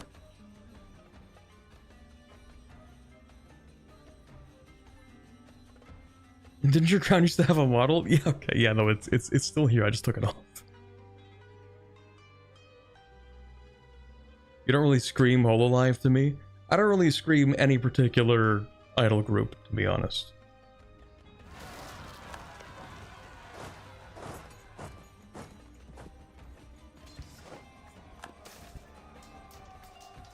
And I remember, I think it was a few years ago, as I was applying, actually. I talked to my friend, I'm like, oh, I think I'm applying to these. And he's like, okay. But like, honestly, I think you're gonna do better just staying indie. And I was like, well, we'll see, we'll see. And then we had like the 73 different Lich Sanji scandals. And then it was kind of like, yeah, you know what? Actually, I dodged a really big bullet from that. Like, I'm kind of glad that I had the personality of a wet paper towel at that point in time, because it kind of saved me from potentially getting locked into a horrific contract at a company that has horrible work culture and is allegedly very cliquey, which is like the worst way you can possibly have any kind of organization like that. Why so many forts? Because I like to have the forts. They also help me with my army tradition. When you keep forts up, you get to have army tradition. And you need one fort for every 50 development. One highest level fort per 50 development. We also make insane money, so it's not really making much of a dent in my pocket. You know, it's 16 ducats a month out of 200 per month, so I think we're kind of chilling. Yeah.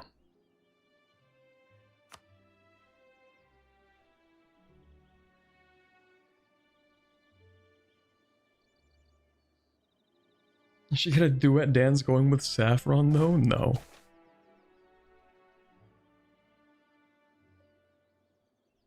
I could not even get Saffron to do like a duet cover. Like, she would not do that.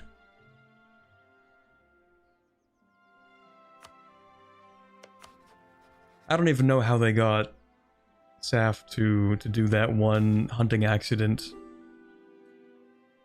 little song that they asked us to do.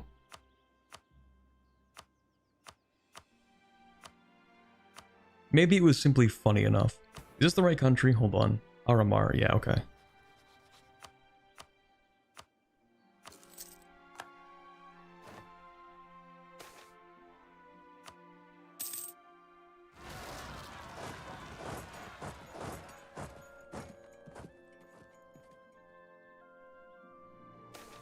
So anyway, all of that is to say that basically I'm probably not going to do anything with the company for a while. And I might in the future, but right now it seems like a really bad idea. And we kind of circle back to the whole context of, I think in the West, or like English speaking VTubers, I think there's going to be a sort of independent, like an indie renaissance of sorts,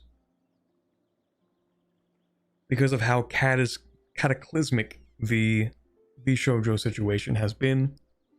Obviously just how bad in general Nijisanji has been, you know, one of the major players.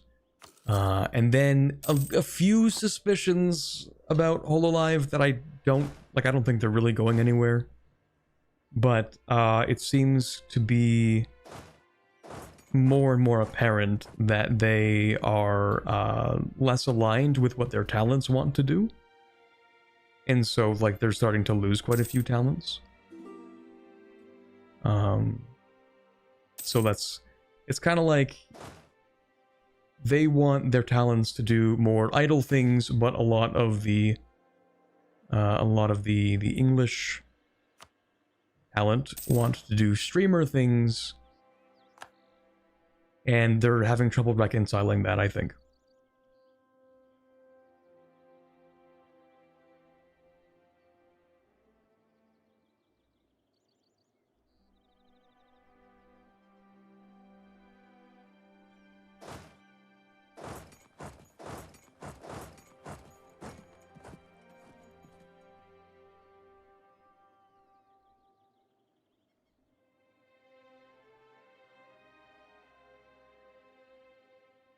Oh, it's about a horse-erie, that's true. You could convince Saf of anything if you dress it up as horse-erie.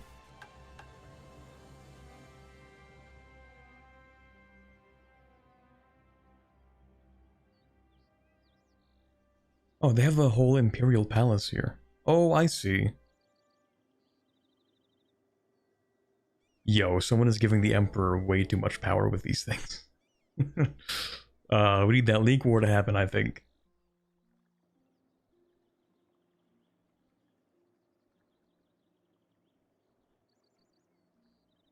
I do think it would be neat if a bunch of indie VTubers made a unionized group to go in together on health insurance and stuff. Dude, that's exactly what I thought Bishojo was. Like, I thought it was just like basically a union of management.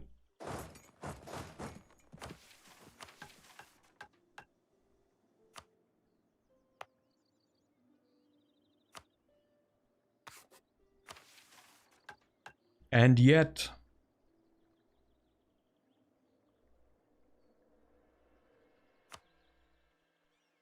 what else do I actually need here? Okay, I just need to invade these guys. How's my aggressive expansion? Not great. Could be worse, though. I think I'm just gonna wait until I finish off admin ideas, and then I'll probably invade the Empire again. But for now, we're just kind of chilling.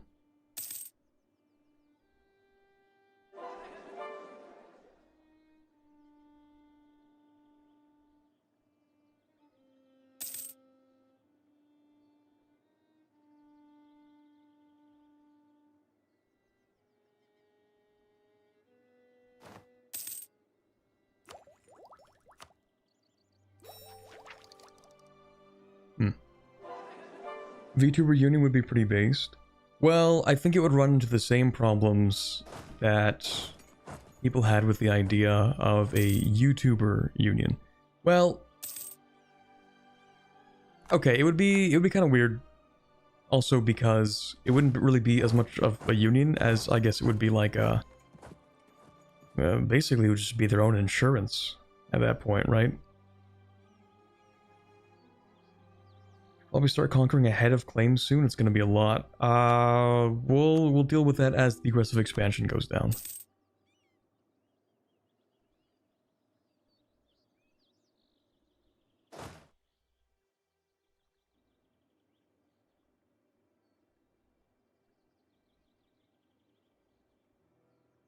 Anyway, what was my train of thought? Yeah, it would have the same issues, I think, as like a proposed YouTuber union, but like sort of different. The main problem, well, I guess it just wouldn't be a union. Maybe it's just the wrong word. Maybe that's the main problem. But in the example of a YouTuber union, the main reason why that wouldn't work is because it's too decentralized.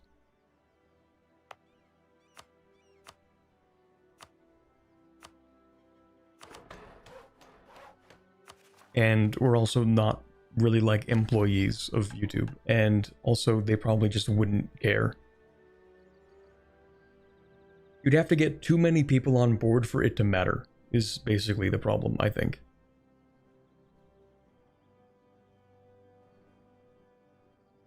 Yeah, exactly. So like, let's say you get like 20 of the top YouTubers into a union. And then they just decide like, you know, we're gonna stop making videos or something. Well, for YouTube, they'll just push other videos. Whenever someone's thinking about like watching a YouTube video, if their favorite YouTuber hasn't made a video, usually they'll just go watch a different video. Like the slack gets picked up almost immediately.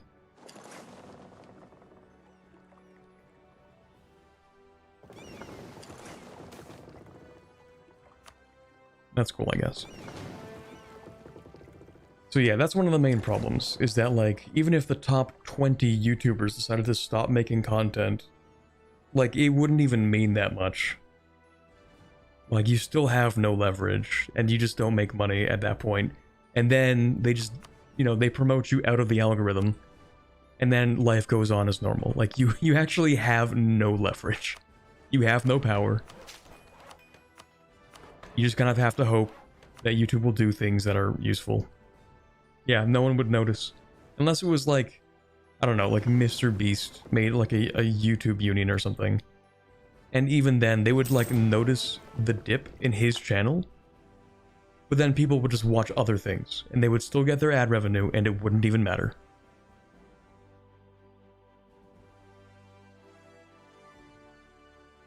Yeah, so that's the thing, like... Exactly, JT Jag. As I mentioned, like, it just wouldn't really be a union in that sense. It would just basically be like collective insurance. Yeah, like, you know, you get a whole bunch of people, they come together, and then they like, I don't know, they pay into a pool, and then it's basically just insurance. Or like,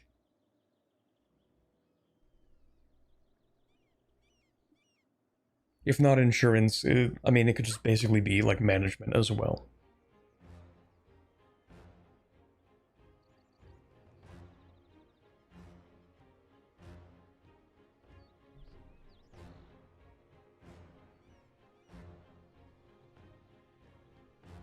It would only work if a lot of people went to like a YouTube clone or something like that. True, they also have monopolization. That's pretty true. They do have a monopoly on the video streaming service sector. If you want to watch videos made by people, you pretty much have YouTube. Or if you like to pay a subscription, there's like Brilliant as well, I think. But those are not real competitors in that sense. Those are companies that have some niches. What is it? It's Brilliant, and they always package these two things together. Nebula? Is Nebula the streaming one, and then Brilliant's like the... I don't know.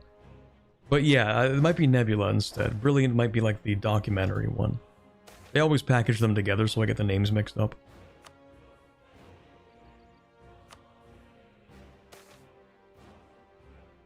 Well, you gain a stability, you lose a stability, I guess. Anyway, how are we looking for this? Not too bad, actually. I think I want to go back to war.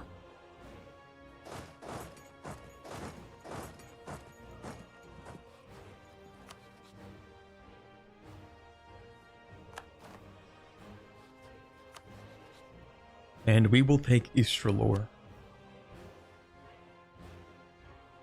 Oh, come on, man. Hold on. Really? Can I leave? Yeah, I'm gonna leave that, actually, I think.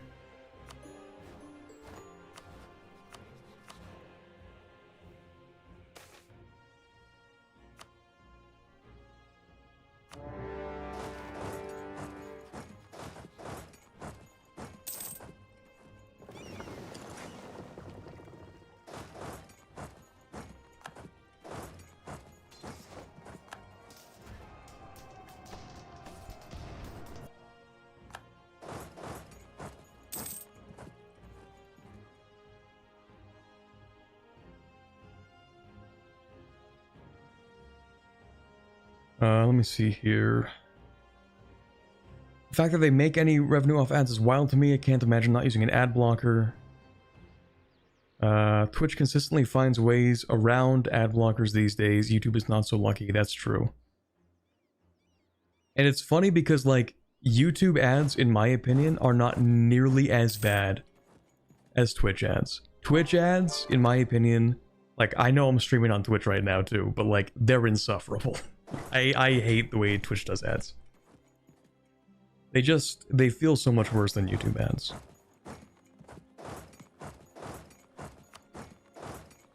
I think it's because Twitch is all like live streams. And with Twitch, they put pre-rolls on live streams. But when you join a live stream, the last thing you want to do is sit through an ad for 2 minutes.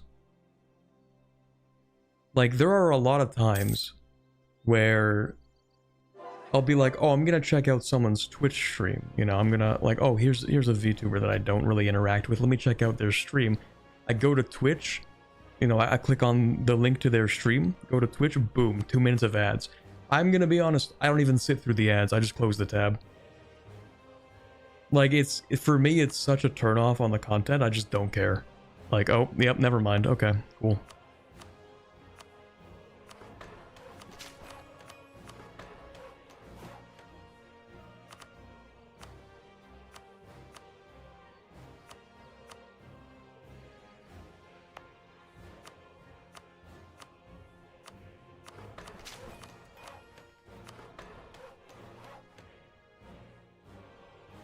They're really anti-checking out a new channel. That's how I would describe Twitch ads. Anyway, recently read Spotify started using bot users and they mainly listen to AI slop? What? The bright future, no creators or real customers needed for ad revenue. Well, no, because eventually, you know, someone in a different comment lower mentions, they caught on to that. Where it's like, actually, some companies or advertisers are realizing that there are a lot of bots, and so they just pay less. Because bots don't have money. So paying for advertising to bots makes no sense. But because you don't know how many views are botted as a company, let's say, you're not entirely sure how much money you're going to get out of your advertising dollars. And so, as a consequence, you just kind of have to reduce the price that you're paying across the board.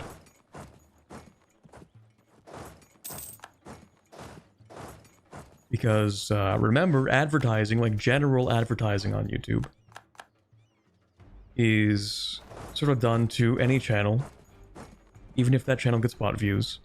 So even if a channel doesn't use bots, or just doesn't have a lot of bots visiting them, the actual price of ads, they're still going to make less money off of them, because it's sort of like a chilling effect almost.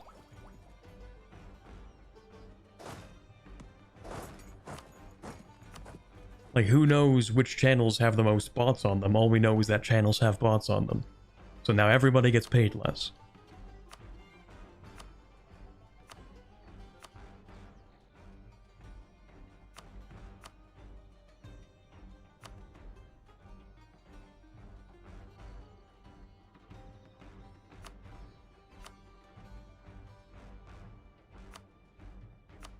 Although, hopefully, ideally, YouTube does its best to try and close down the channels that try to use bot farming for views. They actually did kind of do that with subscribers. If you had a lot of bot subscribers, every now and then, if you've ever seen like the graph of a subscriber graph of a channel, and there's like a big dip on a channel for a particular day, if it's not like a controversy, then there's a decent chance that it's just bots being sent to the Shadow Realm. YouTube will occasionally just like purge bots from their system. And so that if like a channel is relying a lot on bots for subscribers, then they can like lose a bunch of subs at once.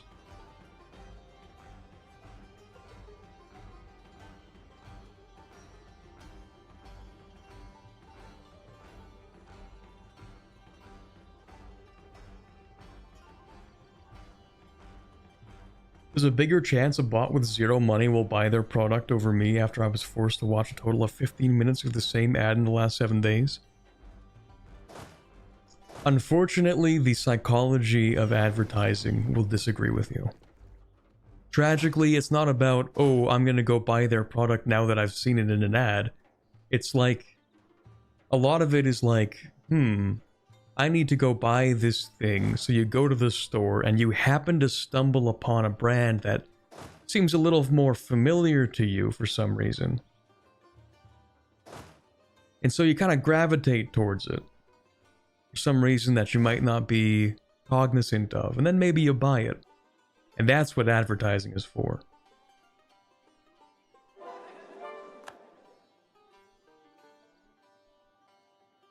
Like, for example, it's, advertising is like, when you see a Gillette ad, it's not gonna get you to go out and immediately buy a Gillette razor.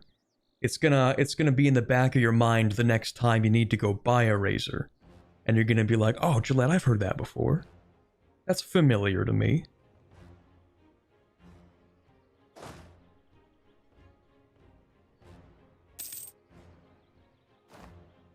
And even the fact that I remember the name Gillette as opposed to any other random razor company name, that's also advertising.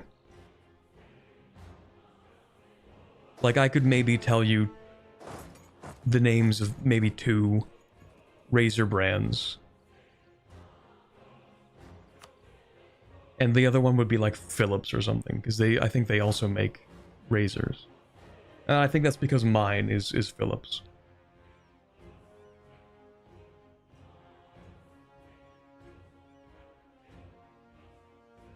Never buying a Gillette after that awful ad? Okay, I don't know the context for it, but like, listen. The fact that you remember the ad for it being bad, no matter the context, that's also advertising. It still works. It doesn't matter what's in the ad. Even if the ad makes you angry, you still remember the name.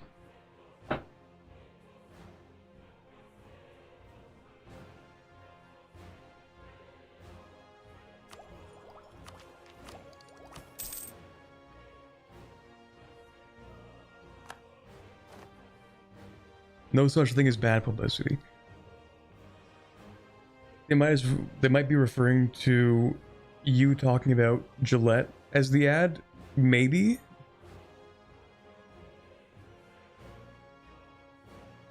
I guess it also kind of depends. You're still live? Actually, I really shouldn't be at this point. It is 6 p.m. That's kind of true. Thank you for reminding me. I should end stream.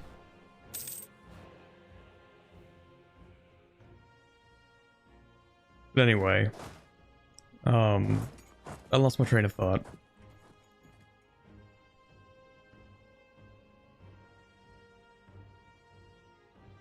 The only people who are completely immune to advertising are paradoxically wealthy people.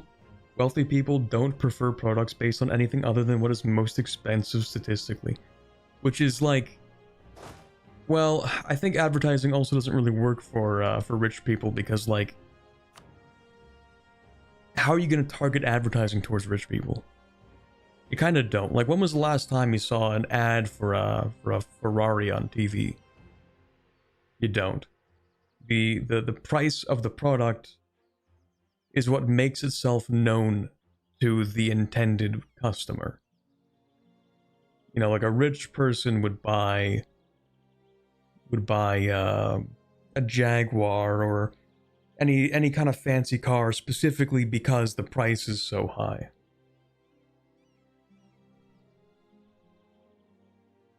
Yeah, the price tag is the advertising for them, exactly. Rich people products are only advertised on racetracks and airports. That's actually true. No, that's true. It's kind of like how every airport has like a jewelry store. Like, who's gonna go to the airport and buy jewelry? Rich people. Rich people do that. Or people who are just like upper middle class and want to like get something, but like, you know, this is depends on where you draw that line, I guess. And golf, that's true. All the advertising for like rich things happen at rich people places. Anyway, how are we doing with this AE? That's not great, but like it could be a lot worse. How are we looking in terms of our button here? Careful maneuvering. When do we lose that? 2 years? Do I want to sit here for 2 years? Maybe. Let me go ahead and start bumping up my relationship with a few countries. We'll stop all this, and we'll do pretty much anything else. We'll just improve relations with a bunch of guys. So who's gonna hate me for this? We have XOS, Telgear. Start with those, I guess. XOS are these guys. Telgear, that's Conwell. Telgear. You're actually not very strong, but whatever.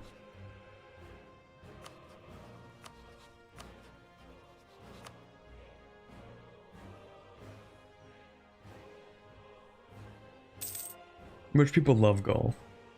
Which is kind of weird. I don't know why golf is like that typical rich person sport.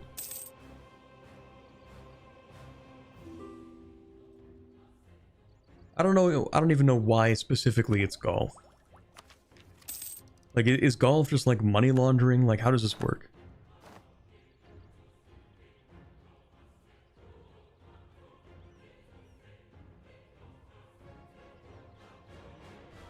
Ah, 2,000 euros for a cheap set of clubs. That makes sense.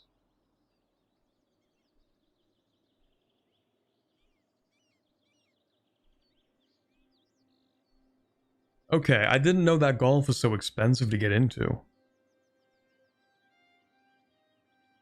Have you seen the cost to play around at a good course? No, I don't golf. Like, I don't know anything about golf. I figure you could get like a decent set of clubs for like, I don't know, 200 bucks. Like, if you had to ask me like, oh, how much do you think it takes, or how expensive it is to go golfing, I'd say like, I don't know, like $100 to rent, you know, to go on a course, I guess, for a bit, and like $200, $300 for a good set of clubs. That's what I would guess.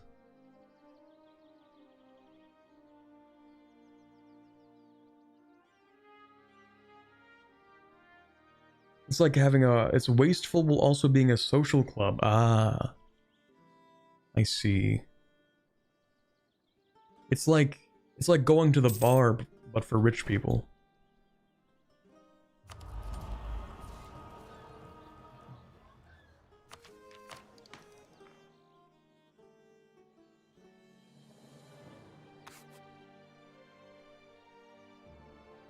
Okay, how bad is this? As long as I can get the Magisterium to like me, which is, that's gonna be easier said than done. Also 800, but I don't want to spend that yet, to be honest. I think I'm just gonna tank this call for peace for a little bit. I will have to spend some points though.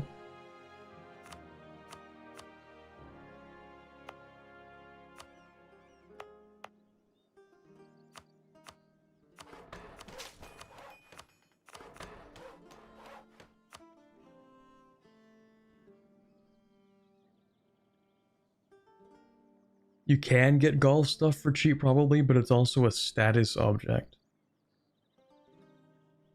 200 per club maybe. Sheesh. Well, like, okay, I have a friend who I think like he likes to go golfing. I don't know like what he has in terms of like clubs or how often he golfs, or if he's like borrowing his dad's stuff. I don't know. But I figure, like, it's gotta be at least somewhat enjoyable, probably.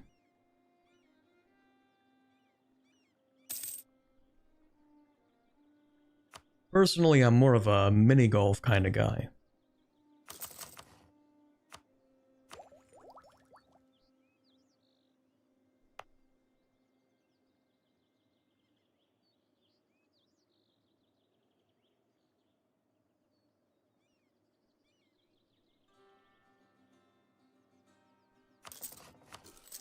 I'll just finish that up. Own provinces in the East Dameshead region now get minus 10% local development cost. Nice.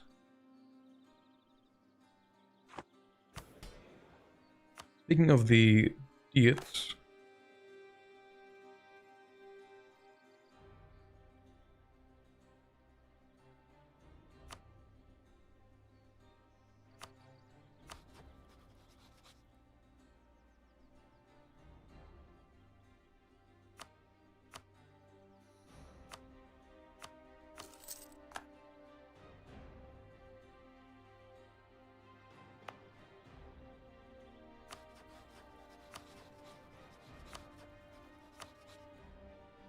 Golfing is very relaxing, but it's a social thing. Okay, so it would be kind of weird to like go out and run a round of golf by yourself.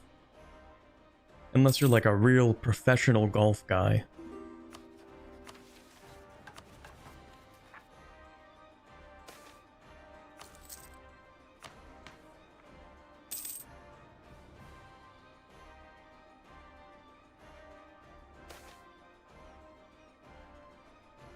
I love losing stability. Okay, siege ability, that's fine.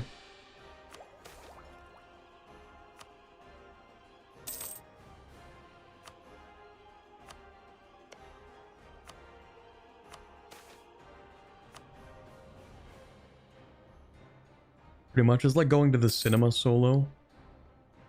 I could think of a good reason to go to the cinema solo. I don't know that I would, but I feel like that's not as weird.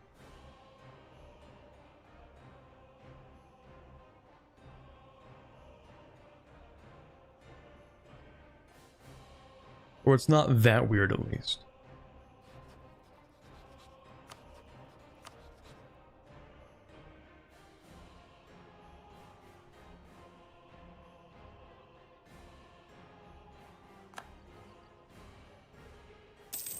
Didn't you want to start reducing state privileges? That's pretty true. Let me get rid of...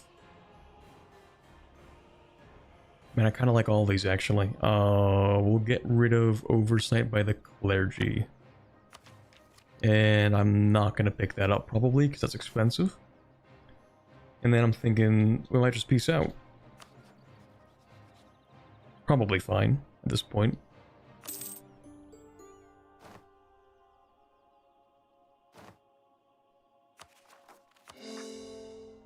That's not fine, though. I don't think there's really a way for us to fix that. Can't give anything to the Magisters.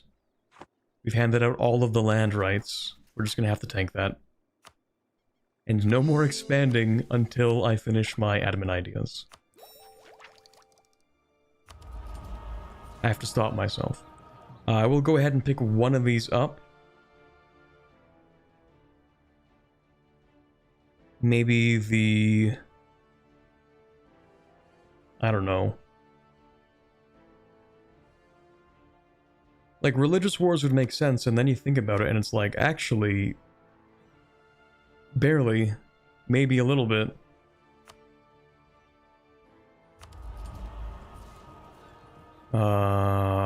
Floating batteries, sure.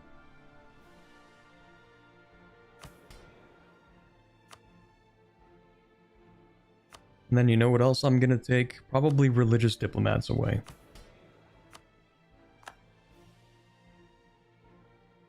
And then maybe protected burials.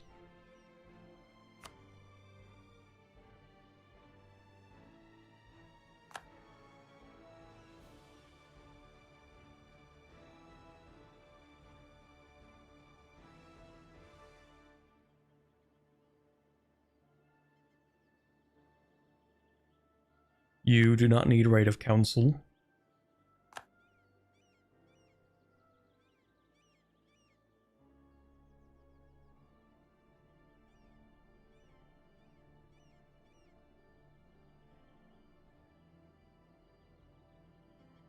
You don't really need patronage of the arts. Oh, never mind. Cost of advisor with ruler culture. Never mind, we keep that.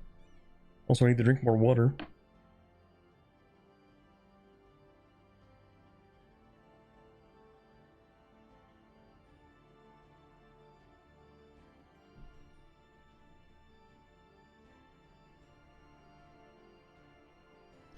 What an odd conversation ongoing.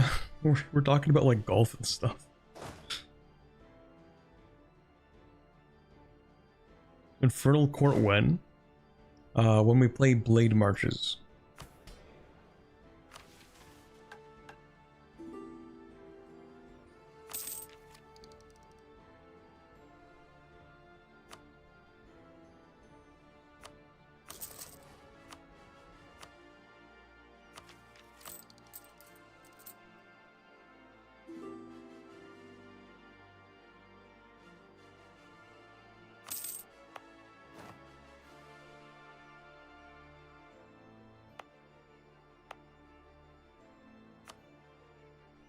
Aren't full estate privileges better than absolutism?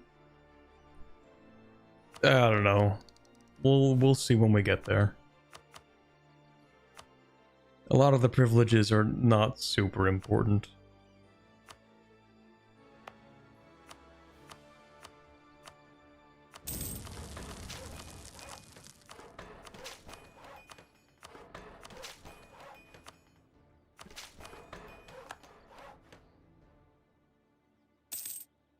I like how I did that before the Mage Tower was done. That was a great idea, I think.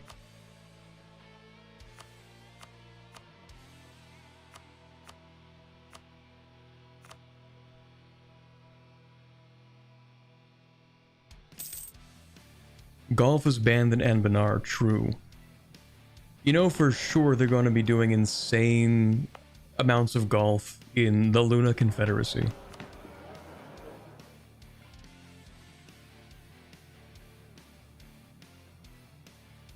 Just a completely absurd amount of golf.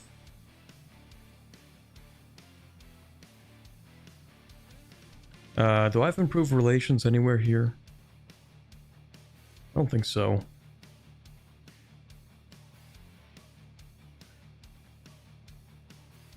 I guess we'll get more mercantilism. That's fine. Well, maybe another merchant would serve us well.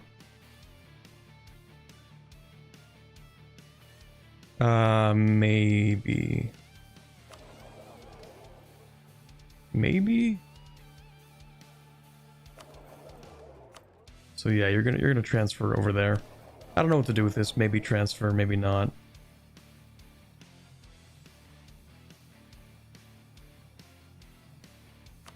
We could use another merchant.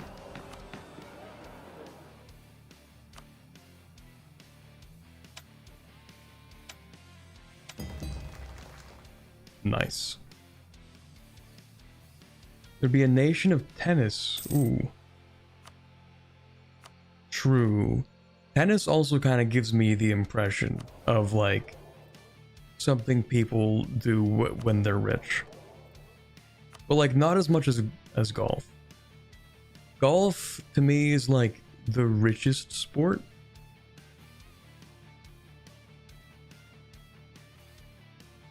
And then like below that you have tennis. Will you be going Rebellion? I think we kind of have to go Rebellion, don't we?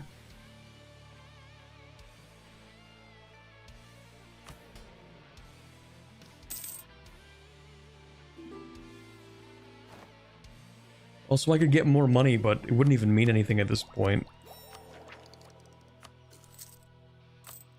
Infinite cash.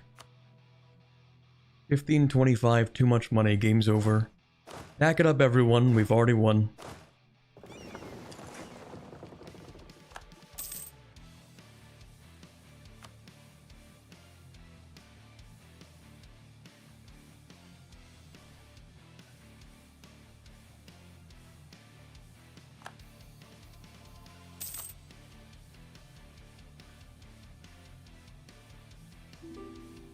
Other boat sports? I guess. Skiing is pretty expensive. It doesn't have to be.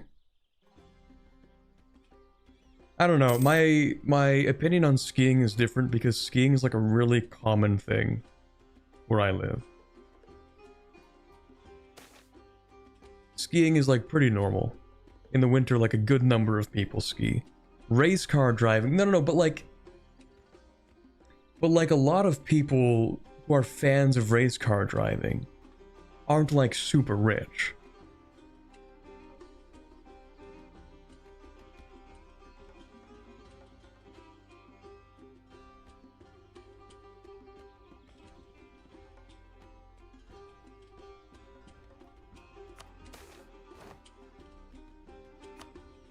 Like there are a good number of people who are really into race car driving. And like they're just not like super rich. And if you want to go race car driving, I mean I'm assuming those guys are probably like pretty wealthy. To be a race car driver, you probably end up getting paid a lot. But Yeah, no, I feel like it's kind of different. Also, we want the... And the... what? Vernman. Okay, it's really cheap to promote it. I'll promote it just because it also gives me idea cost reduction. For this one idea. That is how opulent we are.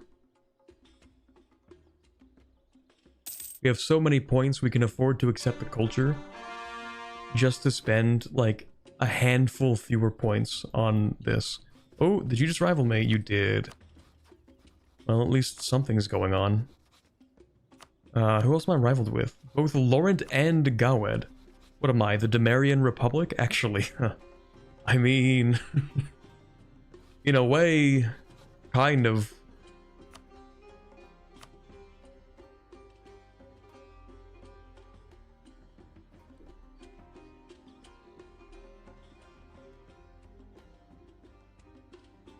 Okay, isn't there a way for me to get more power projection? Can't I, like, fund rebels in Gawed? I have infinite money, I might as well.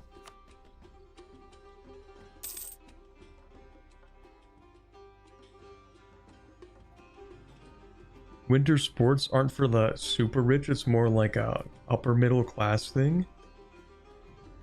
As equipment is usually expensive. I feel like it doesn't even have to be an upper middle class thing. It depends on how frequently you go. Like, I went skiing back in February. And I don't know if I would necessarily call myself upper class. Or even upper middle class. Anyway, do I want the mill guy again? I might. Yeah, we'll take him. That's fine.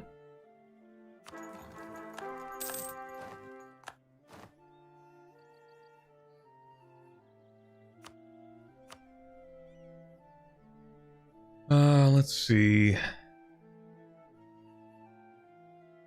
What am I looking for right now? Probably Minara. Oh, wait, did I do that mission? Okay, I did do that mission. Never mind. Yeah, we'll go with, like, Amara.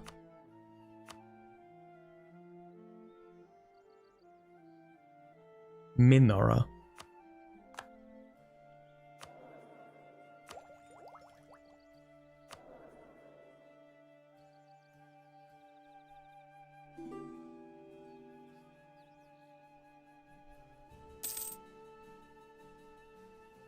Not upper class, wears a crown? True, now you've got me, that's true. That's pretty true. I should probably spend this, yeah. Yeah, I should probably do that.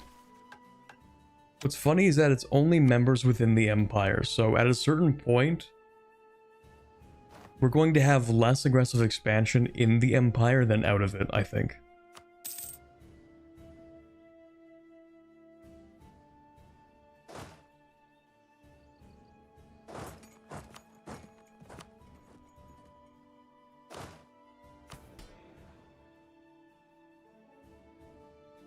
Also, every time I press this button, I get 2 Republican tradition.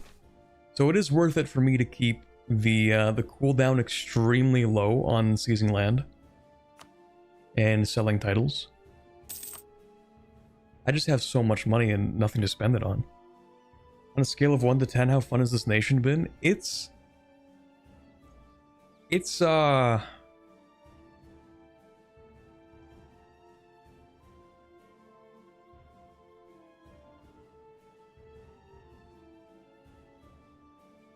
like a solid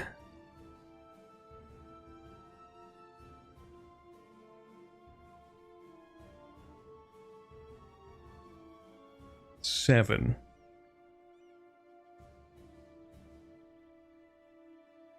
Maybe 6.5. There's a lot of build-up. It is a slow start. It is a very, very slow start.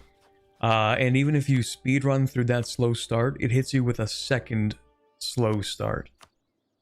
We're playing the Regigigas tree with how slow of a start we're working with here.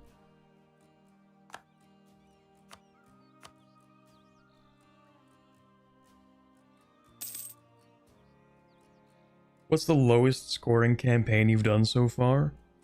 I'm gonna be real. IRLN was like a solid 5. Well, maybe like a 5.5.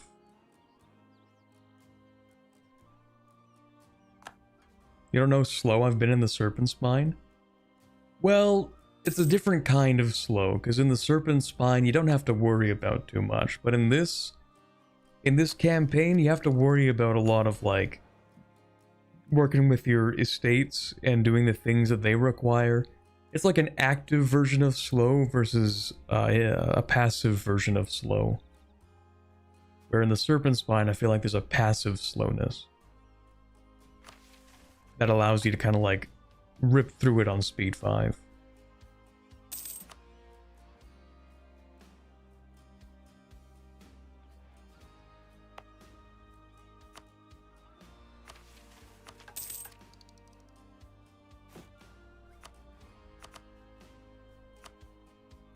But at least we get to develop a lot, and that's kind of cool. We do have absurd development.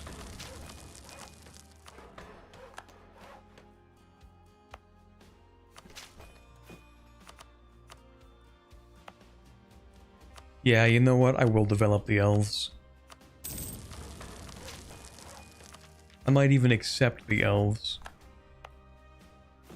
Sorry, chat.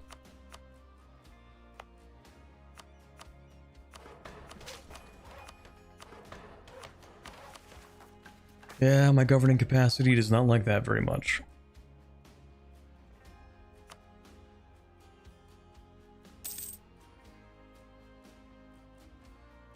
The lack of admin dev is so funny. No taxes here, friend. Of course not. We need to keep the taxes low so that the people with money will use it to reinvest.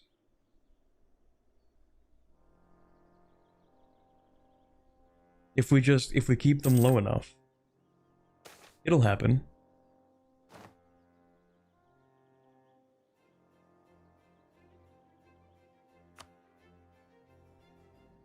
And then eventually, if they invest enough, then everyone will get a share of that. If you think about it, so like basically, it benefits everyone if we just don't have as much tax. Something like that. I think that's how it works.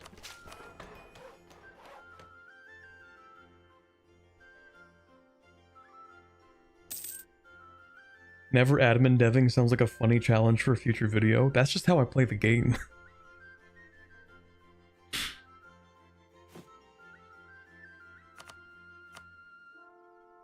I don't know if you've noticed, but I almost never do tax dev.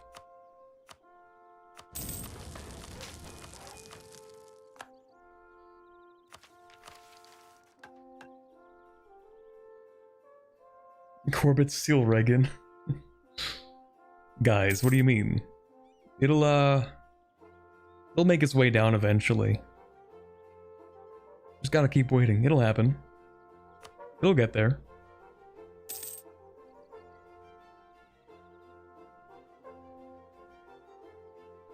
Ye of little faith.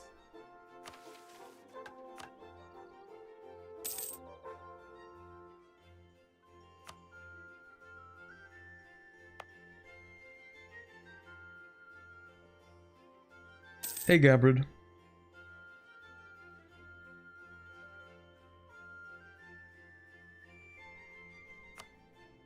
I guess I could just steal Defender of the Regent Court. I mean...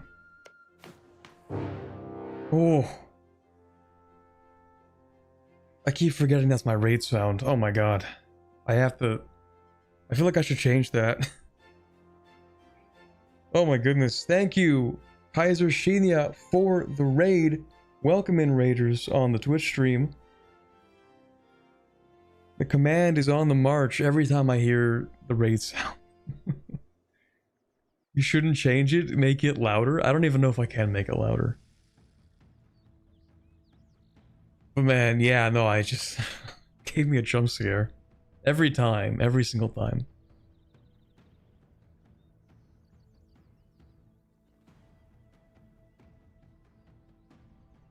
I think even when EU5 comes out, I'll probably keep it, you know? It's kind of iconic at this point. Also, I think I'm just gonna put a quick little fort in here because I think it would be funny.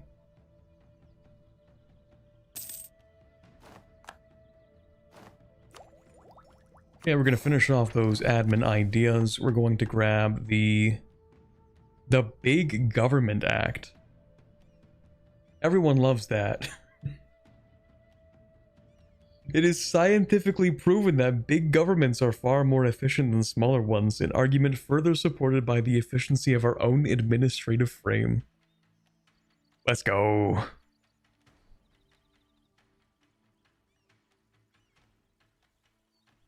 I actually didn't even know this was a thing, but another minus 5% core creation cost is actually really funny.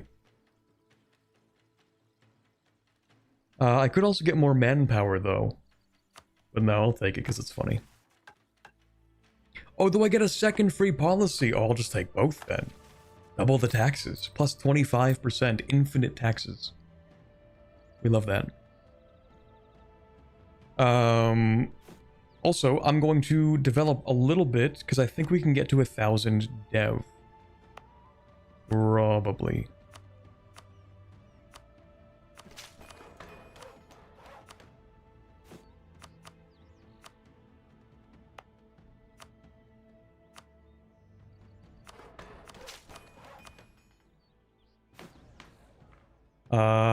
We don't get to become an empire because we are in the Empire of Anbennar.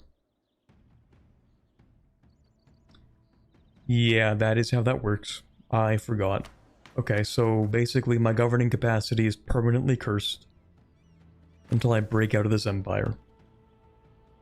Chad, I really don't know what I'm gonna do for the next 100 years of gameplay. I have no clue. I have not figured it out yet.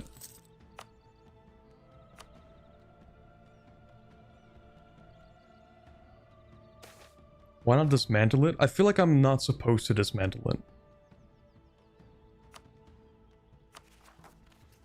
It's kind of vibes based. Anime watch along stream.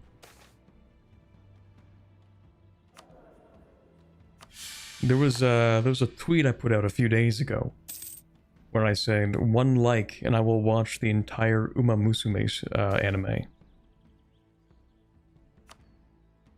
And I mean, basically I was gonna check it out anyway. But it's it is something. I hear it really picks up in the 2nd season. I hear it really picks up in the 2nd season, but man, the 1st season, I don't know, man. I'm actually 6 episodes into it.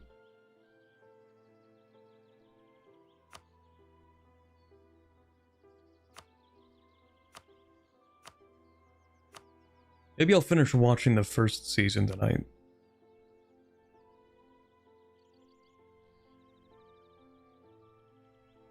Maybe go Colonial? Perhaps.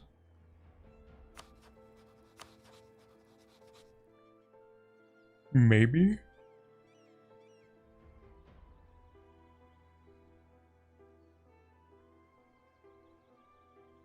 It gets better in the 2nd season. Sounds like Stockholm Syndrome or heavy filtering. Like, apparently the 1st season is... Like, there's a genre of anime that can be most aptly described as cute girls do cute things. That's basically the whole genre. And really not my cup of tea, but apparently, like, even though that's like the 1st season is, Apparently the second season deals with like intrigue and like actual storylines and like apparently it goes crazy with the second and third season.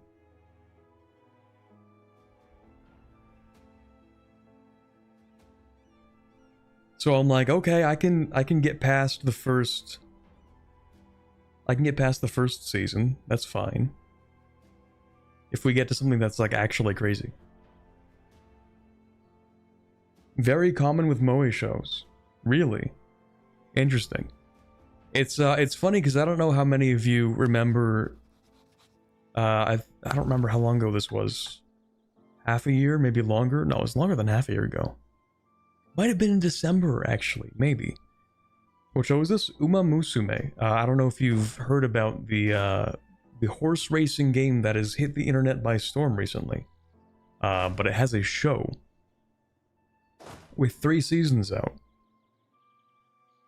But anyway, when I did that Anbennar stream with Chua, and I mentioned that I had watched the entire first season of the Blue Archive anime when it came out. And it gave me that same feeling where I'm like clearly the people who made it have a passion, like it's well produced. But I just don't think I can get into it, man. Just like to clarify, I don't play the game. I know absolutely nothing about it outside of the 12 episodes that I have watched. But from what I have seen of the Blue Archive community,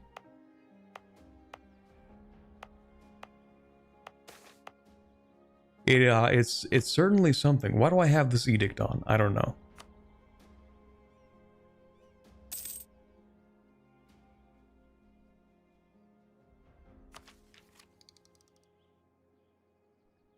It is certainly something.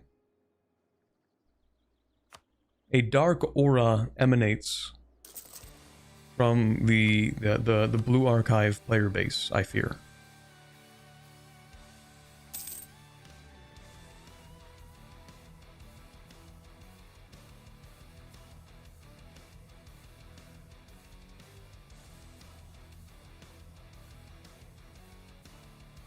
Also, notably, Cygames make a lot of really, really good shows, like Anime of the Year contenders, and then also their Gacha property adaptations. I hear they do a lot of stuff with, like, their in-house animation studio, which is insane. Like, apparently the show is done by their in-house studio? Crazy stuff.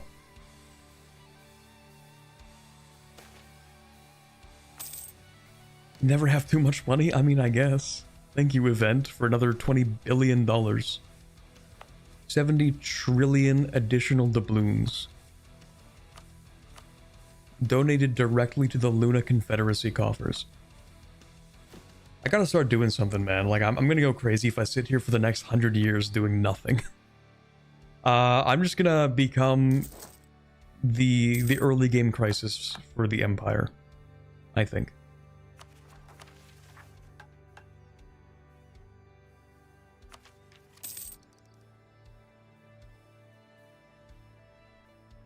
How long do we have this for? 90 days? We can do that. What is that? It's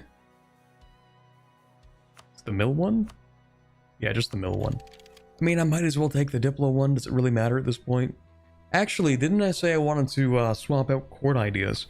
Like, the thing is, chat, I can like seize Crown Land every how long? Hold on.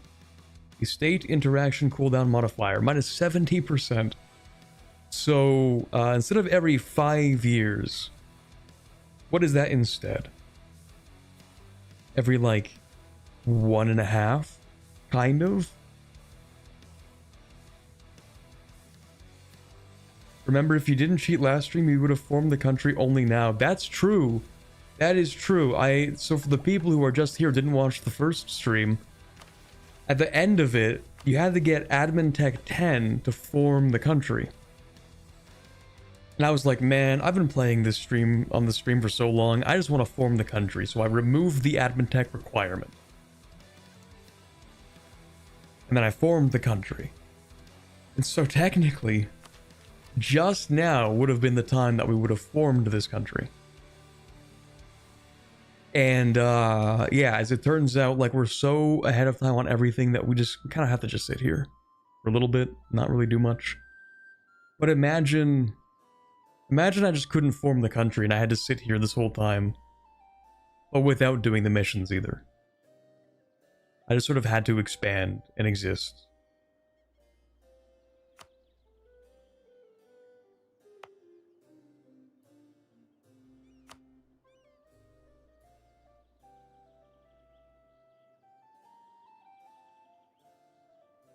The studio also makes independent shows unrelated to their gacha stuff. That's crazy.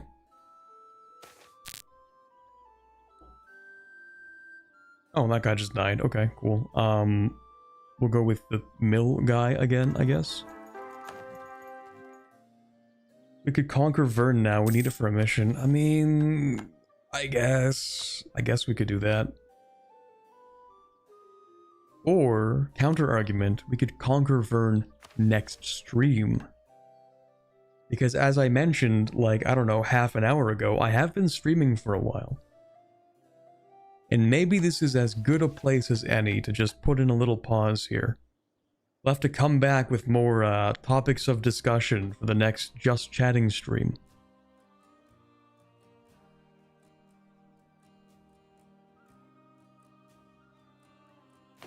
But we are the number 2 great power with over 1,000 development. A little pause, we'll see you in 30. Okay. How about in 30 days? Got him. Anyway, what day is it today? It's Thursday. Okay. I didn't even have plans to stream this week at all. Like, I didn't even make plans. So, maybe there will be another stream. I don't know about tomorrow. I'm probably gonna work on, like, a video tomorrow. Probably. We'll see. Maybe... I've been thinking... I want to do more just random videos, sort of like filler content almost, while I work on the main stuff. I can spend like one day recording like a random different mod or something, which is actually something I used to do back when I was, I guess, lazier. Well, no, it wasn't laziness. It was during university when I would put out like one video a week, but that video only took me like 6 hours to record. And that's all the time I really had that week to record. But now I have like a bunch of time. I just spend it working on the really long videos. Post-Phenom update, perhaps. Also, what on earth is a Ravenhill? And why is it in the Empire? I don't like that. That's kinda cursed.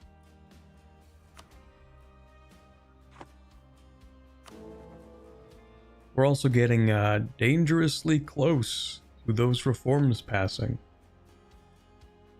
New releasable to represent Ashenian Dostanor land. Interesting. It was Ashenian, but they died. Oh. I see. Interesting.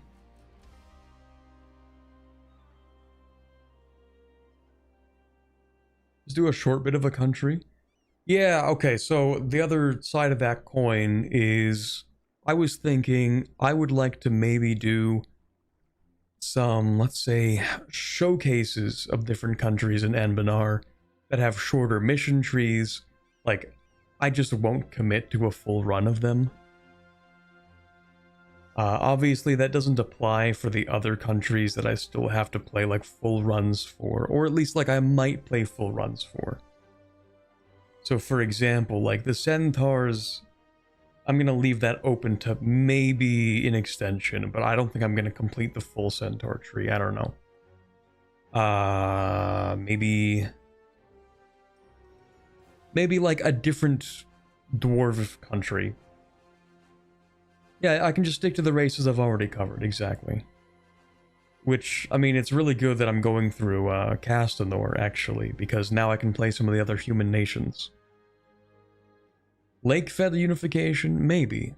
Maybe. I'd have to take a look at the trees, see how easy or how quickly I can go through one. Because this is the kind of thing that I would like to only spend like one day on. I get an editor to work on, and you know, it's just something, it's like supplementary content, so that hopefully I can release like 2 per week or something, but we'll see.